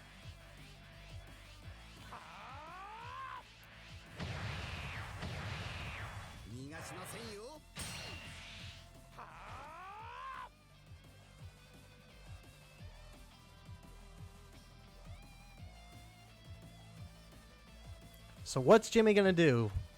He has the ability to swing with something else on board, but he will have to combo from board or hand in order to be able to hit Broly. Yeah, Broly's got that 25k advantage, stopping him from taking all those hits unless he combos into it. And I would say that that's probably the biggest detriment to... I would say that's probably the biggest detriment to the Frieza deck as a whole. Would be that a lot of the cards in the Frieza deck are only at around 5k. There's not many 10k combo power cards in Frieza's deck. At least when it comes to the competitive build that you put for Frieza. So it's a hard matchup. Like, Frieza's able to at least control the board as best he can. But without some of those harder hitting cards, it's really hard for Frieza to kind of keep the momentum up on Broly the longer the match goes on. So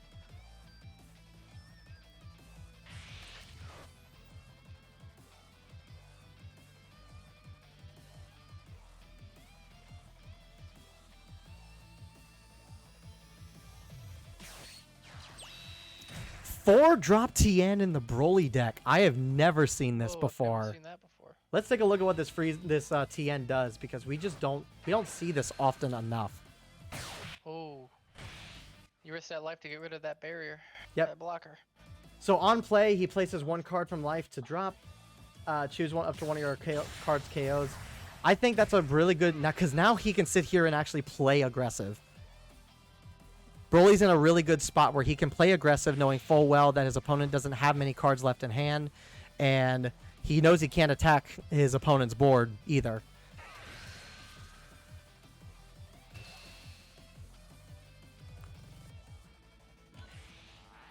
That's a really fun play. Honestly, seeing some of these decks being played in an unconventional way really makes these matches a lot more interesting.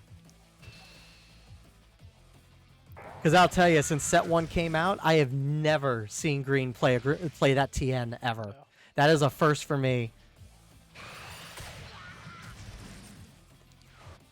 Nobody, at least in my locals, runs that Tien. The only downside is that it puts Broly at a disadvantage, because now he's at 6 life, knowing full well he's not going to get Broly next turn. But if he and he's in double strike range. And he is in double strike.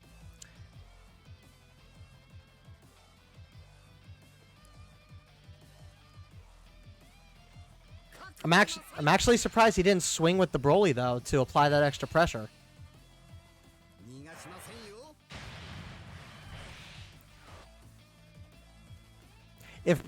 Which the thing being, I mean, there's the double strike. Yep. So now it's going to be a matter of, can Versal out combo this Golden Frieza? He's already got the 5 extra K on his Awakened Leader side to his advantage. Oh, I think he's going to go all in. 45k, okay. So he didn't have it. That is very unfortunate for Versal, but that tells me he had a lot of his 0 combo stuff in hand. He probably had a couple Brolys. That probably wasn't the play that he wanted to do last turn, but it was the one that he had to, due to not being able to ramp the way he wanted. But that was a really strong first match, though, at least. So it happens, you can turn it around. He could definitely turn it around. But that was definitely a very strong play, though, for Versal. That was a very good first match. But we know it's not over yet. We know that this is a best 2 out of 3. This is a best of 3 semifinal tournament. So Versal can still come back with a win, and we can easily go into round 3 in this particular matchup.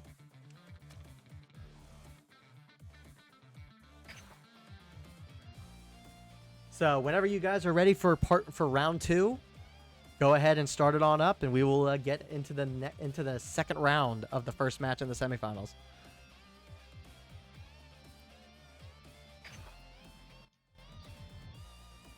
All right, going into match number 2.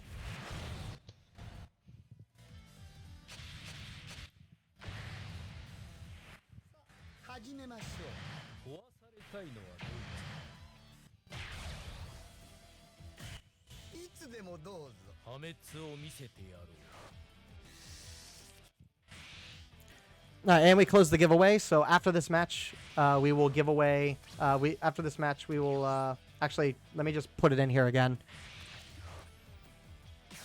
Anybody who hasn't joined the giveaway for the free code, feel free the exclamation point raffle if you haven't already. We got one entry in there. So if you aren't in the tournament, if you're not participating in the tournament, please consider. You can't enter, right? Since I was in the tourney. No, I mean you can enter again. You're not still participating in the tourney, so if you want to, you can partake.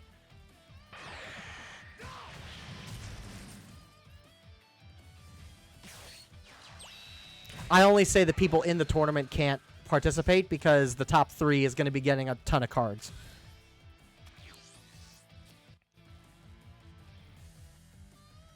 Yeah, so just exclamation point raffle if you want to take part in the giveaway. And after this first semi-final match, we'll give away that code card. So.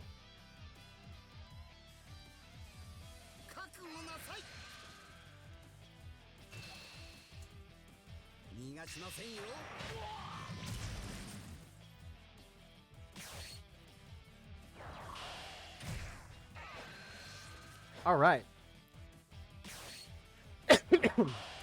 So going into turn 2, things are looking a little even.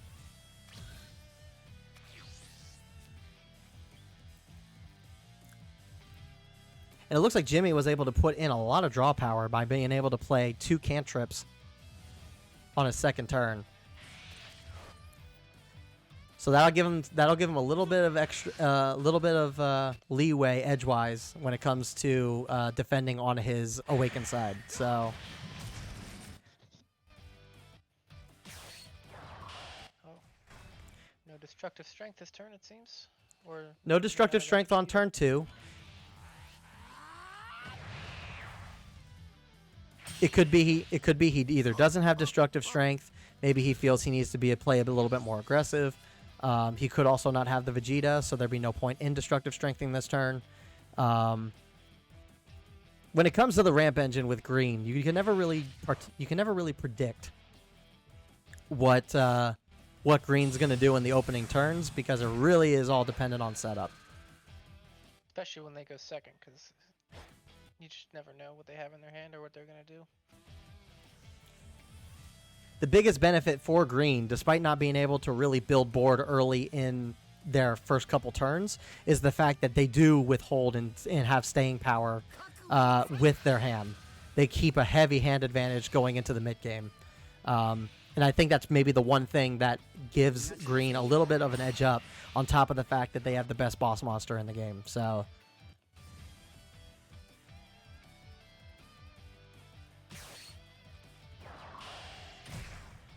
It's exactly as Uda kind of says. This matchup is insanely hard for untuned decks, but with tuned decks, they outmatch. Green does outmatch yellow.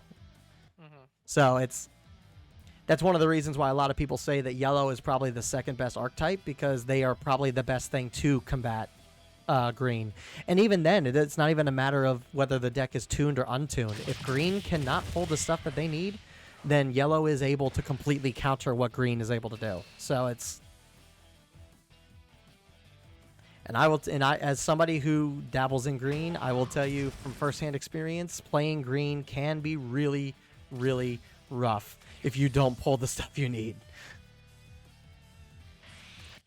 It's a card game at the end of the day, and it all depends on the luck of the draw. And if you can't get what you need, then you are pretty much cooked regardless. So, yep, it's just the name of the game. It's for every archetype, every deck, in every card game. If you just can't get the stuff you need. But it's also set 1, and there's less ways for people to be able to find the cards that they need in set 1. So we've seen what some of the reveals look like next set. So clearly next set, like the searchability of decks is going to be a lot better.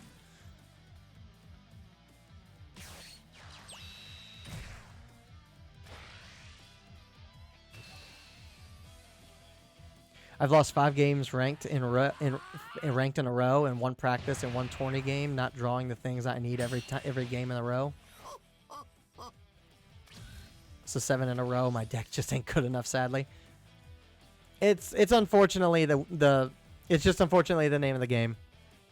But that's why we give away code cards, because we want to help people out. So we know how bad the economy is. We know the in-game economy is. We know how hard it is to get product to get those code cards. So anything that we can do here on this channel to be able to help people get there, just is what it is. So Jaeger, going to restart my PC. Okay, man. Hey, thanks. I appreciate the heads up. We'll make sure we reserve your spot. We're not going to leave you hanging. Don't you run, Jaeger. Yeah, Rave's out for blood. Don't you abandon him.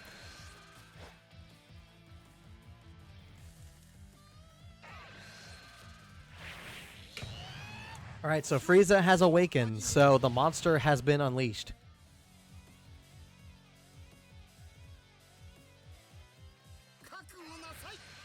And oddly enough, come turn 3, he hasn't been quite as aggressive this turnaround. He hasn't been quite as aggressive this time.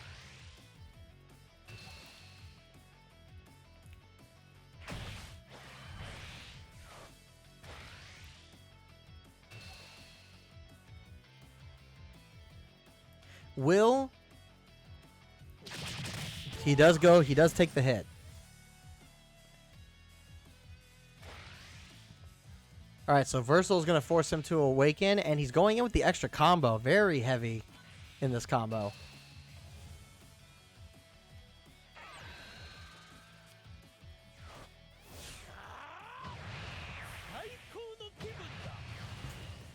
I don't know if you heard that, but that's a funny little verbiage in there.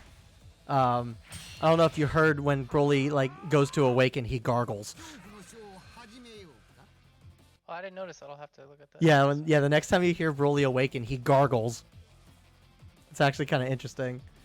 Yo, I'm gonna restart my PC real quick. Having some issues. Yo, Jaeger, like I said, take your time, do what you got to do. We're not gonna proceed without you. So.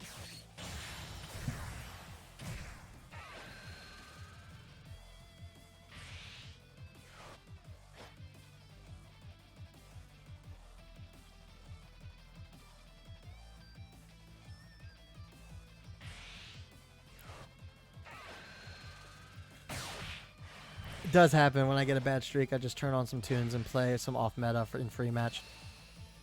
Yeah, sometimes you just gotta decompress and play something else every now and then, just to kind of break the monotony of playing the same thing over and over and over again. I think I just got out of my 15 game loss streak. It was rough. I got almost pushed back to silver. That's how bad I was doing. Ouch.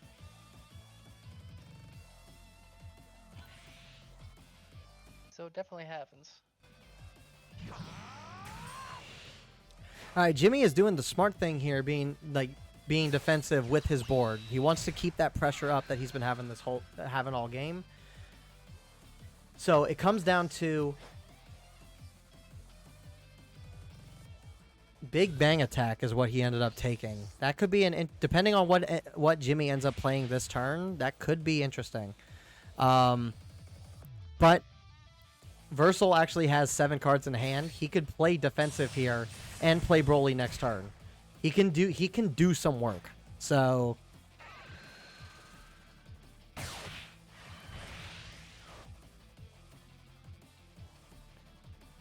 he can do some work here. So it really is if Versal is able to make the right moves to defend what little life he has left, to be able to play Broly next turn.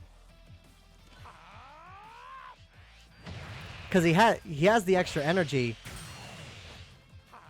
but he can charge next turn, and he can use his leader ability to go put himself back up to 8.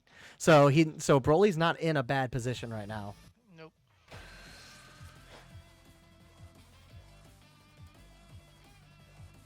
It'll be more so an issue if he's unable to do stuff to clear the board. So ideally, he probably wants to hold on to that extra energy.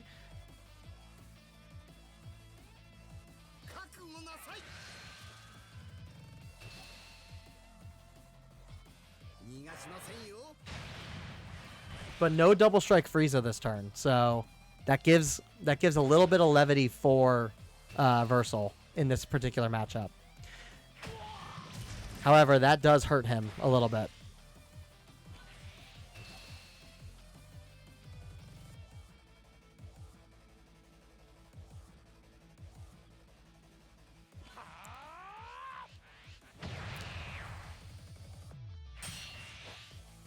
Now, what's interesting here, though, is that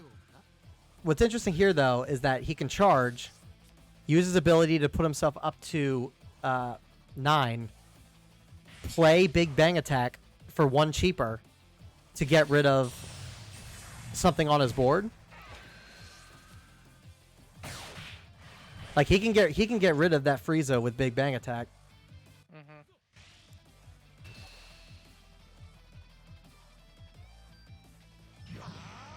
I'm actually completely wrong. Broly removes an energy, doesn't add an energy.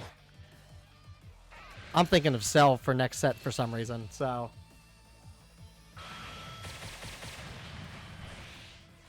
Alright, so why he didn't go for the double swing? Probably because he knows that he will get messed up. He knows that double strike Frieza's coming. So he doesn't want to put Broly in a situation where he can't defend himself. Nope.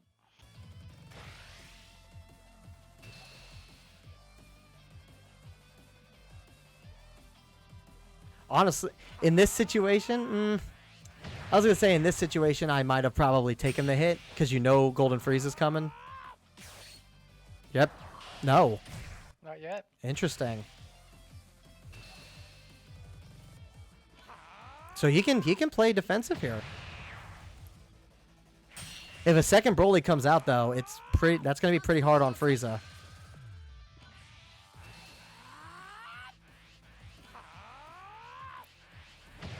Is a second Broly coming out? Can Versal secure his first win and go on to the final round?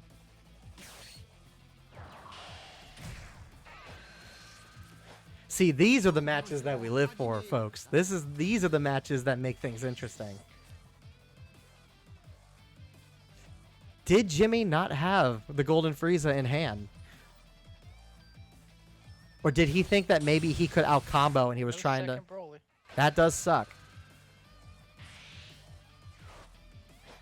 But if he wants to, he can Gigantic Meteor. He can use his leader ability to apply pressure to Frieza. He is going to heavily thin him out here, though, so...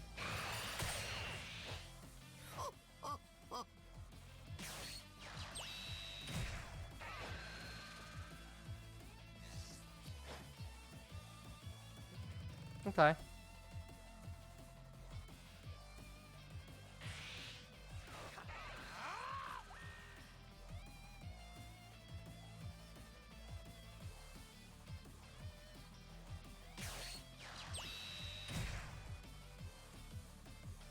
Okay, playing a Shimoian for some extra defense. That's not a bad play.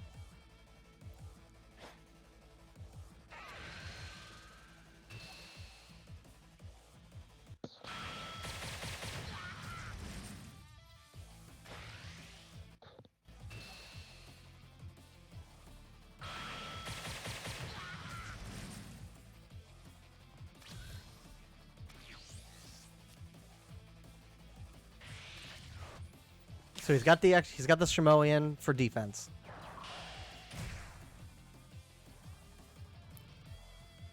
We were actually having this conversation earlier today where about the secret rare Frieza for next set.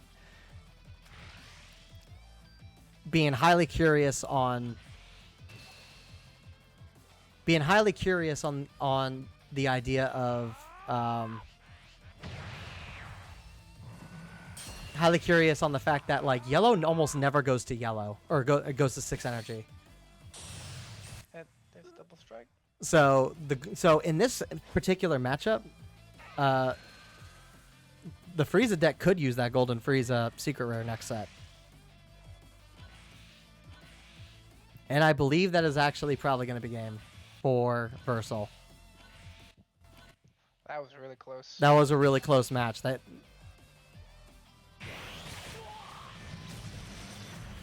was a good attempt, Versal. If you had that second Broly, it could have easily have been in your favor. I just got pushed back to bronze. Oof, man, that sucks. But that makes King James the winner, which allows him to go to the finals. So it was a good match to both you guys. Versal, you're not out of the woods yet, though. You could still hit third place. So hang tight. Hang tight. I'll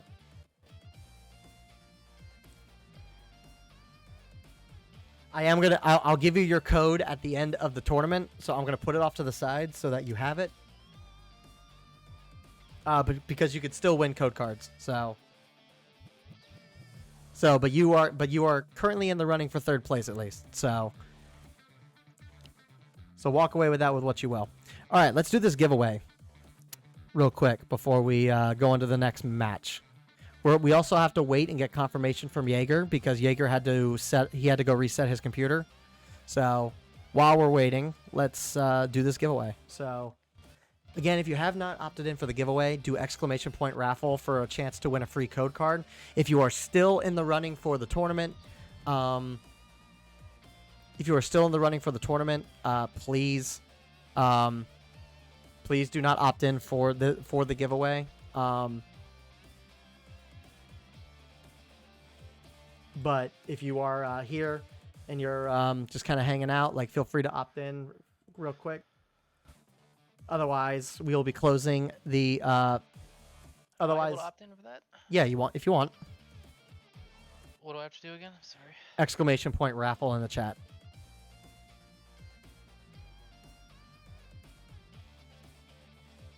Capital R. No, it don't matter. Just ! Raffle. Okay. I will be closing the giveaway in 5, 4, 3, 2, 1. Well, Jaeger, you are unfortunately still in the tournament, so you're not a part of this particular giveaway. If you end up getting pulled, we'll have to recycle it. If you end up getting fourth place, though, whatever future giveaways we do tonight, you'll be able to opt in for. So I'm only saying that just because the top 3 are going to be getting a lot of code cards, so it makes, like, I don't want to siphon the chance for other people who weren't as lucky in the tournament to not have that opportunity. So all right. So with that said, we are going to pick the winner in 3, 2, 1. That's what I figured. So we're gonna re-roll that. All right. So 3, 2, 1. Pick winner. Or do I have to reset it? Allow entries. Close entries. Pick winner. There we go, and it's Alice Bear. Alice Bear gets a code. Hey, What's wait a the- minute. Okay. So I'll let you Give pick. it to Uda. Give it to Uda. Yeah. All right. He needs to, if he wants to build up his deck a little more. Uda, do you accept?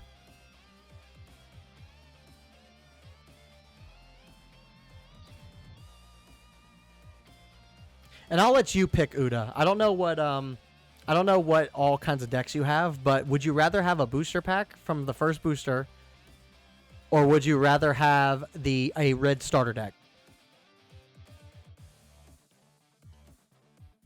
I'll give you the one of your choice. If you already have a red starter deck, I'll give you the booster pack. If you need red, if you want to run red, I can give you red.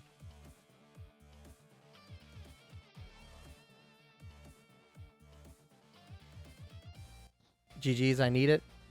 Okay. What would you? It's your pick. Do you want a booster pack or do you want the red? Red, please, so I could change decks. Okay. So let me just message you quick in that. Hold on. Gotta go to here. Whisper. Okay, so let me just message this to you quick. And then we'll go into the next semifinal match.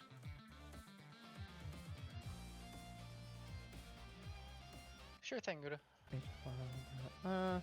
I know what it's like to hurt for cards, so.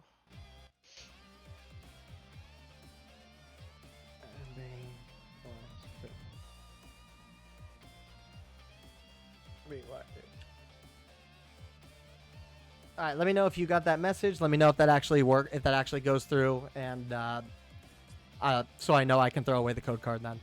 All right. With that said, I saw that Jaeger said he came back, so we are all set to go into the second and final semifinal match. So, Jaeger, if you are ready, and Rave, if you are ready, you can go ahead and start your match. Good luck to both of you. The winner of this match will be going to the finals and fighting for first or second place. And the losers will be part of the... The losers will be not getting anything because you suck. No, okay, no. The losers will be fighting for the third place spot. So... やれるだけのことはやってみます。ほら、ワクワクしてきたぞ。 All right, so Gohan versus Starter Coup. Now, depending on how aggressive Rave's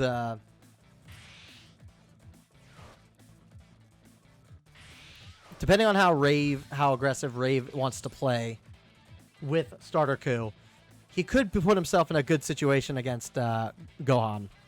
Yeah. So I don't know about you, Alistair, but for me, when it comes to playing green, I like playing Gohan over Broly just because I like the versatility of his leader effect. Unfortunately, that puts him into a bad position when it comes to like some of the lesser decks like blue and red. But I think being able to activate his ability to either be offensive or defensive on both players' turns is actually like really strong. So. Especially when you have that 5-drop Goku out there. Because you can basically cycle energy in and out with that, which is nice. The only crappy thing is when you're fighting a red deck and you use that 5-drop Goku, they can just minus it off the board pretty quickly. And yeah. Half the times every time I play green against a red. And it's heavily dependent on how the player builds their deck. I think we've seen a couple pieces of Rave's Starter Coup deck here where obviously we got the hit here. It's not the conventional starter deck. So it's a matter of what cards does he have in his build that will allow him to do something like that and cause a little disruption to Gohan. Now that being said, Gohan being a green deck and having the boss monsters that it does and the ramping capability that it does, it has a much higher ceiling than Starter Coup does. So really is going to be dependent on how these early turns are going to end up working in this Gohan's favor.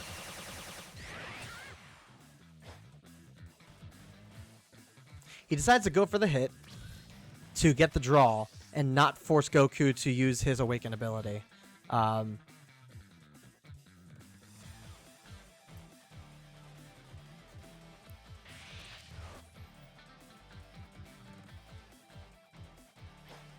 And I do love it when players play with this strategy because it's a very viable strategy depending on what you're going up against. Obviously, like Frieza really hurts when he's not able to awaken. When he's not able to awaken, both Goku leaders really hurt if they're not able to awaken. Trunks is also one that hurts when you're not able to awaken early. So not going after leader does so much to help you keep yourself on board and alive during these early turns. Yeah. Now that being said, you can just play a Krillin and just self-awaken yourself down to where you need to be, but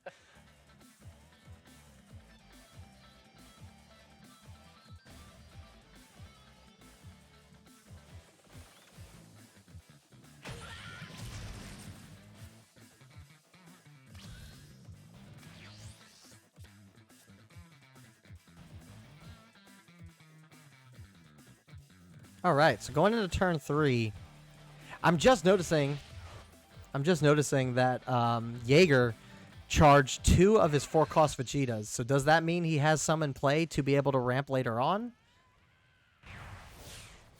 I saw that myself. I was wondering about that. Does he have destructive strength though? Because it doesn't really matter if he doesn't have destructive strength here. It's an interesting choice too, because while that 4-cost Vegeta isn't going to necessarily help you come the late game, they're still 10k combo cards. So the fact that we're charging 10k combos, like usually at least when I play, I try to charge, if I have to charge a 10k combo, it's going to be a 1 or 2 cost item in green, and not necessarily something that I'm going to necessarily play.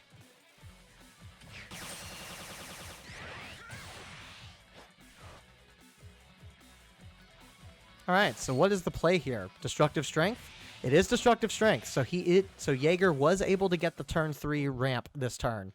He's got that 5-drop Goku in the energy though, which if he doesn't have one in his hands, it might hurt if he doesn't draw on it.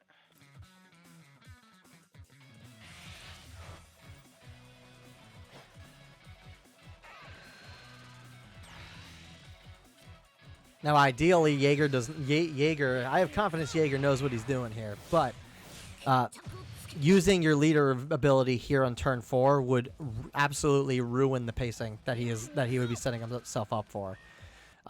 So for newer players that may not necessarily understand what green is supposed to be doing here, you want to be playing cards that give you energy, to help you play your big beat sticks much earlier than you normally would be able to in any other deck. So using the ability that Gohan has at this junction would actually end up hurting the Gohan, because you would have to take yourself from 4 to 3. And the idea is to get yourself up to 8 energy as fast as possible. So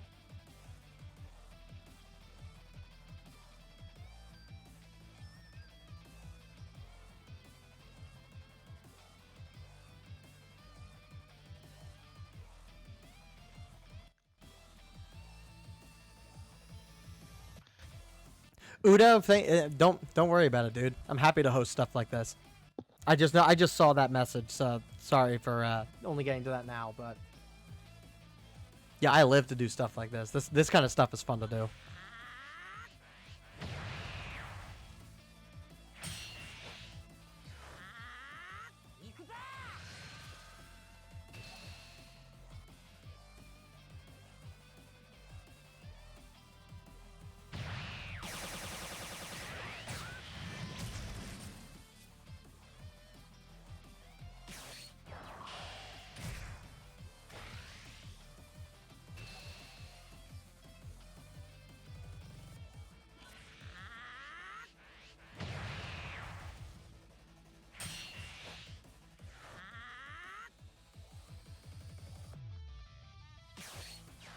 All right, so he plays the 1-cost Whis for the extra little bit of negging potential if he needs it. And I think a lot of people kind of underestimate the power of that 1-drop Whis. 5,000 may not seem like it's a lot, but 5,000 can really disrupt a lot of plays. That 5k can be just enough to get that God Kamehameha off, or Especially on Broly, since it's... drop Beerus off. Oh, yeah, and especially if you use that on Broly. Being able to play that on Broly and minusing him 5,000 for the turn makes it a lot easier for you to be able to combo out of. 5,000 is nothing to joke about. And that's what I needed in my match against Jaeger, but I just couldn't grab it.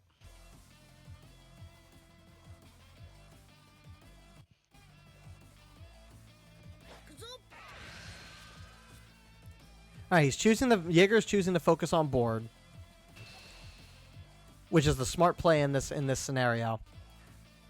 He needs to figure out a way to be able to whittle down his opponent's hand. Also, I just noticed, did he not charge?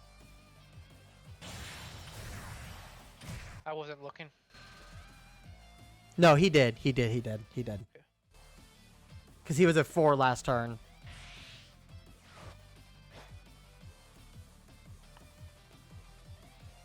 I made that mistake against Jimmy. I forgot to forgot to charge twice. Luckily, he was cool enough to let me do it. In person is so much different. It's than so much on- playing this game in person is so much different than playing on client, because everybody on the client is out to win.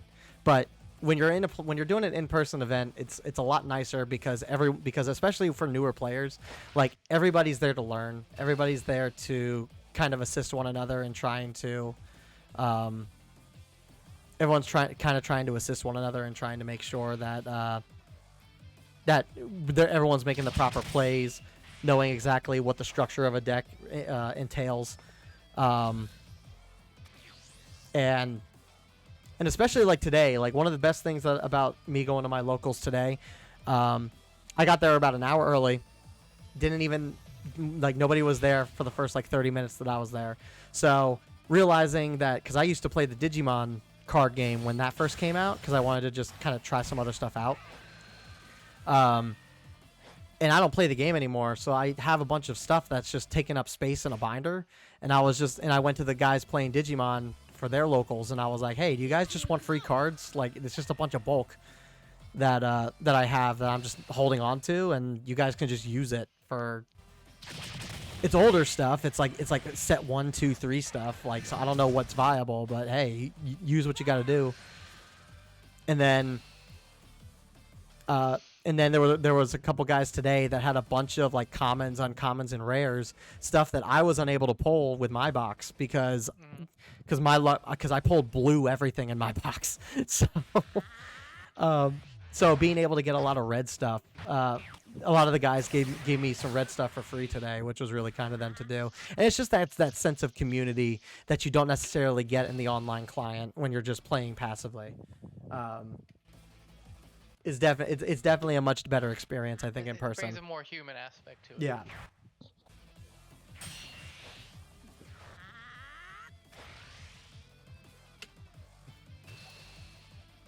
I've been saving my points up for 1,000 for the packs. But I was going to try buy a new deck that I got from you now. Is it best for me to save more or buy the promo card packs for the red cards in there? I heard they're worth for red. The extra red card in the promo pack is very iffy and situational in terms of when to use that. But the 2-cost Goku that gains 5,000 power. That gains 5,000 power on your Awakened Leader is really good. So I've got those packs just for those Gokus. I would say your best investment right now would be to spend 400 gems on those promo packs, so that way you can get a full play set for every single one of those cards. And not only will you get those 2-drop Gokus, but for the green deck that you run, you will also get the promo Broly, who is better than the Broly that comes in the base deck because he adds crit. So.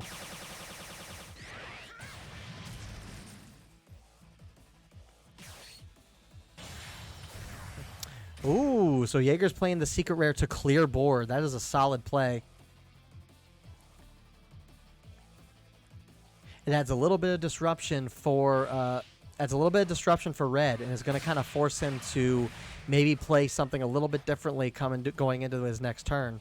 And Gohan still has his leader ability, and he still has 6 cards in hand to be able to defend against himself, his opponent here. Now it's going to be rough. It's going to be tight, but he can do it here. It's all going to be dependent on what Goku plays, and it's going to be heavily dependent on if he has the super combos in hand to be able to do it. Because if we look at Jaeger's discard, he hasn't used any super combos. So there is a possibility where he has every super combo he needs in hand. 一気に行くぞ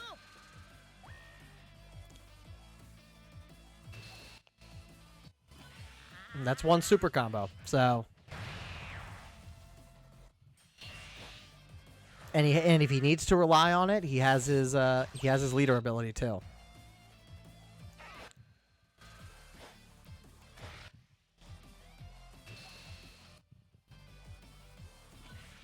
Now that's unfortunate that on a life match. That's unfortunate that on a life match he has to use a super combo there.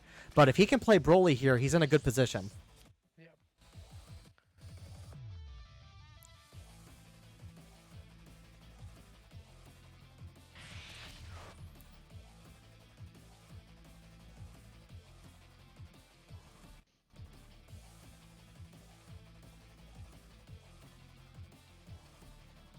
But Goku's also in a very strong position too, where he can play defensive this turn if he needs to. So, There's first Broly. yep, there.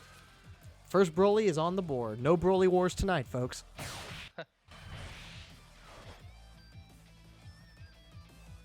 So this allows him to attack with his leader into the Krillin, and then he can swing heavily with all of his beat sticks. Oh, he's just going to go into leader.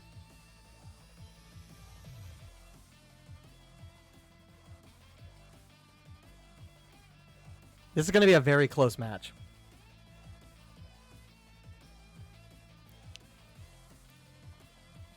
If Jaeger is unable to dwindle him down on his last life, then this is 100% probably going to be Rave's first match. Applying the extra pressure here. He doesn't need that 8 energy because he can always charge it next turn. So this is a smart move on his part.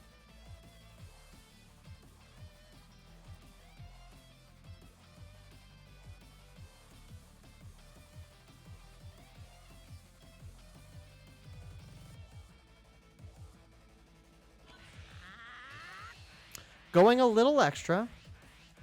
This will force him to have to use a super combo and something else. So it's not the worst move for him to make. And he's got the leeway to be a bit aggressive here, so...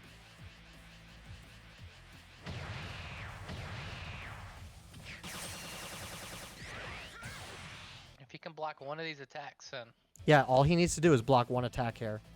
And he's got the cards in hand to do so. So... it's going to be a matter of who he swings with here. If he swings with Broly first, he might decide to combo out of it, but he can probably pressure him with Gohan. But it's also one of those things, too, where, yeah, you don't want to waste that extra 5,000.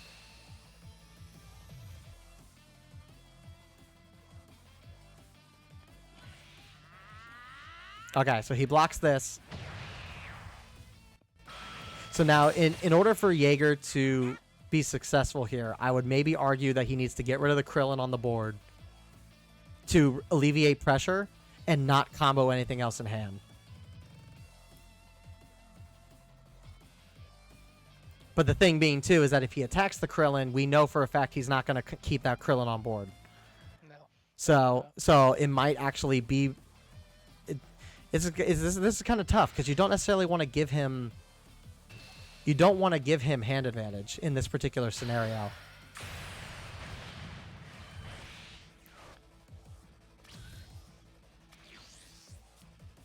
I think that's a smart move. If he has both super combos in hand and he has his leader ability, like I think he can keep this. I think this could be Jaeger's match.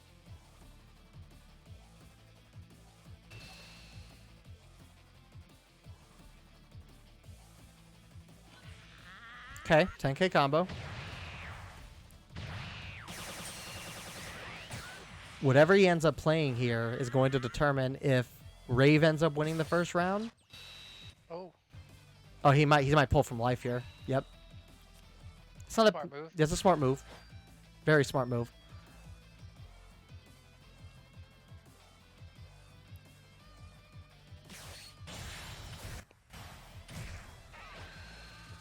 And his ability doesn't go off, but he is going to put more cards in hand. So it looks like he's going to swing with that Goku and go all in here. 一気に行くぞ So it puts him up to 40. 45, 55, 65, 75, 85. I think this is going to be Rave's first match. Leader ability will get him to 35, and then if he has 2 double combos, he's not going to have enough. 今だ Yeah, that was a really solid first match now, though. Yeah, That was really, really close. that was close. So round 1 of the second match is going to go to Rave. That was a very solid first match, guys. Good Good job. job, guys. Good job. I was on the edge of my seat. I didn't know exactly who was going to win that one. That was anybody's game. Very good first match, guys. That was highly entertaining. I enjoyed that.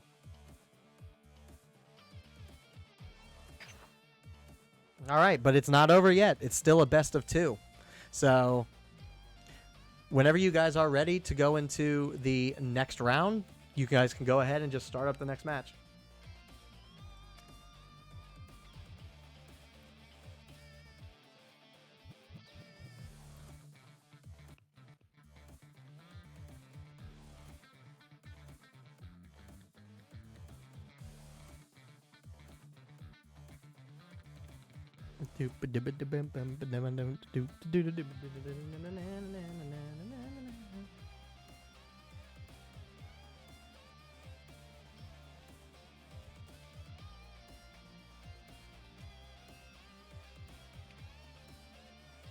Put that away.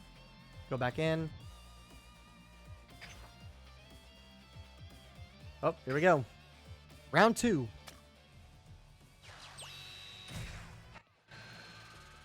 All right, so it looks like Rave was able to go second this time.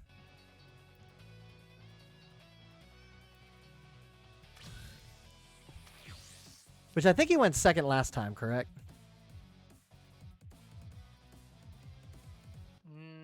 No. Or did- Yes, he did go second last time. Yes, he did. Yes, because he played the hit turn 1. Yep. Yep. Okay. So we got a little bit of a repeat of last match here.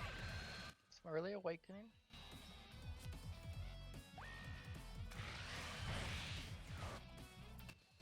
A little bit of early awakening, applying some really strong pressure onto Gohan for turn 1.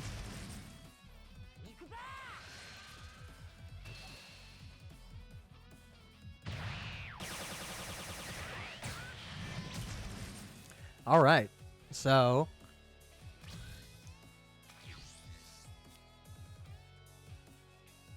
I want to see man,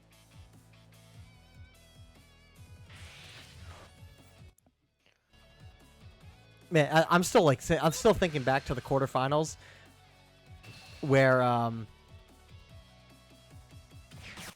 was it no, it wasn't Jaeger here. Whoever was playing Broly in the quarterfinals that played the TN. I'm still thinking back to that moment. I'm just like, damn. Yeah, I've never seen that one. That was against Jimmy. I can't remember who else. Who's Was playing that against was that against Jimmy? Jimmy? Yeah. Oh yeah, it was against Jimmy. You're right. That was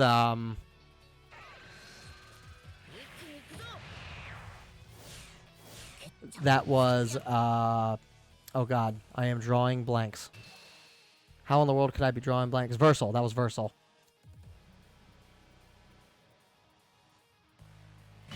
Yep, the pop cooler, yeah.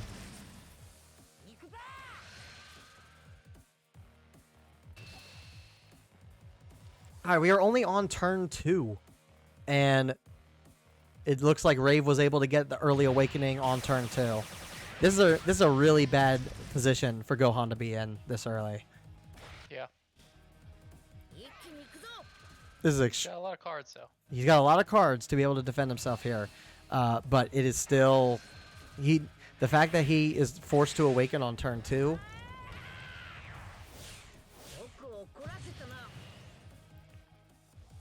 The forward momentum at this point has now stopped and is now going to be an extremely defensive couple of turns.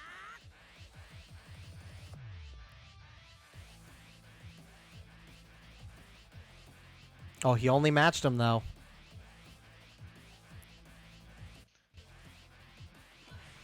Okay, I was scared for a minute. I thought Jaeger was gonna put a 10K in there. I was gonna be a little worried for him.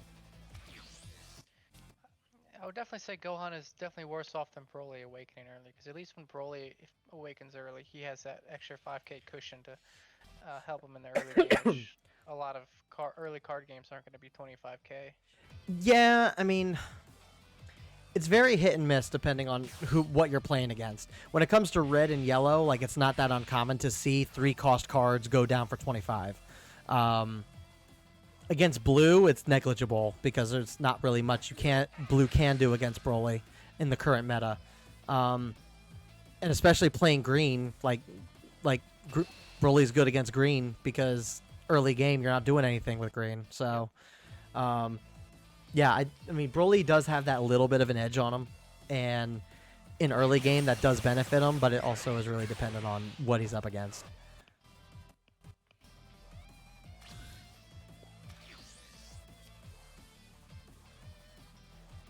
And it's one of the things that there was one of the talking points that I said with a lot of the guys at my locals today was that next set for green, the best thing I think, the best thing to come out for green, I think, for next set is the fact that there are now like early game options for green. Like the one that really sticks out to me is come next set, there's going to be a 2-cost 20K Gohan where you play him for 2. And then you discard an energy to then put a fresh energy in that you can then use on a cantrip or something. Like that is something that I think green desperately needs and allows them to get a bit more early game potential. Not only is it a 20K beat stick that you can swing into a leader early on turn 2, but it's also something that allows you to play to get more hand advantage early on as well. So. Yeah. I feel like for green that's always been like my biggest gripe, and while I don't think that green necessarily needed it, I think it's a nice option to have. Because I'll tell you, like because I'm like indifferent on that 2-cost Trunks that can only attack battle cards. Because yeah, he's a 10K combo, and he's 25K on a battle card for only 2 energy. But I don't find myself ever really playing him, and he's really only in my deck for combo power. Which you don't really use early game anyway. So green will definitely be interesting next set. I don't think it definitely didn't get like nothing, but it definitely didn't get enough to make it still top tier, I think. So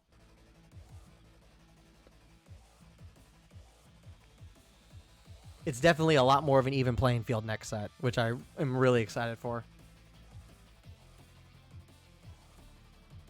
All right, so Jaeger is in a little bit of a pinch here. He's playing Gigantic Meteor early, which you're forced to do what you're forced to do. That's probably the best thing he could have used. Instead of wasting 2 cards. Yeah. But it looks like Rave is getting the exact same setup that he's needed this entire time. You know what's going to be really, really funny with this match, depending on what happens here? We started off the tournament with Goku versus Frieza, and we're ending the tournament with Goku versus Frieza. We'll see what happens here. That would be really funny.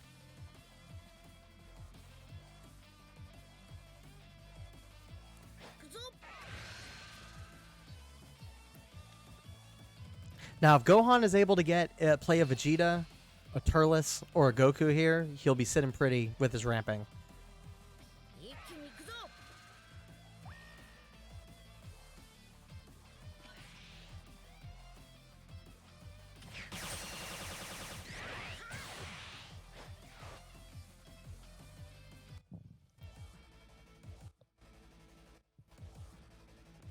It's a matter of what does Jaeger decide to do here.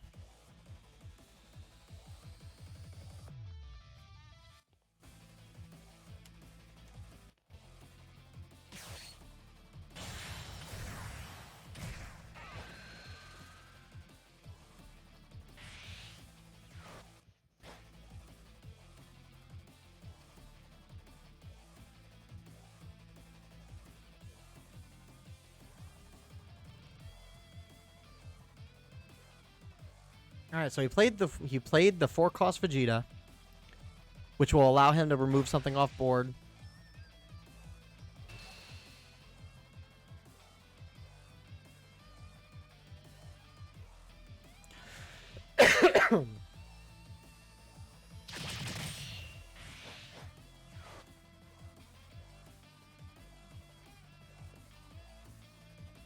But will he activate his ability here?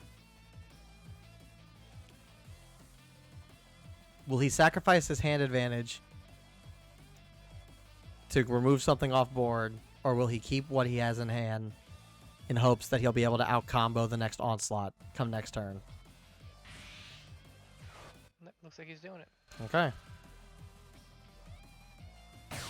And that was probably the smart choice. Yeah, that Goku can get up to 30k. That's not a good.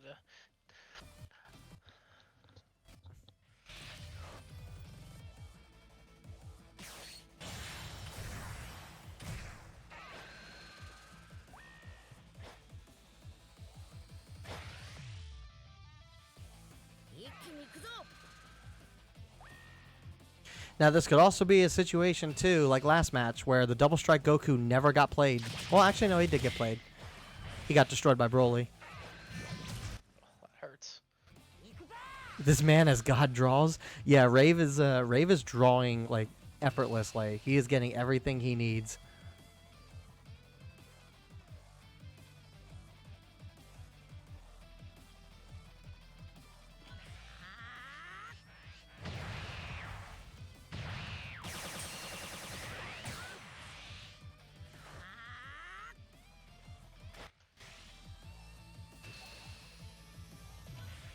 Okay.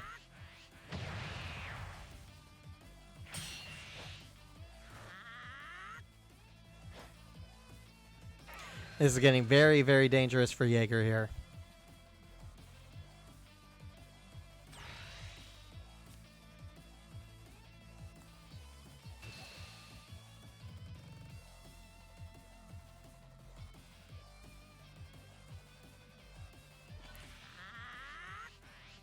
And that was a very interesting choice, too, for Rave to take his own life. In that instance.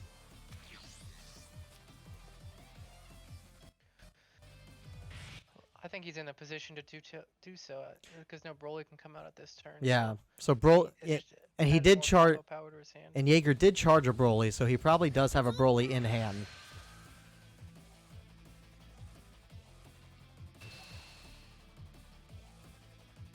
Yeah, he's gonna let this go through because he probably anticipates the Gohan to be playing at this turn.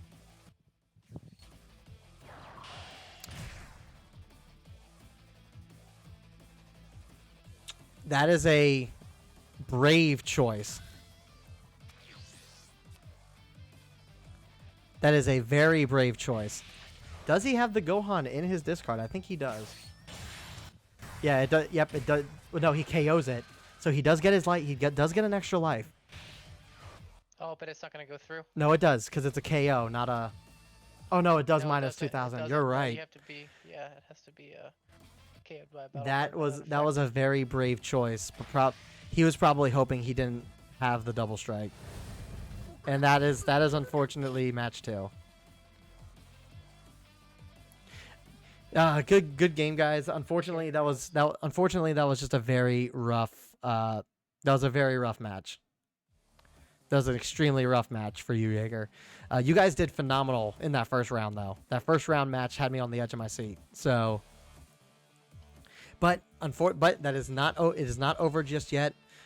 We still have to go through, and we still have to go do our third place match, and then we have to go to the finals. Got super outpaced. You did. But you know what? It happens.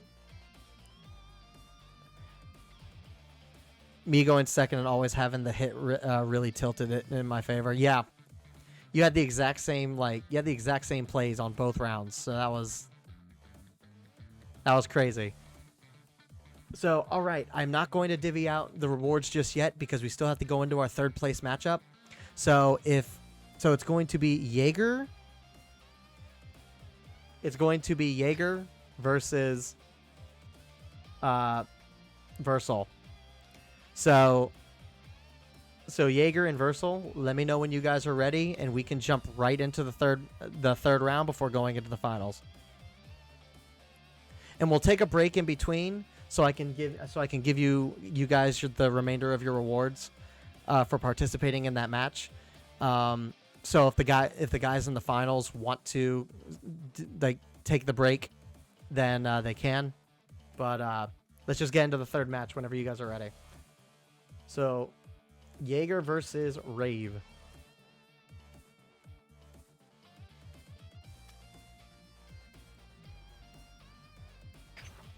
It's getting interesting now. It is getting interesting now. We are in the end game.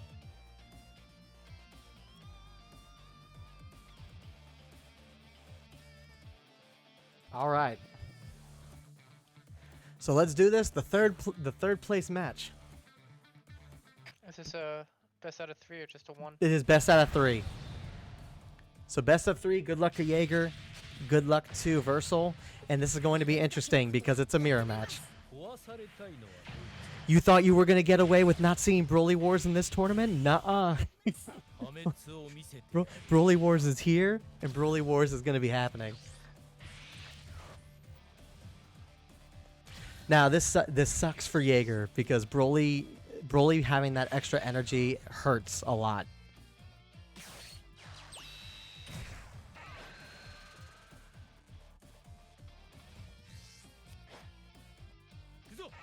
Yeah, RNG really leaned hard in my favor for sure.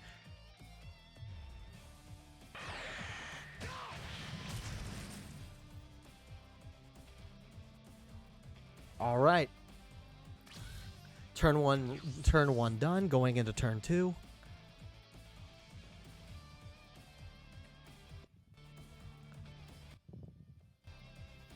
Not much for Gohan to really do outside of cantrips, and maybe if he wants to play a little more on the aggressive side, if he runs the Trunks, maybe the Trunks would be a decent play here. But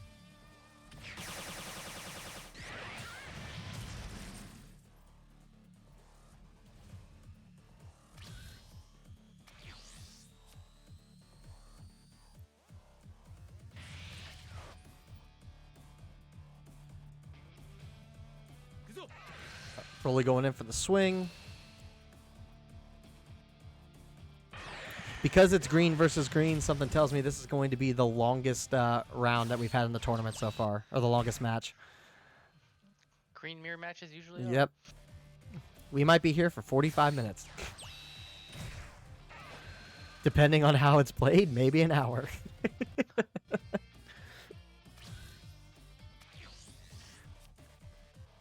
All right, so Broly's got 3 searchers on the board to play defensive here. He can easily stall himself out at this point.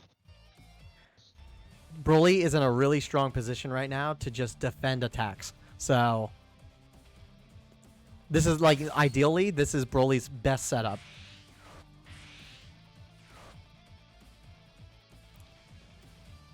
And it's really going to be dependent on what Versal is able to do come next turn. If he's able to get that destructive strength off early,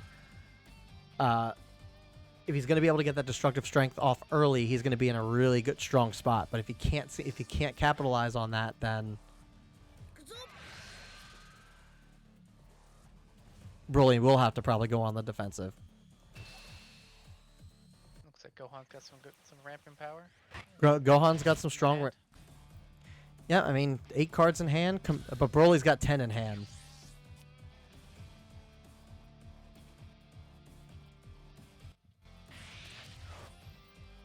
Let's see what happens there. The only downside to Broly using all 3 of those searchers is that depending on what his pulls were, depending on what his pulls were from those searchers, he may have had to sacrifice Broly's and super combos and stuff to the bottom of his deck, which would be very unfortunate in this first round for him. Yeah. So I've said it once and I'll say it again. I'm not the craziest fan of the Gohan searcher, but you have to do what you got to do to find the cards you need. And it looks like he was not able to get the cards that he needs.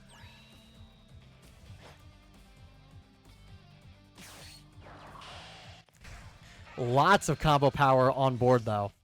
So Versal is sitting really good on combo power. He can easily defend himself on this life. No issues.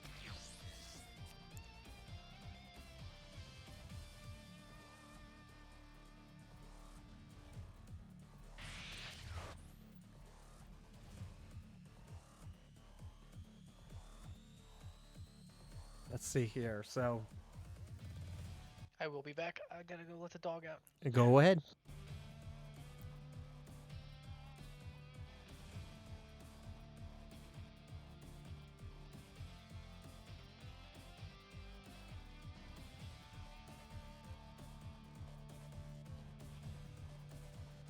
All right, this is definitely this is definitely the thinking man's game right now. No plays are being made. All right, Gohan getting the ramp on. This puts Broly back quite a bit, unfortunately. Now he's able to defend himself here. Shoot. Okay. This is interesting.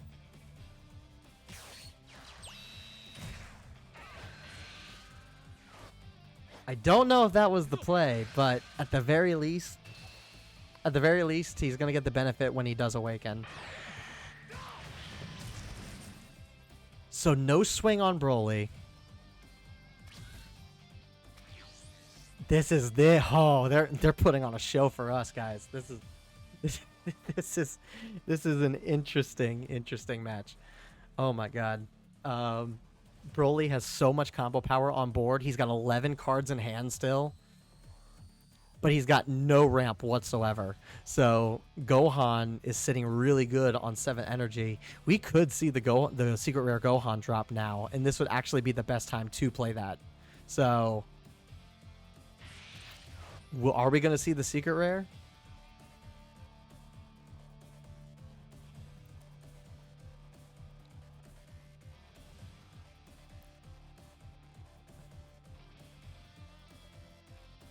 Will we see the secret rare? Oh, man.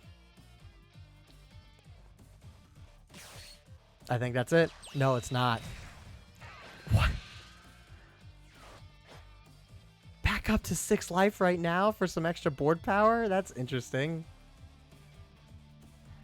This is such an interesting match. This is, He's not attacking! This is insane. This is absolutely nuts. This is not how either of these decks are supposed to be played at all right now. I am flabbergasted. I am flabbergasted. This is such an interesting play.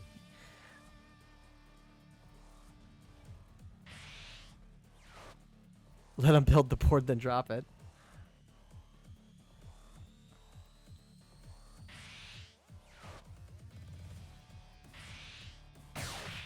Okay.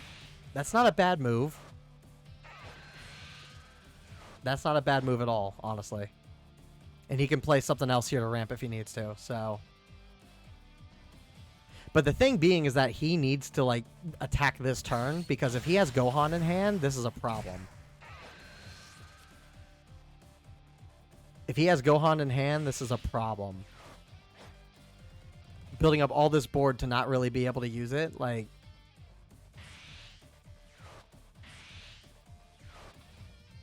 All right. So they are both at 7 energy right now.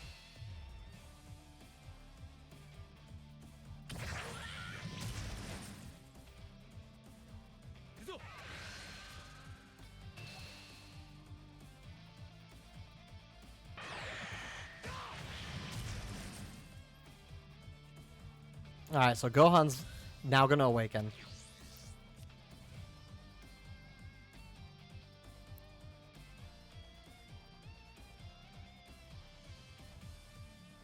Hey, Turk, what's going on, man? Welcome, welcome. So what do you think of this card game versus the other one? I love this. I like this card game a lot more personally. It's a lot more. It's a lot more engaging. It's simpler to It's simpler to understand. But there's definitely still a market for the other one. The other one, like if it's like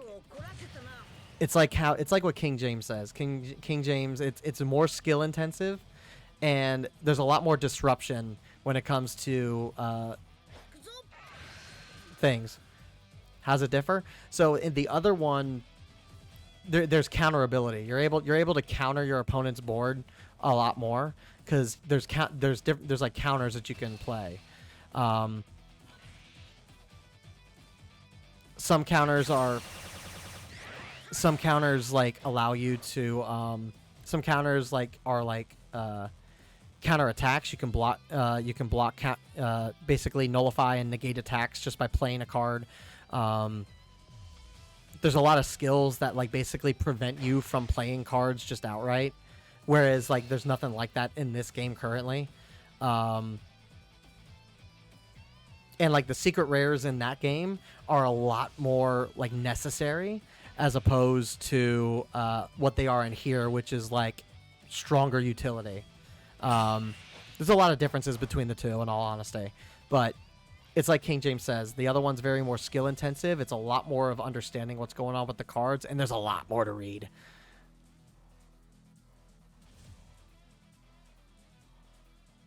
Online client is a big pull for this. Exactly. Yeah, the online client is the main reason I think this game is as popular as it is. All right, everybody, we're going into Broly Wars. Let's go. Going into Broly Wars? Let's go.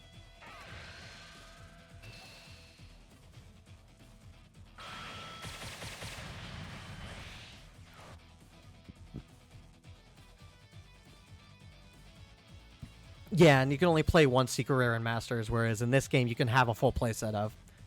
Because the secret rares in Masters are that strong. So it's...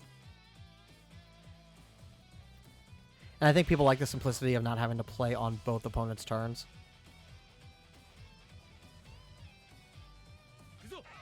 Yeah, and that was like one of the big things that kind of turned me off with like Yu-Gi-Oh! Like I will forever like love Yu-Gi-Oh! For the nostalgia factor alone, but like I've never been a big fan of being able to play around your opponent on your opponent's turn. Not that I've not been a fan of it, but the simplicity of just being able to do what you can on your turn and set yourself up to defend on your opponent's turn, like I think is just a lot more engaging, personally.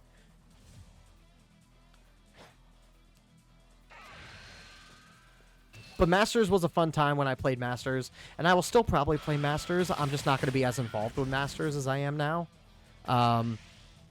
Plus, I can do content on this, whereas with Masters, I can't really do content on Masters, so...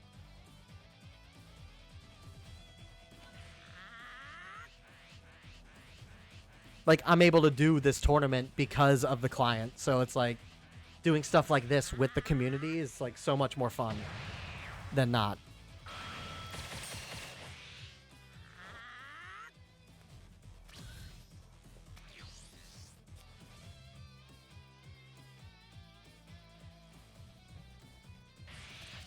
Like, heck, I mean, I've been streaming for 10 years. And it wasn't until this game came out that I finally was able to break 1,000 followers. So, like, this game is... I wouldn't say this game is the success that isn't the thing that made my channel successful, but this definitely is what's, like, stuff like this, games like this, are what's going to really, like, help to broaden the channel and to build up the community and be able to do... And be able to do the stuff that I want to do. Not Twitch Sings. Twitch Sings was a big part. Twitch Sings was definitely a big part of the channel growth. I miss Twitch Sings. Twitch Sings was a lot of fun.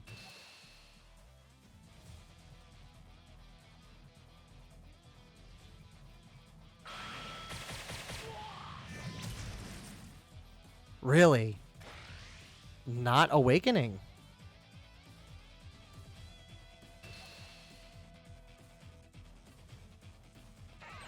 got 13 cards in hand.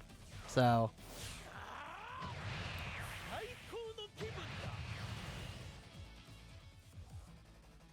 all right. So he can combo out of this easy. He's got cards for days. He's got cards for days. He can use his leader ability here to bump himself up and draw.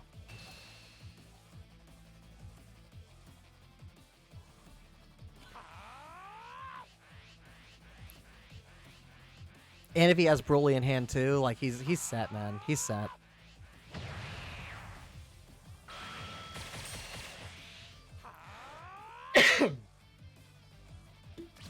All right, we are going into what? Turn 8?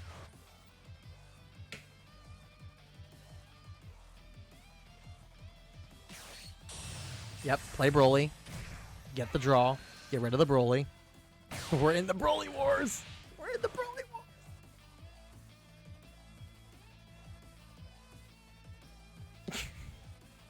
Oh, it's the Broly Wars. It's so dumb. It's so stupid. Alright, he's gonna go aggressive here. Which he can easily combo out of this. I think if he wants to be smart, he should probably try to clear board. Because the extra pressure of that Gohan is going to be kind of a problem with going into next turn. So I think that's what that's definitely what Versal needs to do. I think Versal needs to focus on board. Get that Gohan off board. You can, if he has another Broly, he can always play Broly next turn. But really try to thin out his hand. There we go. Now swing into lead to either thin hand or take the life.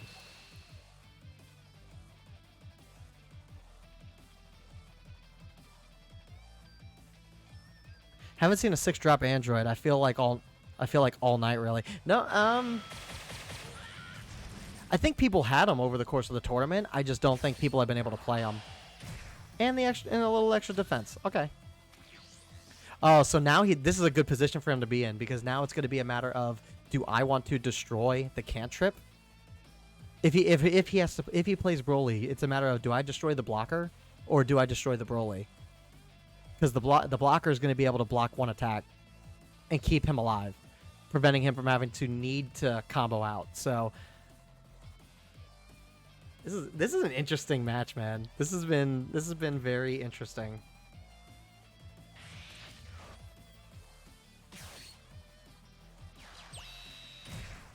Okay, cantrip. Is he searching for a Broly?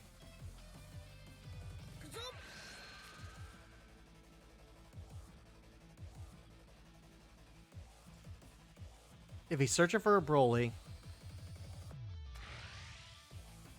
then he could be in trouble here if he didn't have it. But he can combo with the cantrip, force him to play something from hand.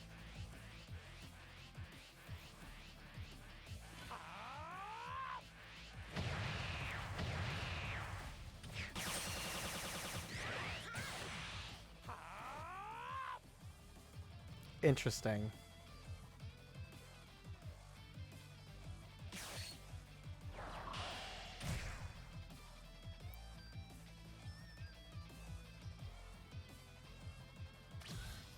Oh, now I think if he's able to play another Broly here, I think Jaeger is cooked. Cause yeah, he'll gain a life, but now he can attack 5 times. Yep. Okay.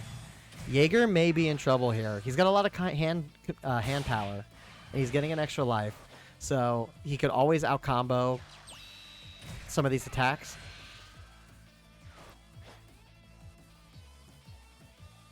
And he can supply pressure next turn if he needs to.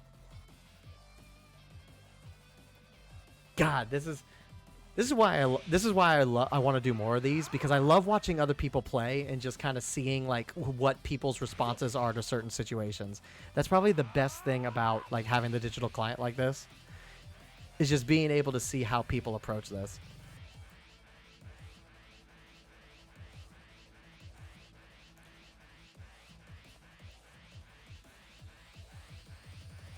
Okay, so he can use his leader ability here. Jaeger can use his leader ability and just put a 10k combo in. And that's an easy block. Let's look at the super combo situation. Nobody's used super combos yet, right?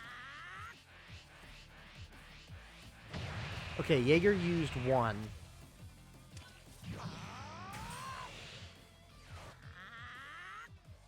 They've each used one super combo.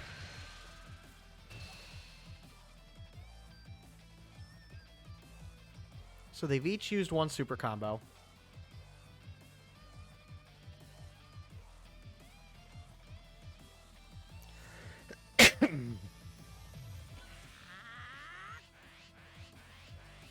That's two. He needs to block one more to stay alive.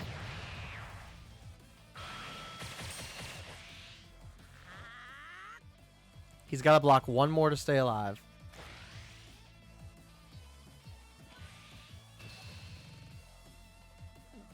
Okay, he's going to take that.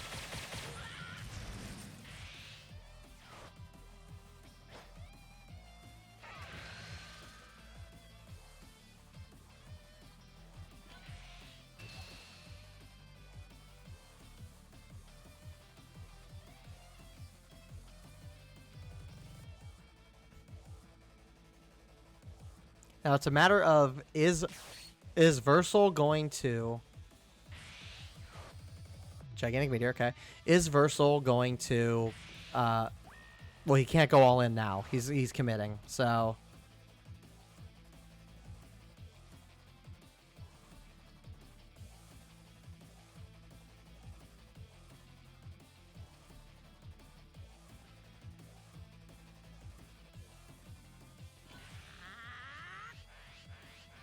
so he's matching. He's got a combo of 5,000. Okay. And then he can take this hit. And as long as he has Broly, he might be able to win this. It depends on if Versal has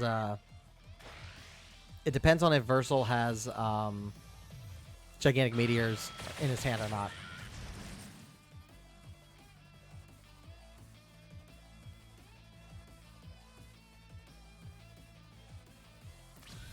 Do you swing with the blocker and combo hand? That would be a cheeky win, wouldn't it? Yeah, that'd be like the icing on the cake. In that scenario, you probably wouldn't, because Jaeger's actually got a decent hand built up, but that would be really funny. I've done that once or twice on the online client. It's actually really funny. I'm back. We are still in the first round. First row, oh my goodness. There was a stalemate for like 3 turns. Like Broly had like 10 cards on board and like 11 cards in hand, and Jaeger was just putting stuff on board and ramping and not like playing a whole lot of stuff. So like this first round's been very interesting. It's definitely been entertaining.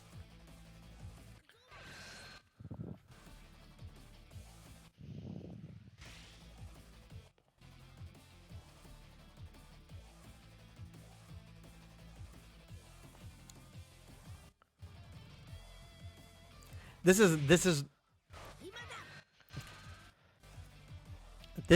make or break right now. This is 100% make or break for Jaeger. If he does not finish Versal here, like, it's over. Which, with the way that Versal's hand is right now, unless he's got those Gigantic Meteors, I don't know if he's going to be able to do it.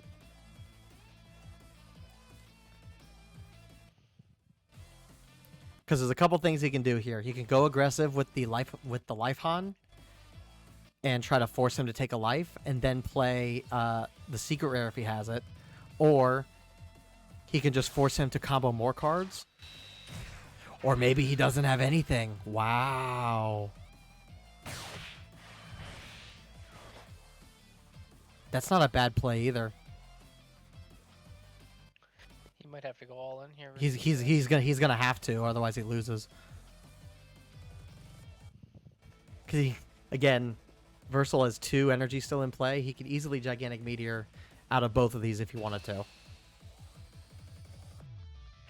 He took it. Okay. Oh. Yeah, I think Versal's done. Unless he has double Gigantic Meteor, and he still hasn't used all his super combos yet. Yeah, he's only used 1 super combo, so he can either double Gigantic Meteor, he could, and super combos. Like, he could still have this. It's possible.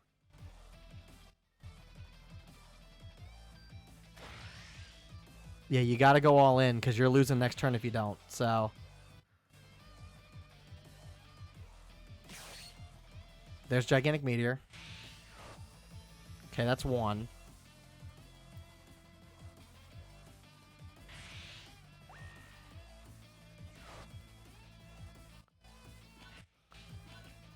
Oh, there's the visual glitch kicked in.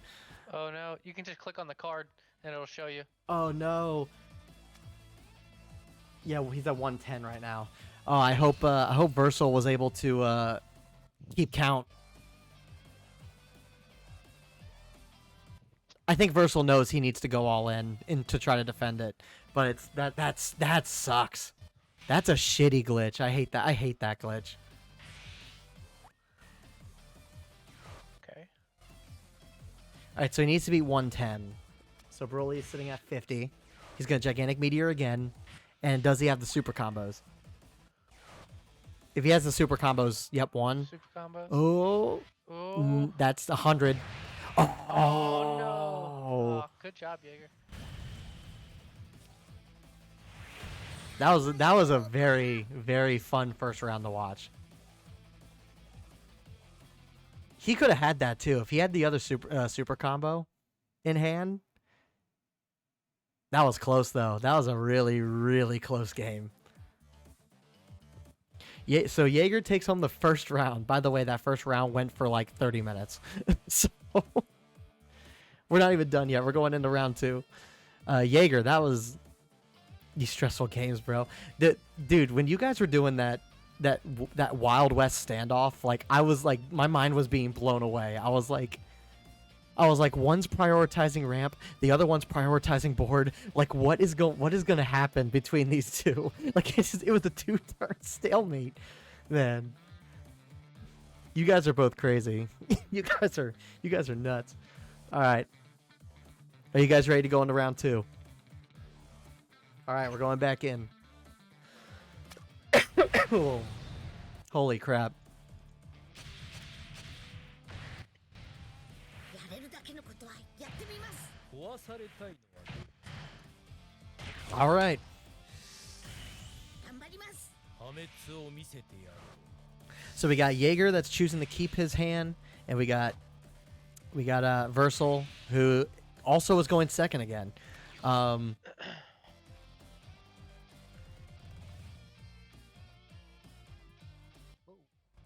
I wonder, because I feel like it's very often, David, that you go second when we're playing matches. Yeah. So I wonder if the system in place for who goes second is determined by what your current ranked loss streak is. I don't know. I have been going second a lot lately. Like if your loss streak is higher than your opponent's in a private match like this, like I wonder if you just go second more often.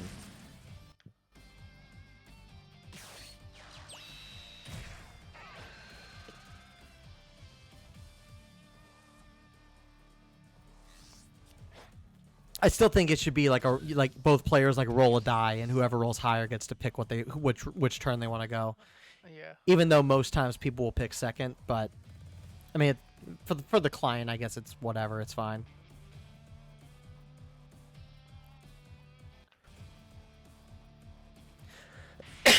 All right, so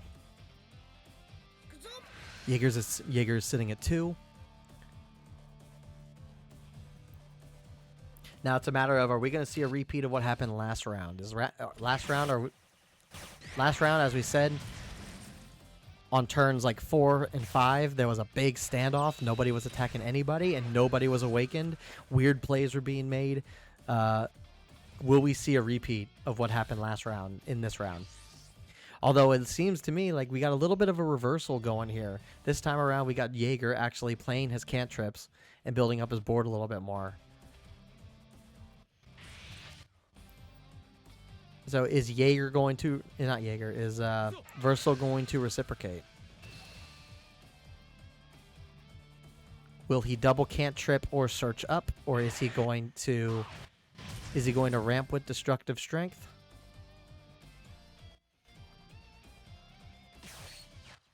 Nope, we're going to go the searcher route.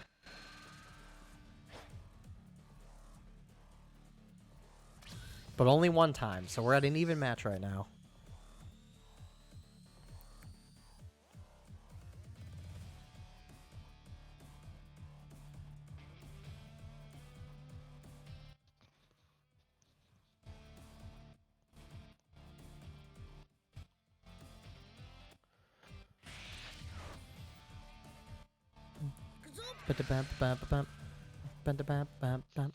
Alright, so we got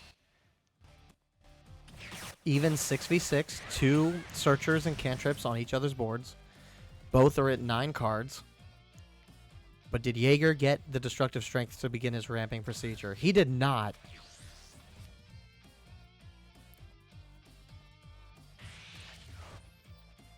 So it looks like Versal may be playing the Vegeta this turn to put himself up to 4. He's ahead of the curve, so...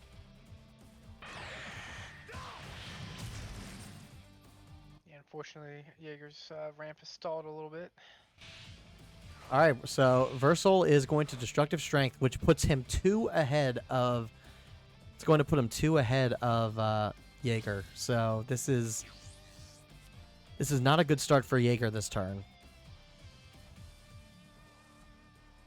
But he is ahead in hand advantage, so...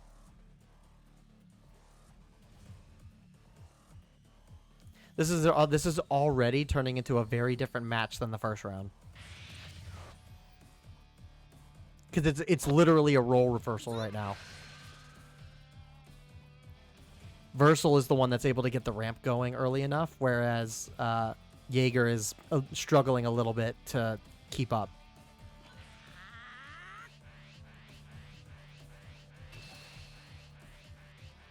Did he combo from hand? Interesting. Alright, so here comes the 4-cost Vegeta. So he's going to match him in energy.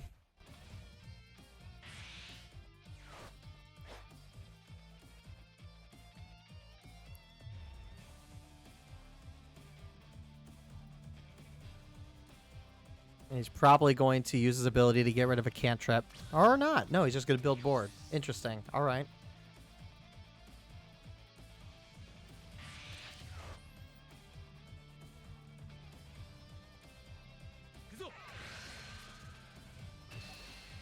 You know, watching these two guys go at it, it's semi-making me reconsider how I play green just a little bit. Yeah, I've definitely seen some Because it's working for both. play styles here. Because it's working for both of them. Like just building board and not swinging at all. Like I feel like against certain decks, it's not going to work in your favor for that. But like doing this against in a green mirror match, like I feel like is very beneficial.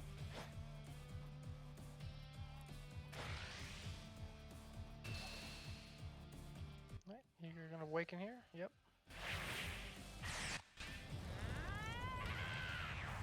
Because at least with me, with green, like I feel like I play a bit aggressive with green. So I feel like I'm always swinging with almost everything I play, regardless of when I play it. And so maybe like in a green mirror match, this is probably a better thing to do.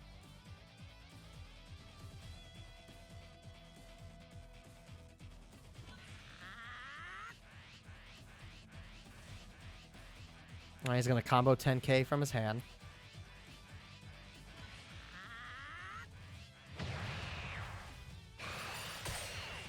I just noticed that Jaeger, the Jaeger ramped a gigantic meteor into his energy, Oof. so that hurts a little bit.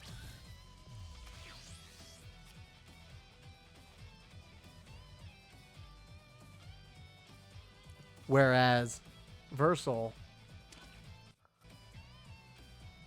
is actually sitting pretty in his ramp. He has all his low-cost stuff in his ramp right now.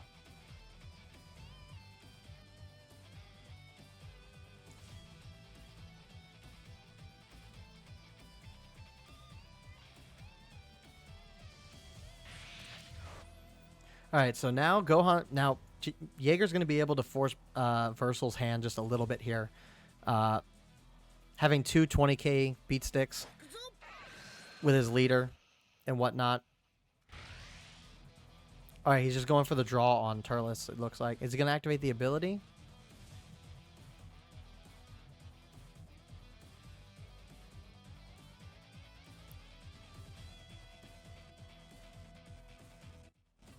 Wouldn't be. I don't think it'd be a good idea if he used his ability here.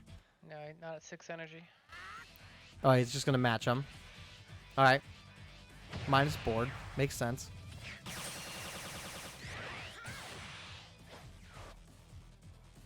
He can still play something to ramp. If he wanted to, he could activate Vegeta's ability to get rid of the... There we go. There's that. Yep. He could play... Yep, he can discard a card to activate Vegeta's ability, get rid of the blocker.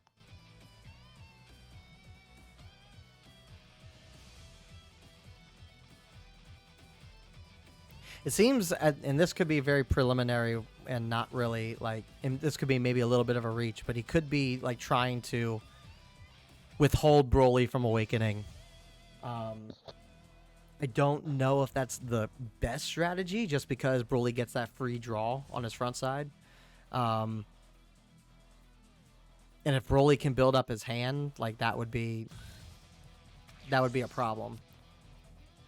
Oh, no, we're going to have a stalemate here again.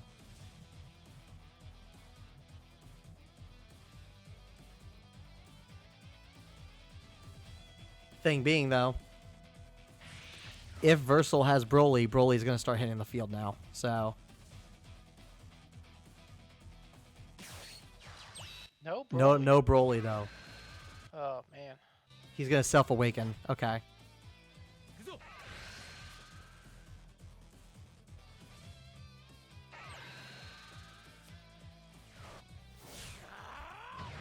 Did you hear that? Did you hear the gargle? Yeah, I heard it, yeah. Saw the anger. It's anger. He's so angry he Purple. can't control his spit.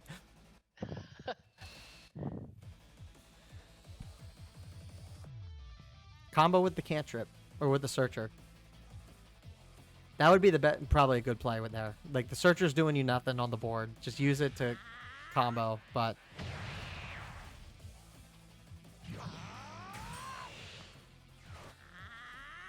And Jaeger's being really smart here, waiting to use his ability probably on the Turles.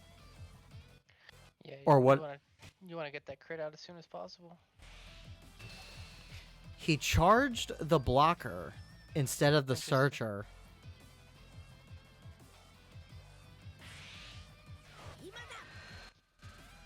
Is that the play? I don't know if that would necessarily... I don't know if you would...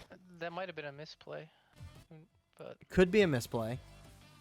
Unless he thinks... unless he can get something out, unless there's something else going on we don't know about he has in his cards, so... It could also be a matter of he knows Broly could come out next turn, and Broly would probably go after that blocker. That's true, yeah. That's a good point. That's always a possibility.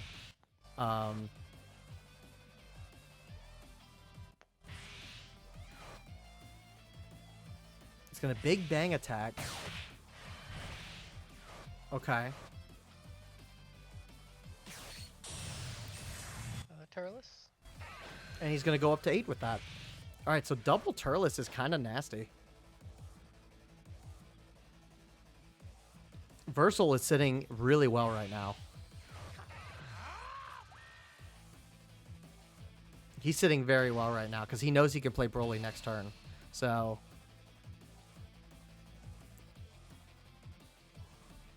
and I believe Jaeger already activated his leader ability, so he's gonna have to combo out of this.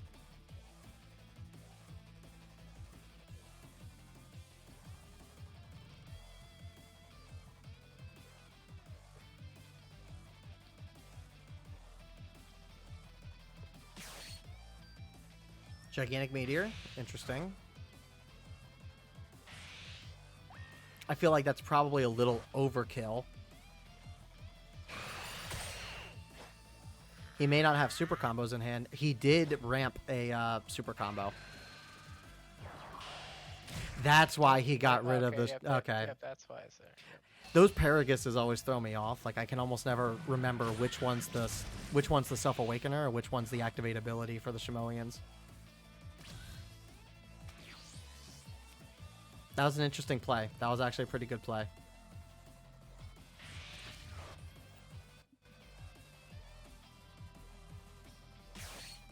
Broly coming?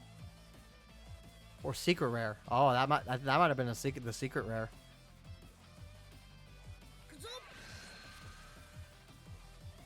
Yeah, he definitely needs the secret rare here to kind of clear that board. That board is very atrocious right now.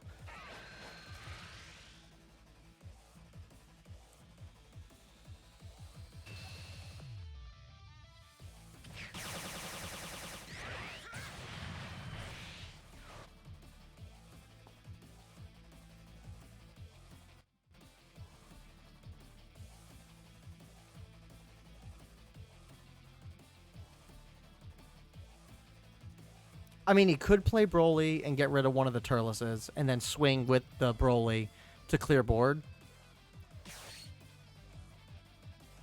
There it is. Oh, Okay. I went with Yep. Secret rare. Yeah, secret rare needed to be played here.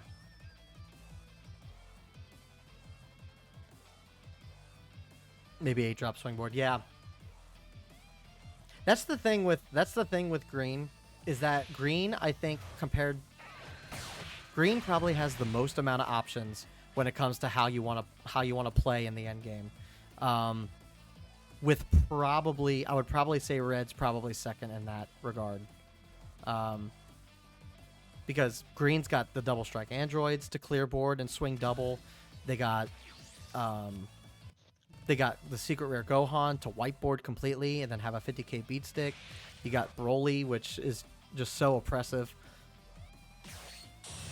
Alright, so secret rare is going to go bye-bye. It did its job, though. It did its job. So now this sets him up a little bit better. It's just a matter of, is he going to be able to withstand all these hits?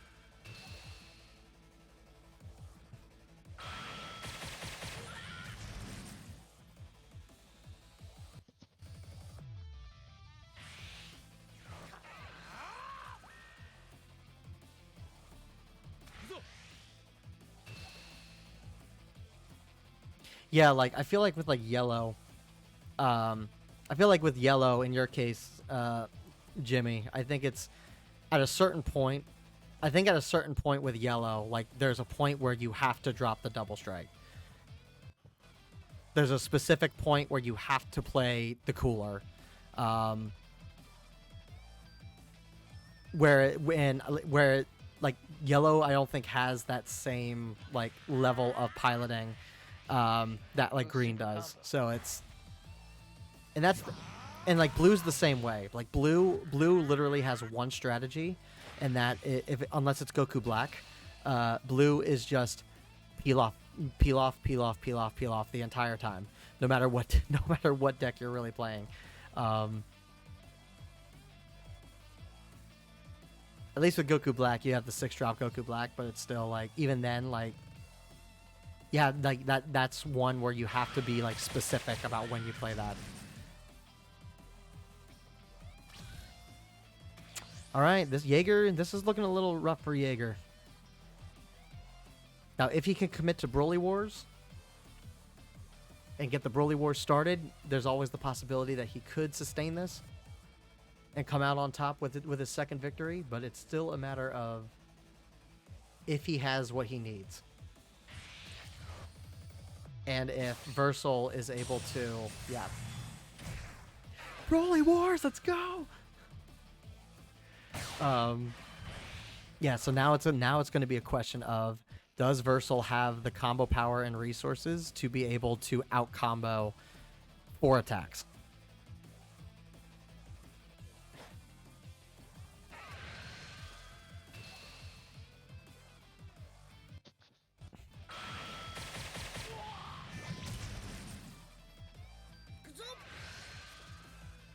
He'll use his leader ability here.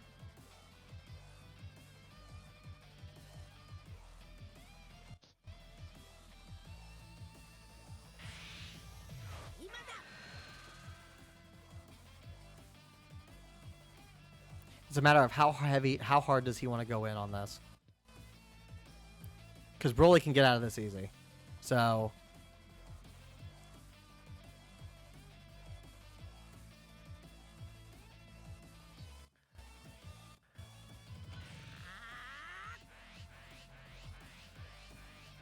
you got to go an extra 5,000. You have to. You have to force him to drop a super combo or something.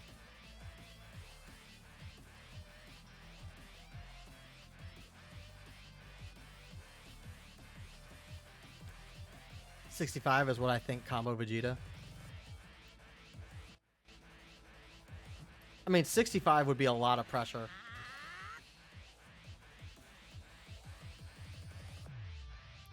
But I'm also thinking he's probably going to want to swing with Vegeta on the off chance that he blocks a lot of this too, so...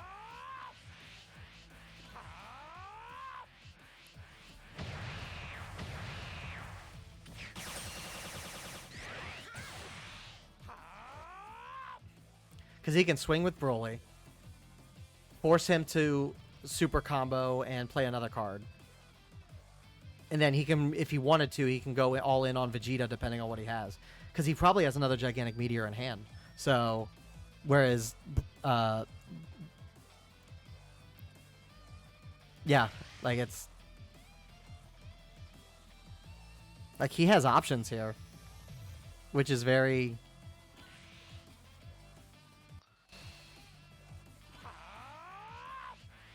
Okay.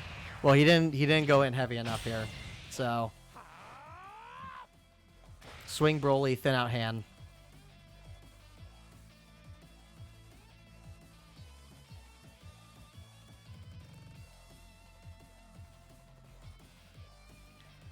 He can't afford to combo here. Yeah. So alright, so between leader ability and a potential gigantic meteor, Jaeger has the potential here to actually survive next turn. It's going to depend on if Versal ends up playing Broly again, which he does.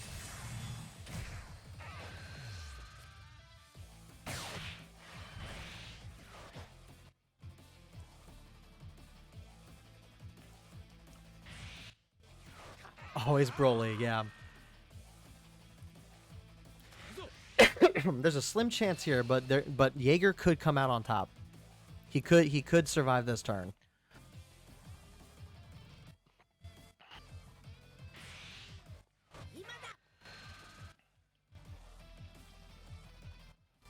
I would have...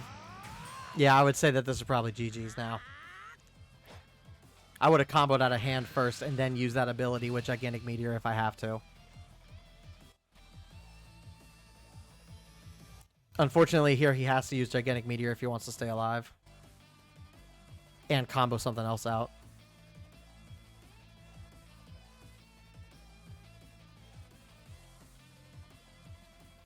Let's look at the super combo situation again. We got... alright, so Jaeger used one super combo.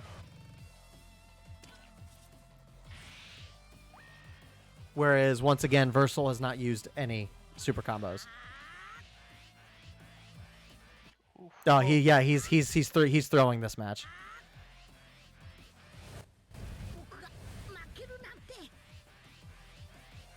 Yeah. Okay. So that is a 1-1. This is our first. This is our 1-1. First 1-1 all day. All right, good job. The second round goes to Versal. So it is officially 1v1. The next match, or the next round, will decide who goes to the finals. Or no, who gets third. This is who goes third. This third place match is a banger. This is a really, really good third place match. That just puts pressure on you and King James, because that puts pressure on you and King James, because you guys are gonna have to put on a show for this finals. All right, final round. Let's do this.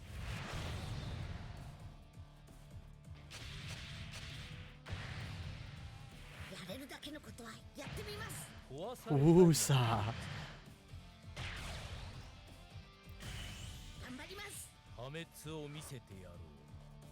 Oh, we both kept our hands. Interesting.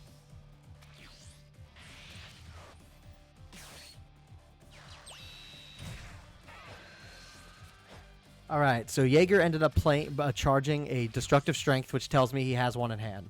So we know that Jaeger's probably going to be ramping on turn 3. Yeah. Oh my god, and Versal also charged destructive strength, which means he's also ramping on turn 3. Are we going to get a proper green match? Are we finally getting the proper green match we needed? And I can tell at the rate that both of these guys are actually playing their cards. These guys are ready to like wrap this up.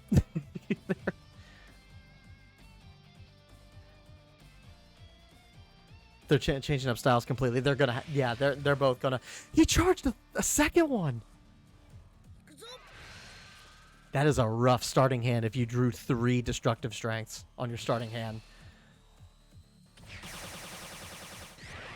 Not that you're playing much on your first 3 turns, but still, it's like...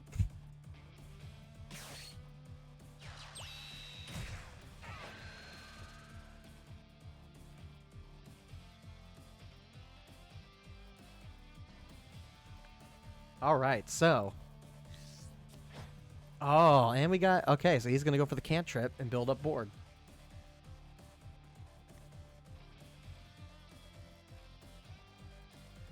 No sense not to, yeah.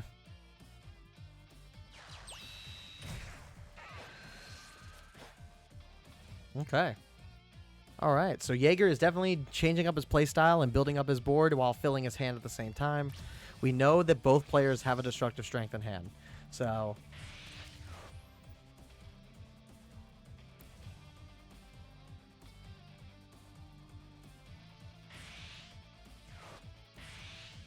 All right. So Versal goes through and does the early charge on turn 2, which means he probably has Vegeta in hand to start the ramp for next turn.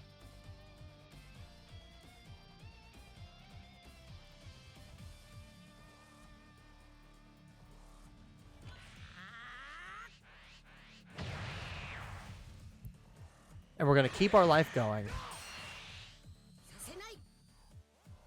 I cannot imagine what is going through both of these players' heads right now.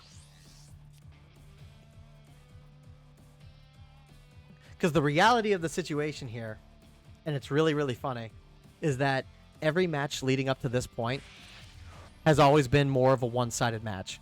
Whereas this is the first match of the tournament where it's been back and forth the entire match. So there has got to be so much pressure going on in both of these players' heads to cope with the idea that like either one of them could actually be out of the top 3 slot. Especially with how with how like back and forth it's been. Ooh, Jaeger with the ramp of the super combo. That's really rough. That is never a fun time for anybody. That's mirror matches for you. Even in Masters, they are so rough and are just different. Yeah, these matches are built different.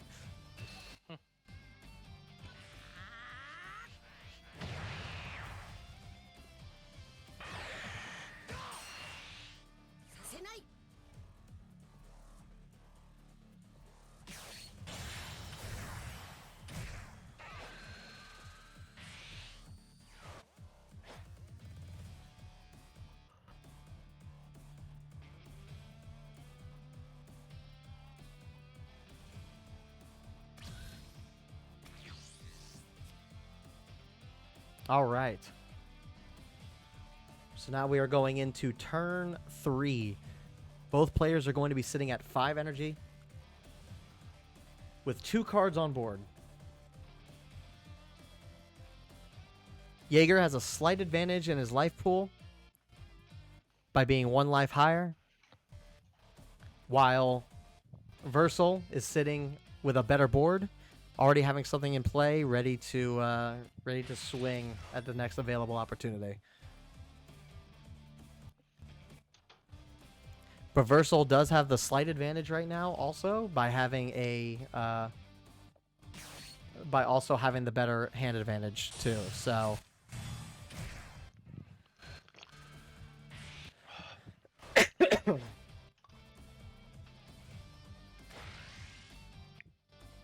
Alright, going for the 30k pressure with the Turles crit. And obviously, I think at this point in the game, with the hand size that Versal has, it makes no sense to really defend that, so... And what did he end up losing? He lost a super combo. That's so that puts them even at super combos right now.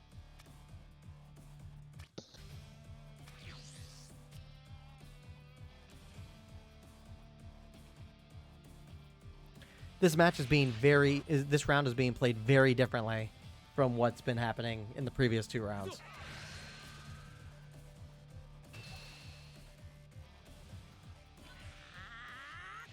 And Jaeger is definitely going with a more defensive approach, which I mean is only going to benefit him in the long run. Being able to stay 2 life above Versal is only going to keep him around a bit more. Applying pressure to the board, trying to get some of that combo power off board. Really smart.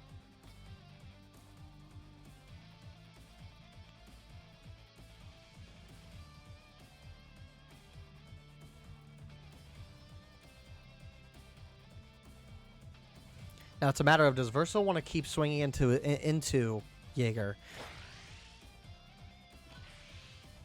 Oh, he's going to play a little aggressive to try and clear board.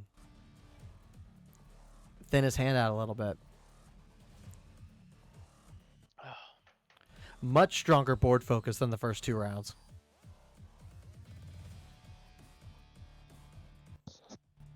But it's a matter of, does Jaeger want to take the risk of comboing more cards out of hand? He went for the gigantic meteor at turn 6. It's only 10k over, so that's not the worst play that he probably could have made. Rather than spend 2 cards.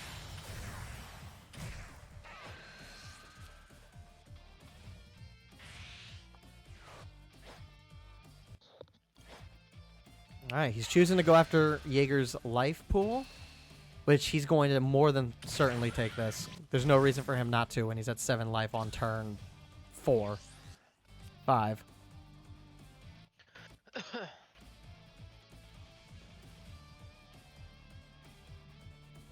By the way, Rave, Jimmy, I do appreciate your guys' patience before we get into the final match here. I know this has taken a while, but...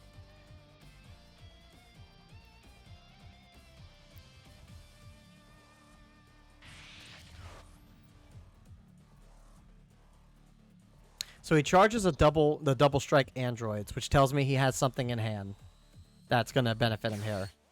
It's probably secret rare. It is the secret rare. So board is now cleared. And while Jaeger's hand advantage is definitely lacking,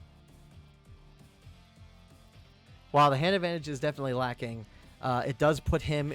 It does give him an edge in the board presence, and it also gives him an edge in the life pool that he has too. So, very, very smart play by Jaeger.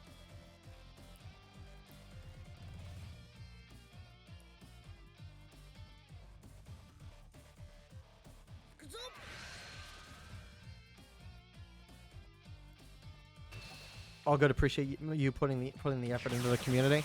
That's what we're all about here. That's all I want to do is just build up the community. I want to get more people interested in the game. I want to help the community. You should make this a weekly thing. Yeah, I can't afford weekly code cards. I only have You the. should get Bandai to sponsor you. I would love to work with Bandai personally. Honestly, I would love to. I would love for Bandai to like. I would love for Bandai to offer me a sponsorship of some sort. That would be awesome. That would check off 2 companies I'd love to work with off my bucket list. I already worked with Square Enix, so let me work with Bandai. If you're watching this, Bandai, come on, let's make something happen. Let's make something happen. All right, so Versal went through and he's able to awaken, and he's also able to play the Broly. So say goodbye to Secret Rare, and the Broly Wars can now commence.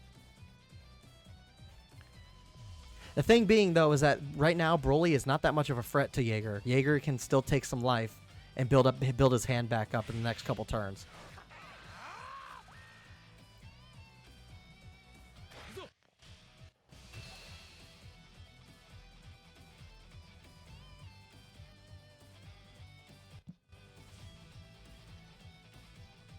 And Jaeger will probably more than be happy to awaken if Broly attacks him twice here.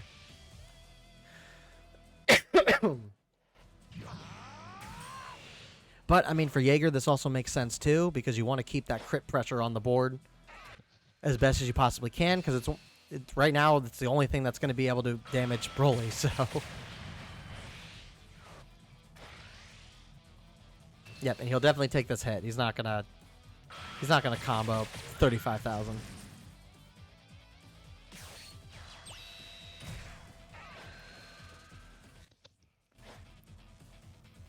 Okay. So.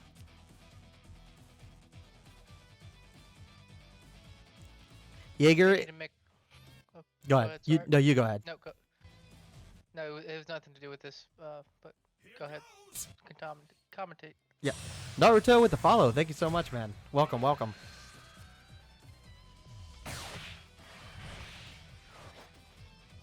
All right, so now unfortunately Jaeger's in a really weird spot here because he can't do anything to Broly. He can't do anything to anything on the board, and he's not able to awaken right now. He has to wait for Versal to actually go through and put the damage on his leader so he can awaken himself. Jaeger's actually, weirdly enough, Jaeger's is weirdly in a really good spot because he's able to apply the pressure and not have to worry about comboing or doing anything to... Basically, he's in a good position here to take a couple hits from his life, not have to worry about losing his energy ability, and to just force his opponent's hand down.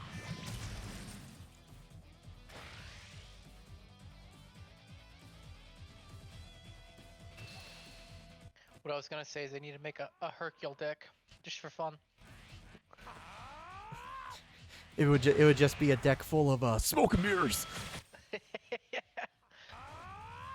Oh, the world champ.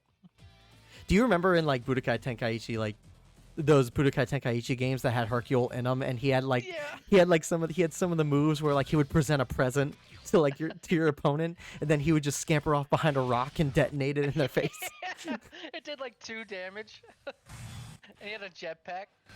So I thought that did way more damage. I don't think it did. it didn't. No, that was one like Favorite to do. that was actually like one of his better moves.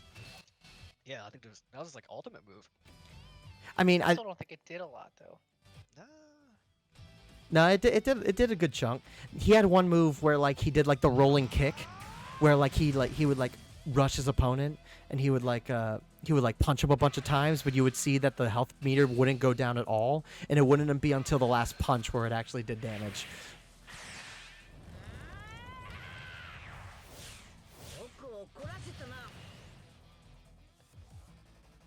Oh, they had a Masters Hercule deck? Yeah, they did have a Masters Hercule deck. Yeah. You play Trunks? I am so sorry, Naruto. But you know what? I'm a Trunks player myself, so I know your pain. Trunks is fun. Trunks is a lot of fun, but But yeah, it's Trunks is Trunks, unfortunately. He'll be better next set. He'll be a bit better next set. I used to play the Master's Hercule deck back in the day. The leader's Awakened side was crazy. Like, you got crazy effects, but his Unawakened side was so weak. Well, Jimmy, you've always been the kind of person, though, to play, like, the most unconventional decks, and that's what I've always respected about you. Like, you play Hercule, you play Videl, you play the Pilaf, you play, like, everything that, like, is, like, not a Saiyan, not a villain, not... like, to be fair, those always are the best, like, those are always the most fun decks to run, so... That's why I like playing Ginyu Force. It's like, Ginyu Force is just fun.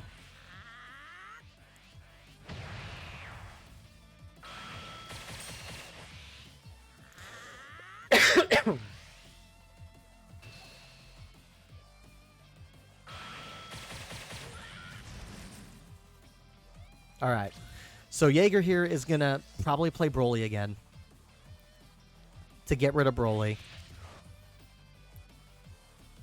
Because once again, the Broly Wars must continue. Yep.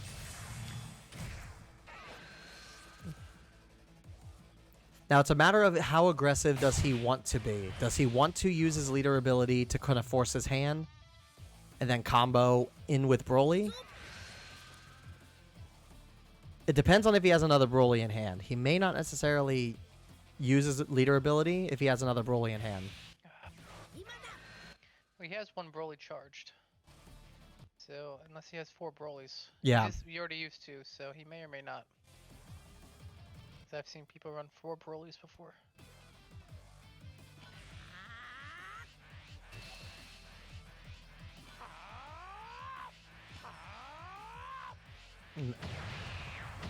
Okay. So now he's going to have to combo with Broly. He's going to have to combo with Broly. Yep. To some extent.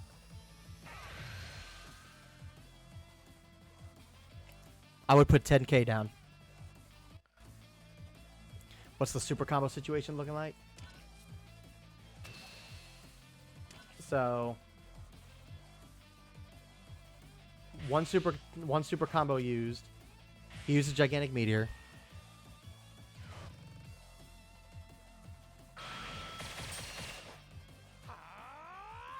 So he's alive for at least one more turn. Yep. We do know that Jaeger does have a secondary secret rare in his deck. We know he has 2 of those. We know he played 1, so there's another one in his deck somewhere. So if it's not in his deck or in his hand... Alright, so yeah, he's going to take this.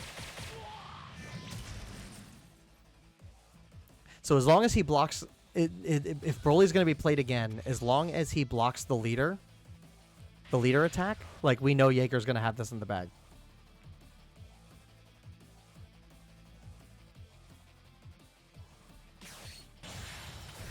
Oh. If they make Trying for it. If they make a Videl leader in this, it will be played by me no matter the color. Yeah. I played Videl in Master Sierra Spins. What's up?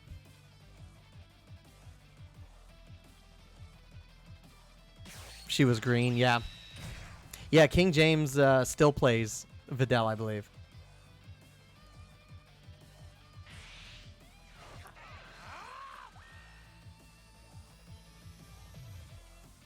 How you doing, Sarah? I hope you've been well.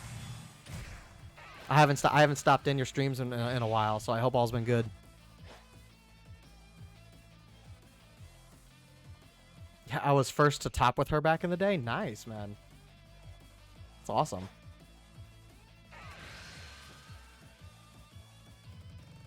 All right, well, it looks like, unfortunately, Vercel is was unable to pull the Broly.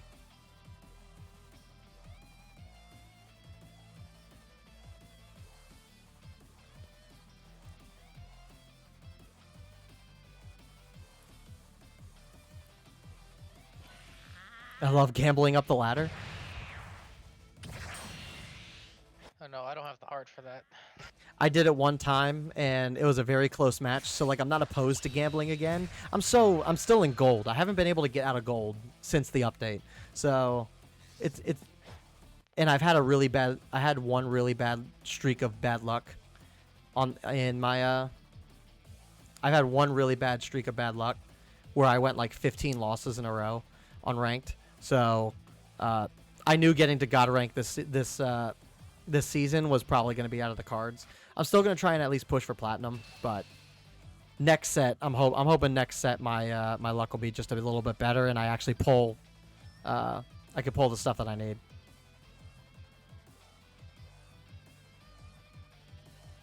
But being God soon, that's awesome. You still got a couple weeks. You got like a month, I think, before the season ends, so you got plenty of time to hit it.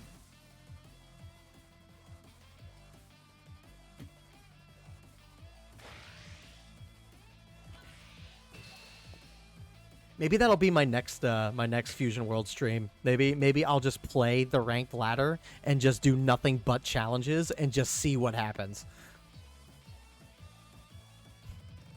And then I go from gold 2 all the way down to bronze 5 again.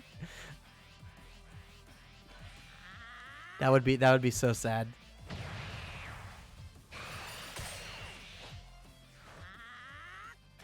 Play this game since 9 days. Oh, you just started Naruto? Nice. How you been enjoying the game? I know it's probably been a bit of a learning curve, but I hope you've at least been enjoying yourself. Turbo plays Bulma Masters deck. I hate it.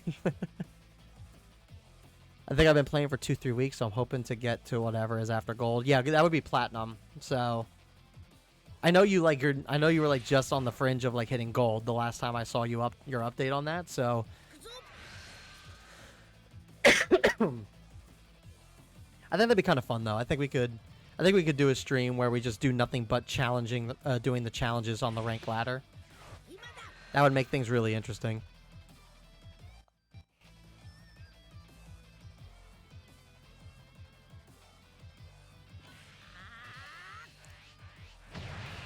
All right, that is game. And we're going to end it with a bang.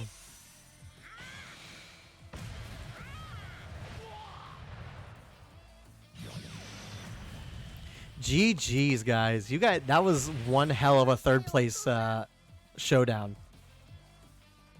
Congrats. Good job, guys. So with that said,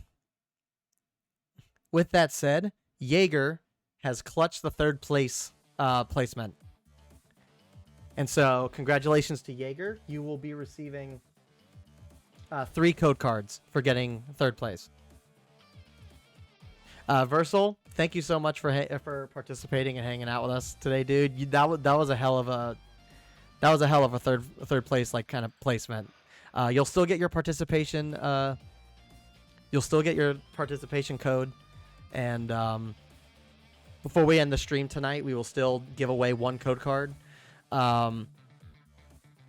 So you'll be able to opt in, Versal, for the extra code card. Maybe you can go turn that 1 participation reward to 2. So all right, we're gonna take a quick break. We're gonna take a 5-minute break. I'm going to privately message both Jaeger and Versal to give them their code cards. Rave and Jimmy, if you guys need to use the bathroom, get a drink, do whatever you guys got to do, just go ahead and take care of that now, because we will soon be getting ready for the final.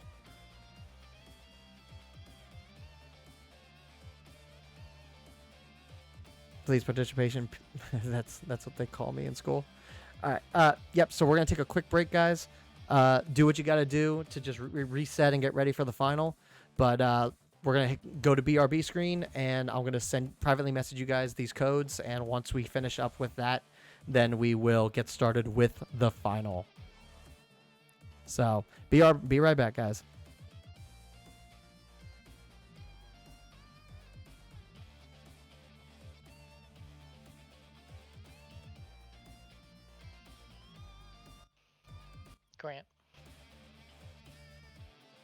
Grant.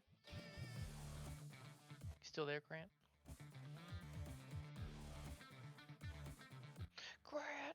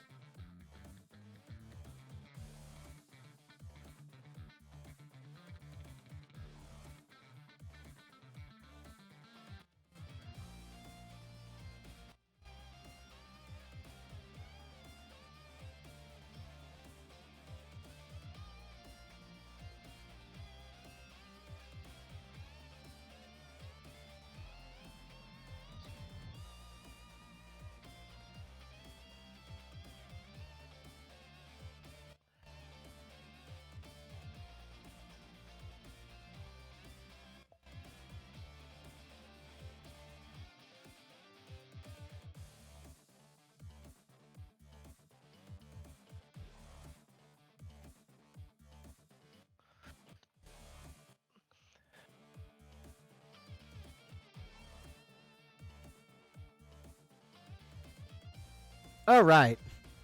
Codes have been sent out. Break is now finished.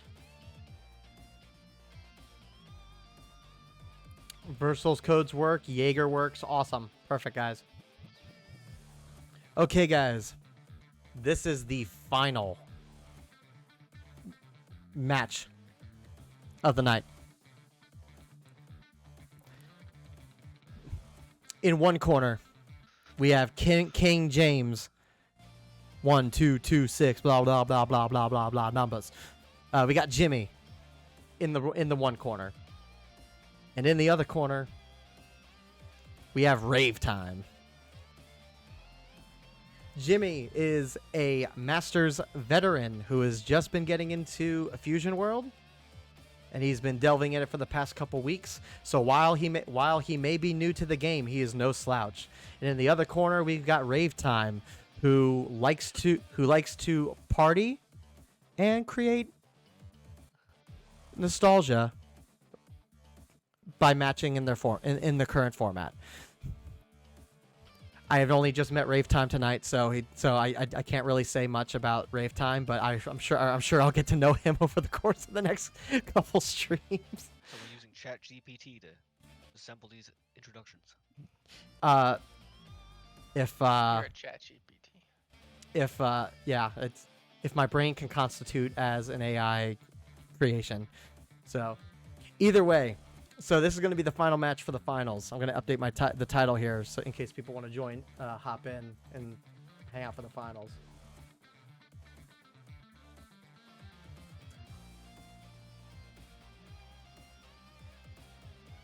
Update that. All right. So this is the finals. This is going to be the last match of the night. It is a best of 3. So the first person to get 2 wins will be crowned our victor. The first place winner will receive 5 code cards plus 1 for participation. The second place winner will get 3 code cards with 1 for participation. So 6 and 4. Take a quick second, guys, to go through, and if you want to change decks, you are allowed to go ahead and do so. If there's any changes you want to make to your decks now is the time. Let me know when you are both ready to go, and we will get started. This is it. This is the final match of the night.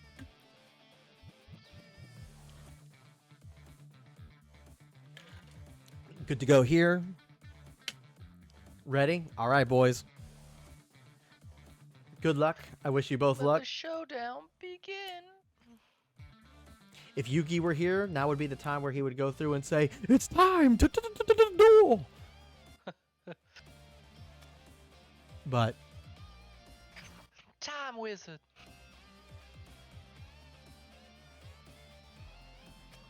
I hope you guys are ready to play Pot of Greed. To then play Pot of Greed. Yeah. So good luck, guys. Should be fun. Did I make tournaments? This is the first tournament that I'm hosting. So Goku versus Frieza. Goku versus Frieza, and it's so funny that we started the tournament today with Goku versus Frieza, and we're ending it with Goku versus Frieza. Nothing could be more perfect. But yeah, Naruto. So yeah, this is the first tournament that we are hosting. I would like to do this more often. I want to do this more often, at least once per set. I would love to do this once per set that releases. Hopefully with more and more code cards and prizes to be able to give away. And at some point, maybe even try to do like IRL prizes and just ship it to the winners. But that'll all really kind of be dependent on if we can get the funding to be able to do that. So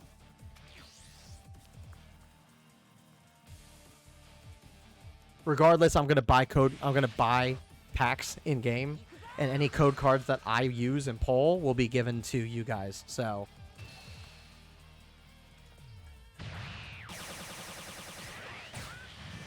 all right, Hit for hit. hit for hit.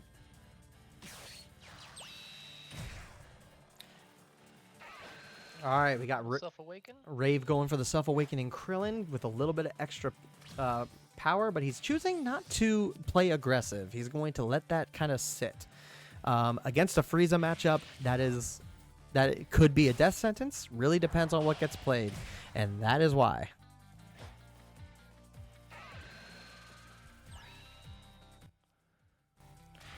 Both players are going down and using self-awakening cards to be able to get them to their awakened states. I would honestly expect nothing less from either of these two decks because that is the standard. So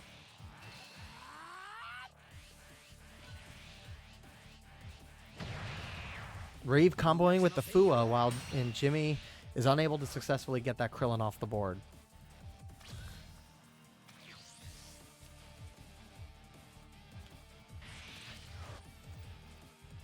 Charging a promo Goku. 2-drop Goku. 3-drop Goku being dropped. Getting rid of the Self-Awakener. That is probably the best move. Now, yep. So now it's a matter of, does Rave want to sit here and swing at leader, or would it be better for him to not do so to prevent the awakening? Because once Frieza awakens, that's when Frieza is a menace. So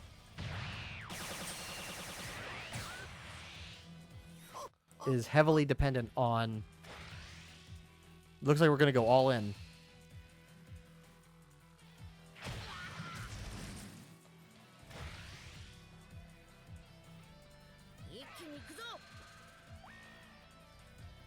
Brave's definitely putting that pressure on. Definitely putting the pressure Jimmy's on. gonna take it though. Jimmy's gonna take it.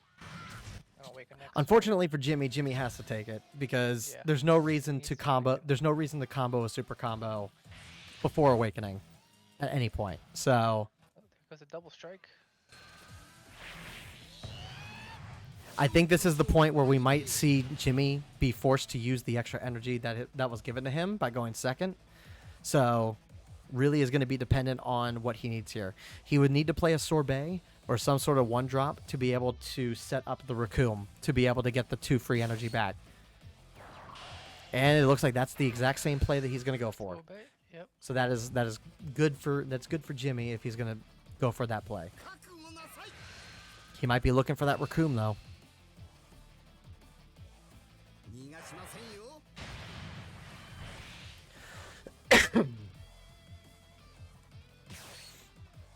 There's the Raccoon.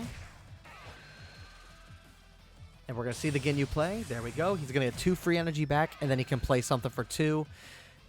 Typical turn 3 Frieza, playing wide, making sure that he's able to swing as much as possible before he plays the big beat sticks come turn 4.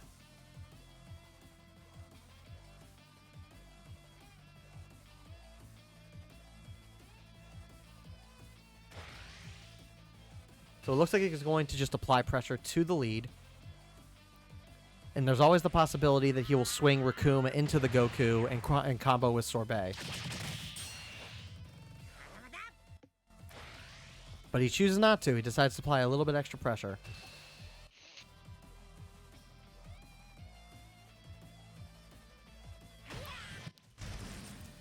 Now with that being said, now Frieza can go ahead, end his turn, and be able to reactivate them for 2. And he's going to play On that blocker. and he's going to put a blocker down for extra measure. Or swing with the blocker. Okay.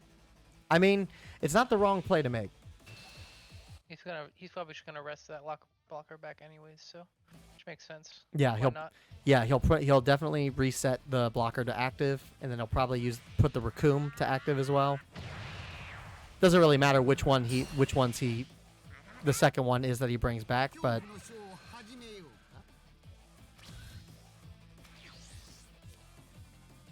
now Zarbon's not all that crazy. Zarbon can easily be removed off board by another 3-drop Goku if he so wished to make that push.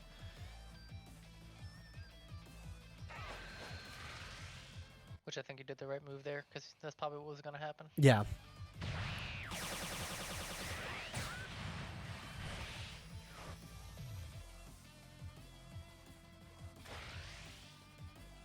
He's going to keep applying the pressure, forcing him to either drop 2 cards or super combo.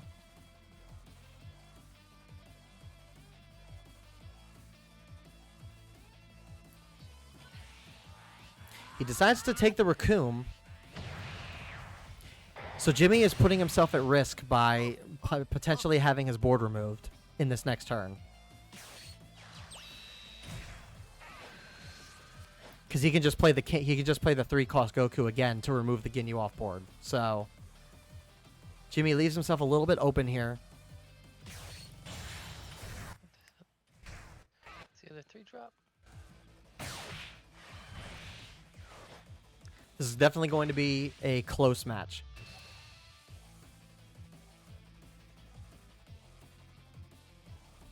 Jimmy has the hand power. He could combo 10k, and honestly, that was probably the right card to combo with, mainly because like playing that card is futile at this point because you're forced to actually take from your life with that naze. So now it's really going to depend on what he wants to do here. He plays the Ginyu, so he can do the Raccoon strategy again if he wants to. Which he probably is going to... No, he's going to go for heavy draws. Interesting. He could play the Ginyu here regardless.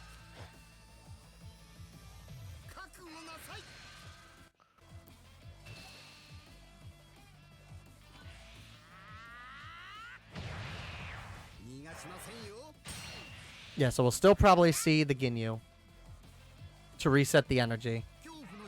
Or not. Interesting play. That's it. He could have some extra cards in hand to be able to block out some of these attacks while also resting stuff. That Death Ball extra card for the Frieza deck is absolutely vital in this case. Death Ball, he'll be able to play Death Ball to rest one of the Gokus. Which, yep, that's what he's doing. While also protecting his life. It's a very strong card. I think it's a very underrated card, in all honesty. Now another one may not necessarily help him as much if he decides to go for it.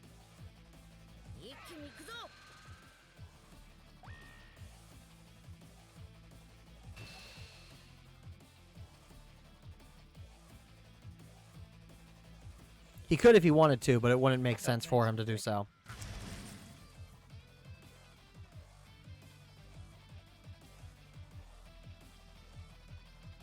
All right, so now it's a matter of... Honestly, that's a smart move. On the off chance that he wants to play the Ginyu engine again, which at this point, at 5 life or 5 energy, there's no reason, I think, for Frieza in most cases to play the Ginyu engine. But I think Rave playing it safe here by playing that, in case he does, will kind of maybe change his tune in terms of how he wants to approach that. Because now Frieza can just play cooler. Or do that to remove the frost too. Like it's...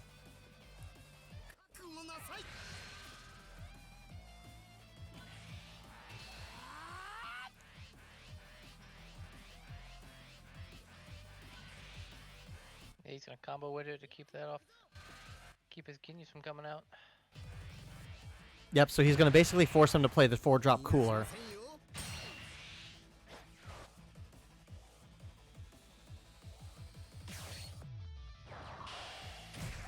Alright, so he's still going to try and build wide regardless.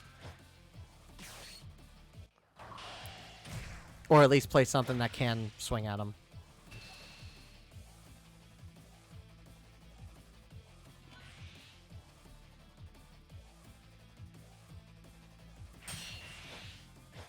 This is a very back and forth match. Yeah. It's very evenly paced. They're both keeping their boards alive and in hand.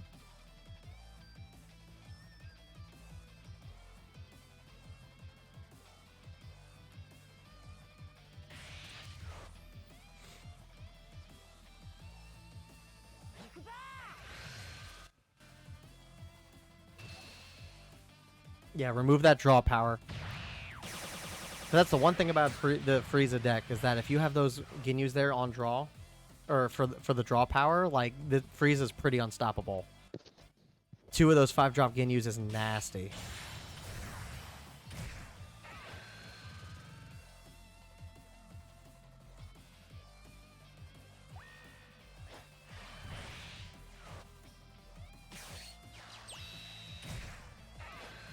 Drop that other Ginyu. This is not looking very good for Jimmy right now.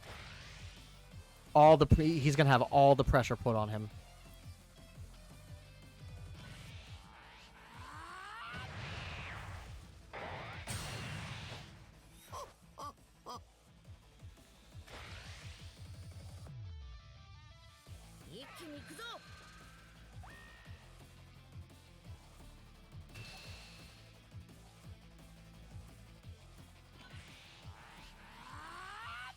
Okay.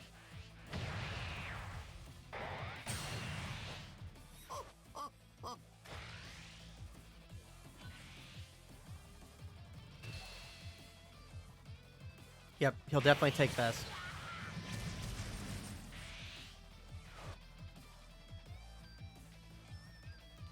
Now, yep, I was going to say, there's no reason to swing into him again at this point. So,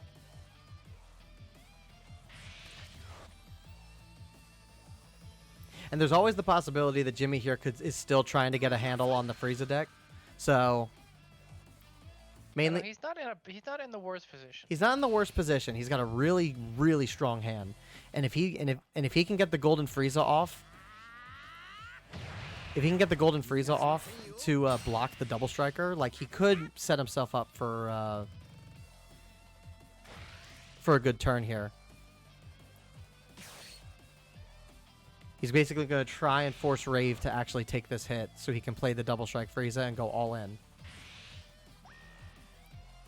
But at this point, Rave should just block this attack.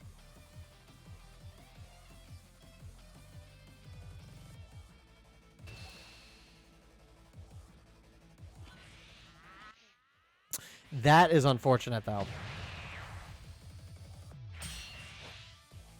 Playing 2 double strikes when he only needed to play something cheaper. So at the very least with this, he can take the 2 life to get his hand back up, but his board is filled.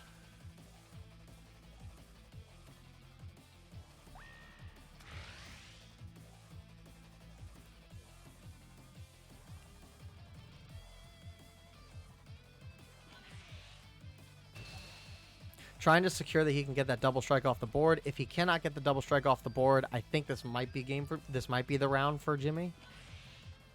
Oh.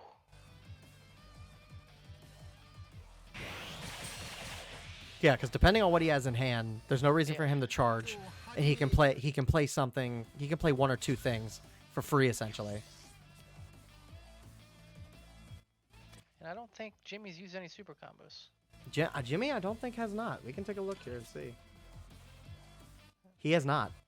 So he could have all 4 in hand. But it's the problem being, though, is that Rave has built himself really wide.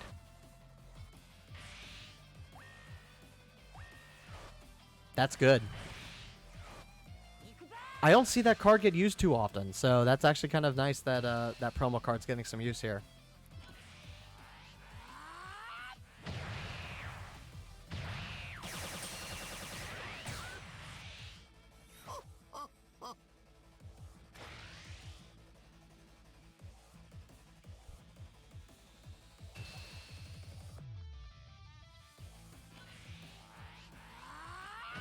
Now, I would imagine that he has all 4 super combos in hand right now.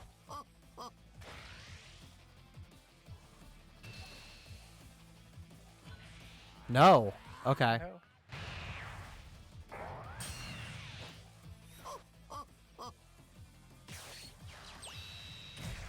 Oh, he can pull from life. Smart. That's smart.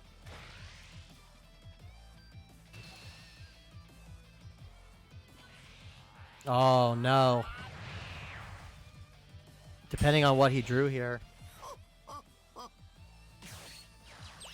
Yep, pull the cantrip up. He's trying to go all in here. He is gonna go all in here.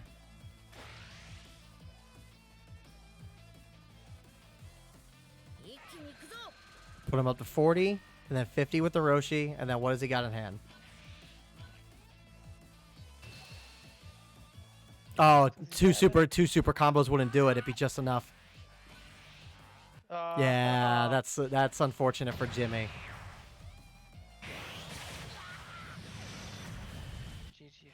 Yeah, that was the biggest problem for Jimmy in this case, was that Rave built very wide, and putting that floodgate down frost, I think, is what did it. I think if he didn't put that floodgate frost down, like, he would have more on board to be able to handle what was on his board.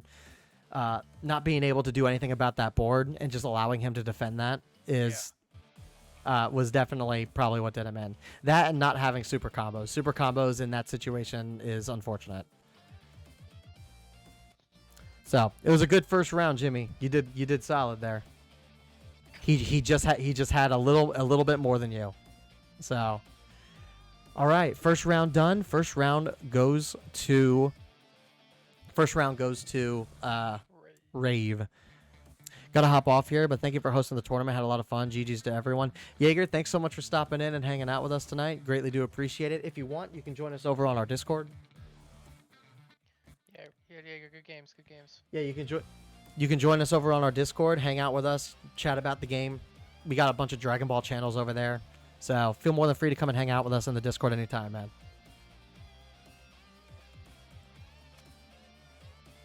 All right, round 2. So this could be the final match of the night. Oh, will Jimmy pull it back? Will Rave get his final win to secure the first place spot, or is Jimmy going to be able to secure his first win of this match and be able to take it to the final round? We'll have to see. Unfortunately, Jimmy does not get the extra energy this turn, so he's going to have to play a little bit differently going into this first round. I feel like Jimmy's always starting out with those double strikes.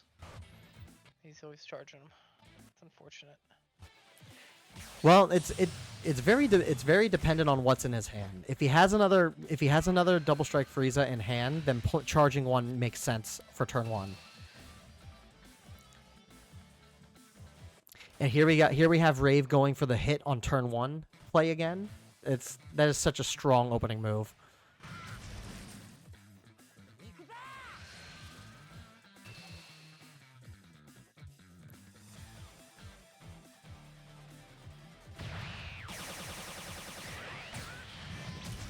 Fortunately for Frieza, getting life taken early like this is actually a benefit for Frieza rather than a detriment. So him going down to 6 on turn 1 is not the biggest issue.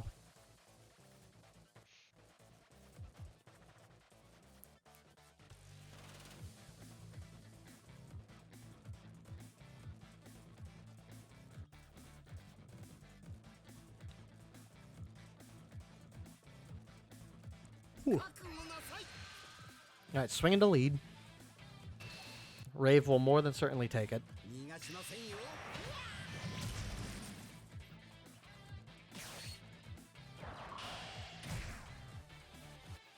Jimmy changing up his play style just a little bit to go for some extra draw power.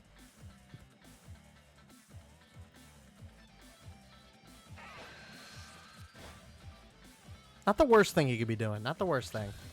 And he's leaving himself 1 energy to be able to make some moves if he needs to.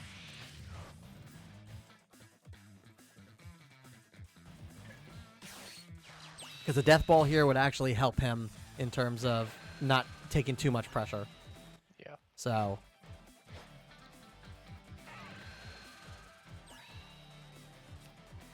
Look, Ray's gonna awaken. It's turn. turn 2 awakening for Rave. It's always an interesting matchup between these two because both leaders need to awaken as early as possible to get the most benefit out of them. Goku more than Frieza just because Goku gets that little bit of extra power to his battle cards. Frieza's ability doesn't really mean much if it means... it doesn't mean much if it means that... if he doesn't have anything on board. So...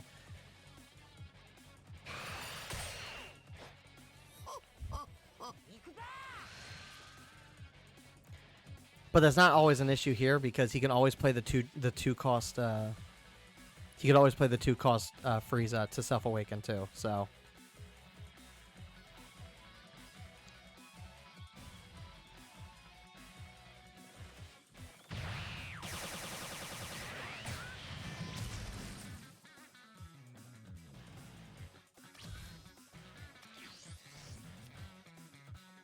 Alright, going into the first turn 3, Jimmy will be charging up to 3. Now, it's a matter of what he's going to play here. Preferably, he would probably want to play the 2-cost Self-Awaken Frieza, but... And that's what he does decide to go for.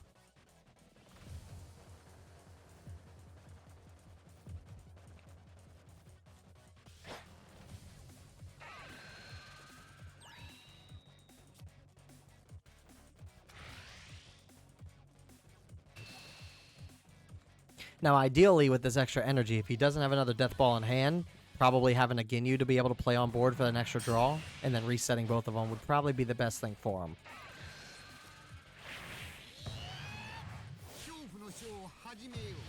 Hajime Oka.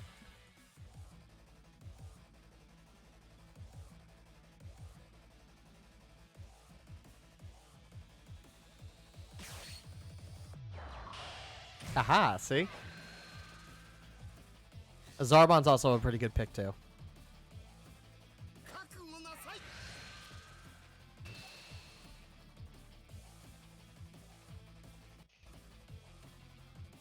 Now, the thing being is that now that Jimmy has faced off against Rave the first time, he knows what his playstyle is. He knows that he knows that Rave wants to keep a wide board whenever possible. So now he has the knowledge to be able to counteract that if he has the cards to do so.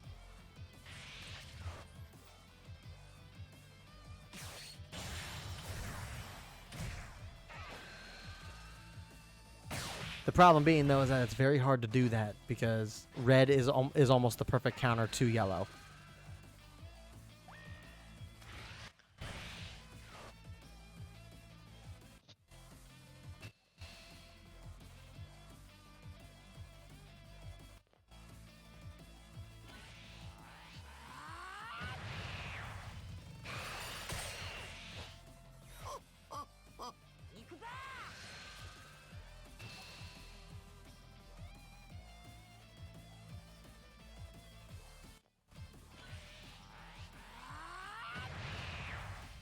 Charging a Ginyu is very unfortunate.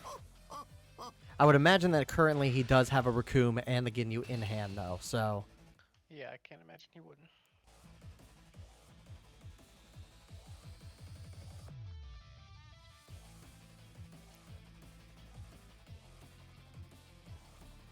But it is starting to get into a weird position for him at this point, because his hand is fastly dwindling down, and he knows he has to kind of protect some of these hits.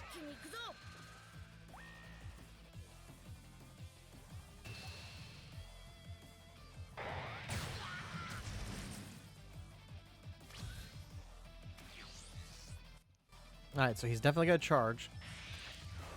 Charges a cooler. He decides to go for the cooler play. That's good because that'll alleviate some of the 2 costs on the board. Mm-hmm. He'll probably get rid of the hit.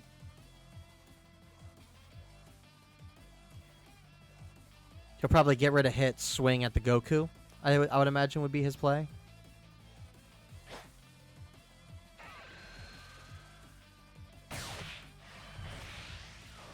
Yeah, because then Frieza can go after the Krillin.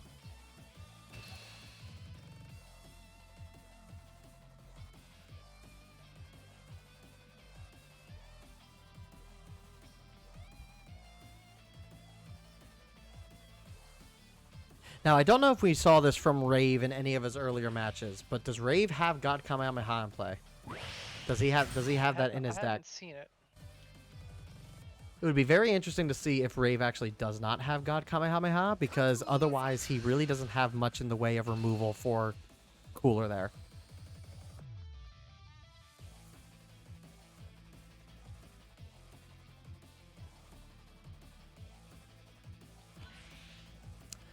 super combo. A super combo on that Krillin is pretty big. So with that, we now get to go into Rave's fourth turn.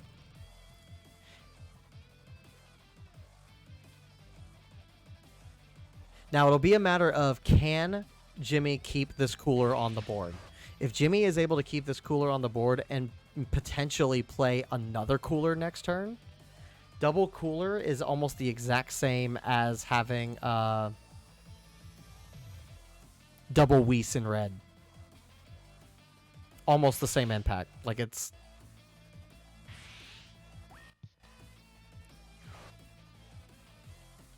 Okay, so he's going to minus him down.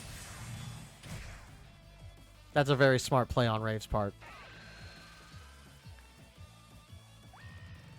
And I can't even be mad at Rave, because this is the first time I've actually seen someone using that card. It definitely goes well with the hit. It would probably go really well with the hit.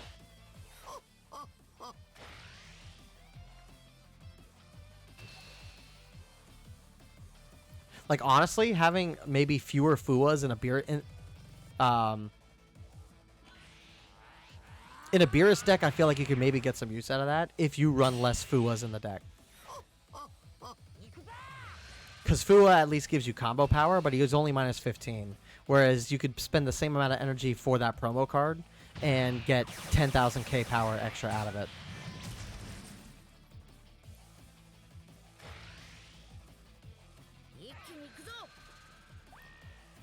Jimmy is unfortunately in a very bad spot right now.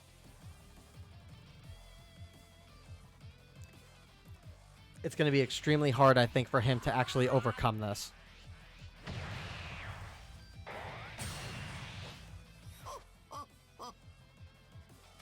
Especially with Double Strike coming next turn. Like, it's...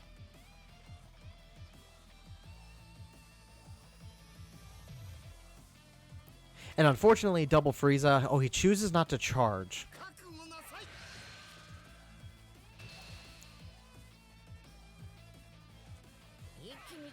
So he might be choosing to play wide here. Probably the Raccoon engine.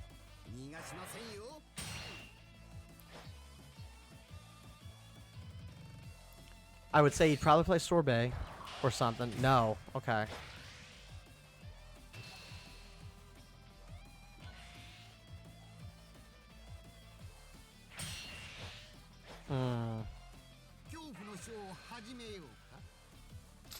I don't know. I don't know if this is in Jimmy's favor, unfortunately. It would be very dependent on how many super combos Jimmy has in hand. If Jimmy has all his super combos in hand,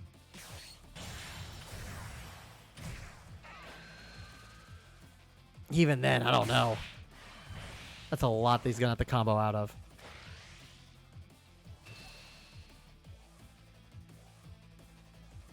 That's 5 attacks you'll have to block. That's kind of hard. Yeah. And then you're putting yourself really steep.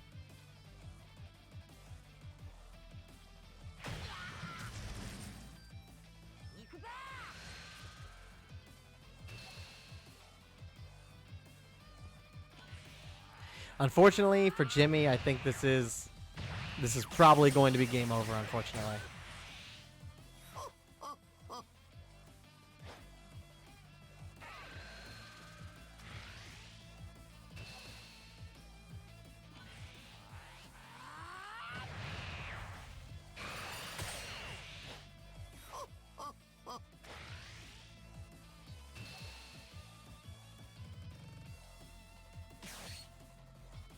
He's going to rest the other Goku. Smart. That is smart.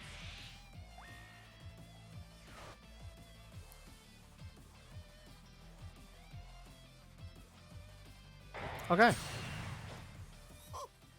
Does he just decide to be funny? Okay, he doesn't swing with the Fua. I thought he wanted to be funny. All right, so Jimmy may be able to do something here. He's going to have to play wide to clear board, though. I don't think he's going to be able to... He's not going to be able to kill him this turn.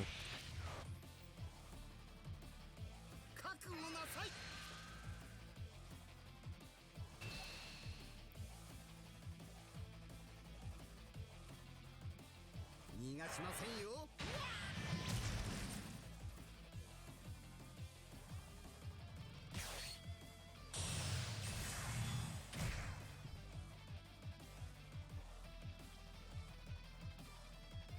It's unfortunate because this doesn't really help him too much. But if it's the play he's got, it's the play he's got.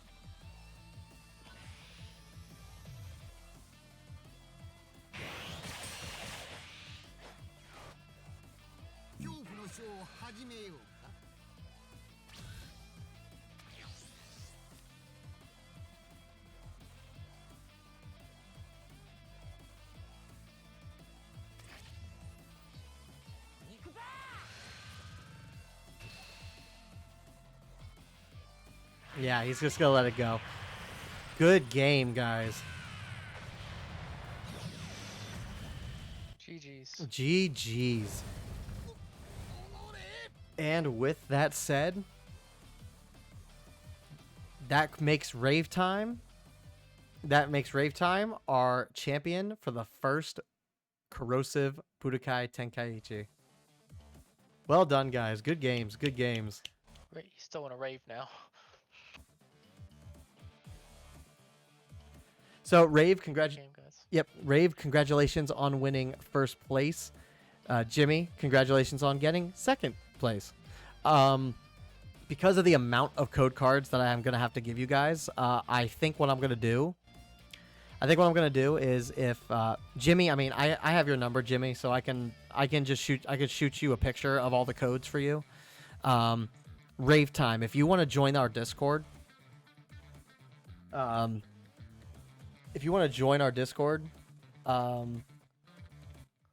join that so I can message you privately, and I'll just send you a screenshot of all the codes. So that way, rather than me typing them out and sitting here for like a million years while I type everything out, it's just easier that way.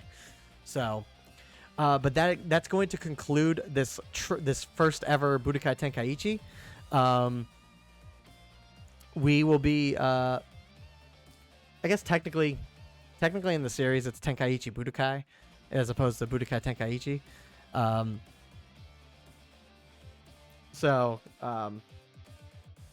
But yeah, so that's going to do it for the stream tonight, guys. I do appreciate all the love and support that you guys have shown and brought tonight.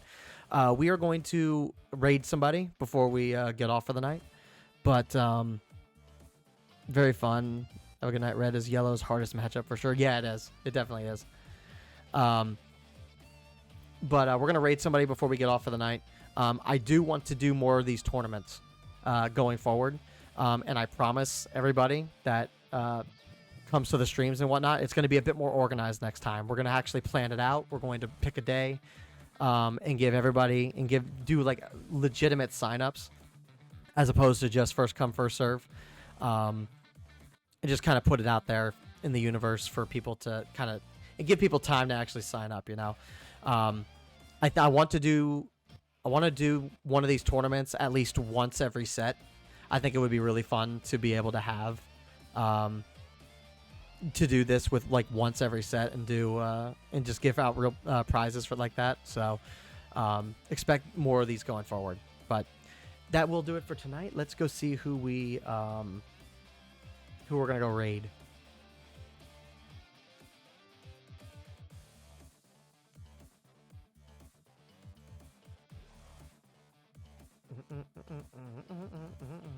See you, Jimmy. Yeah, have a good night, Jimmy. Thanks for stopping in, dude. All right. So there's not many people streaming the game right now. So let's do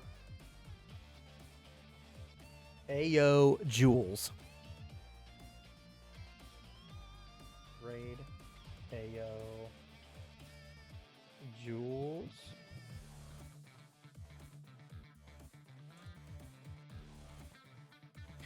All right, guys. We're out of here. Thanks you guys for the love and support again. Tomorrow we will be streaming Sandland. So if you guys want to come and hang out with us tomorrow while we play Sandland, feel more than free to do so. We're going to be checking that out. But that will do it for tonight, guys. Thank you guys again. I hope you guys all enjoyed the tournaments. Rave Time, I will send you a screenshot of those code cards, man. So same with you, Jimmy. I'll be sending you a screenshot of the code cards. But thank you guys again. I will see you guys all in the next one. Peace.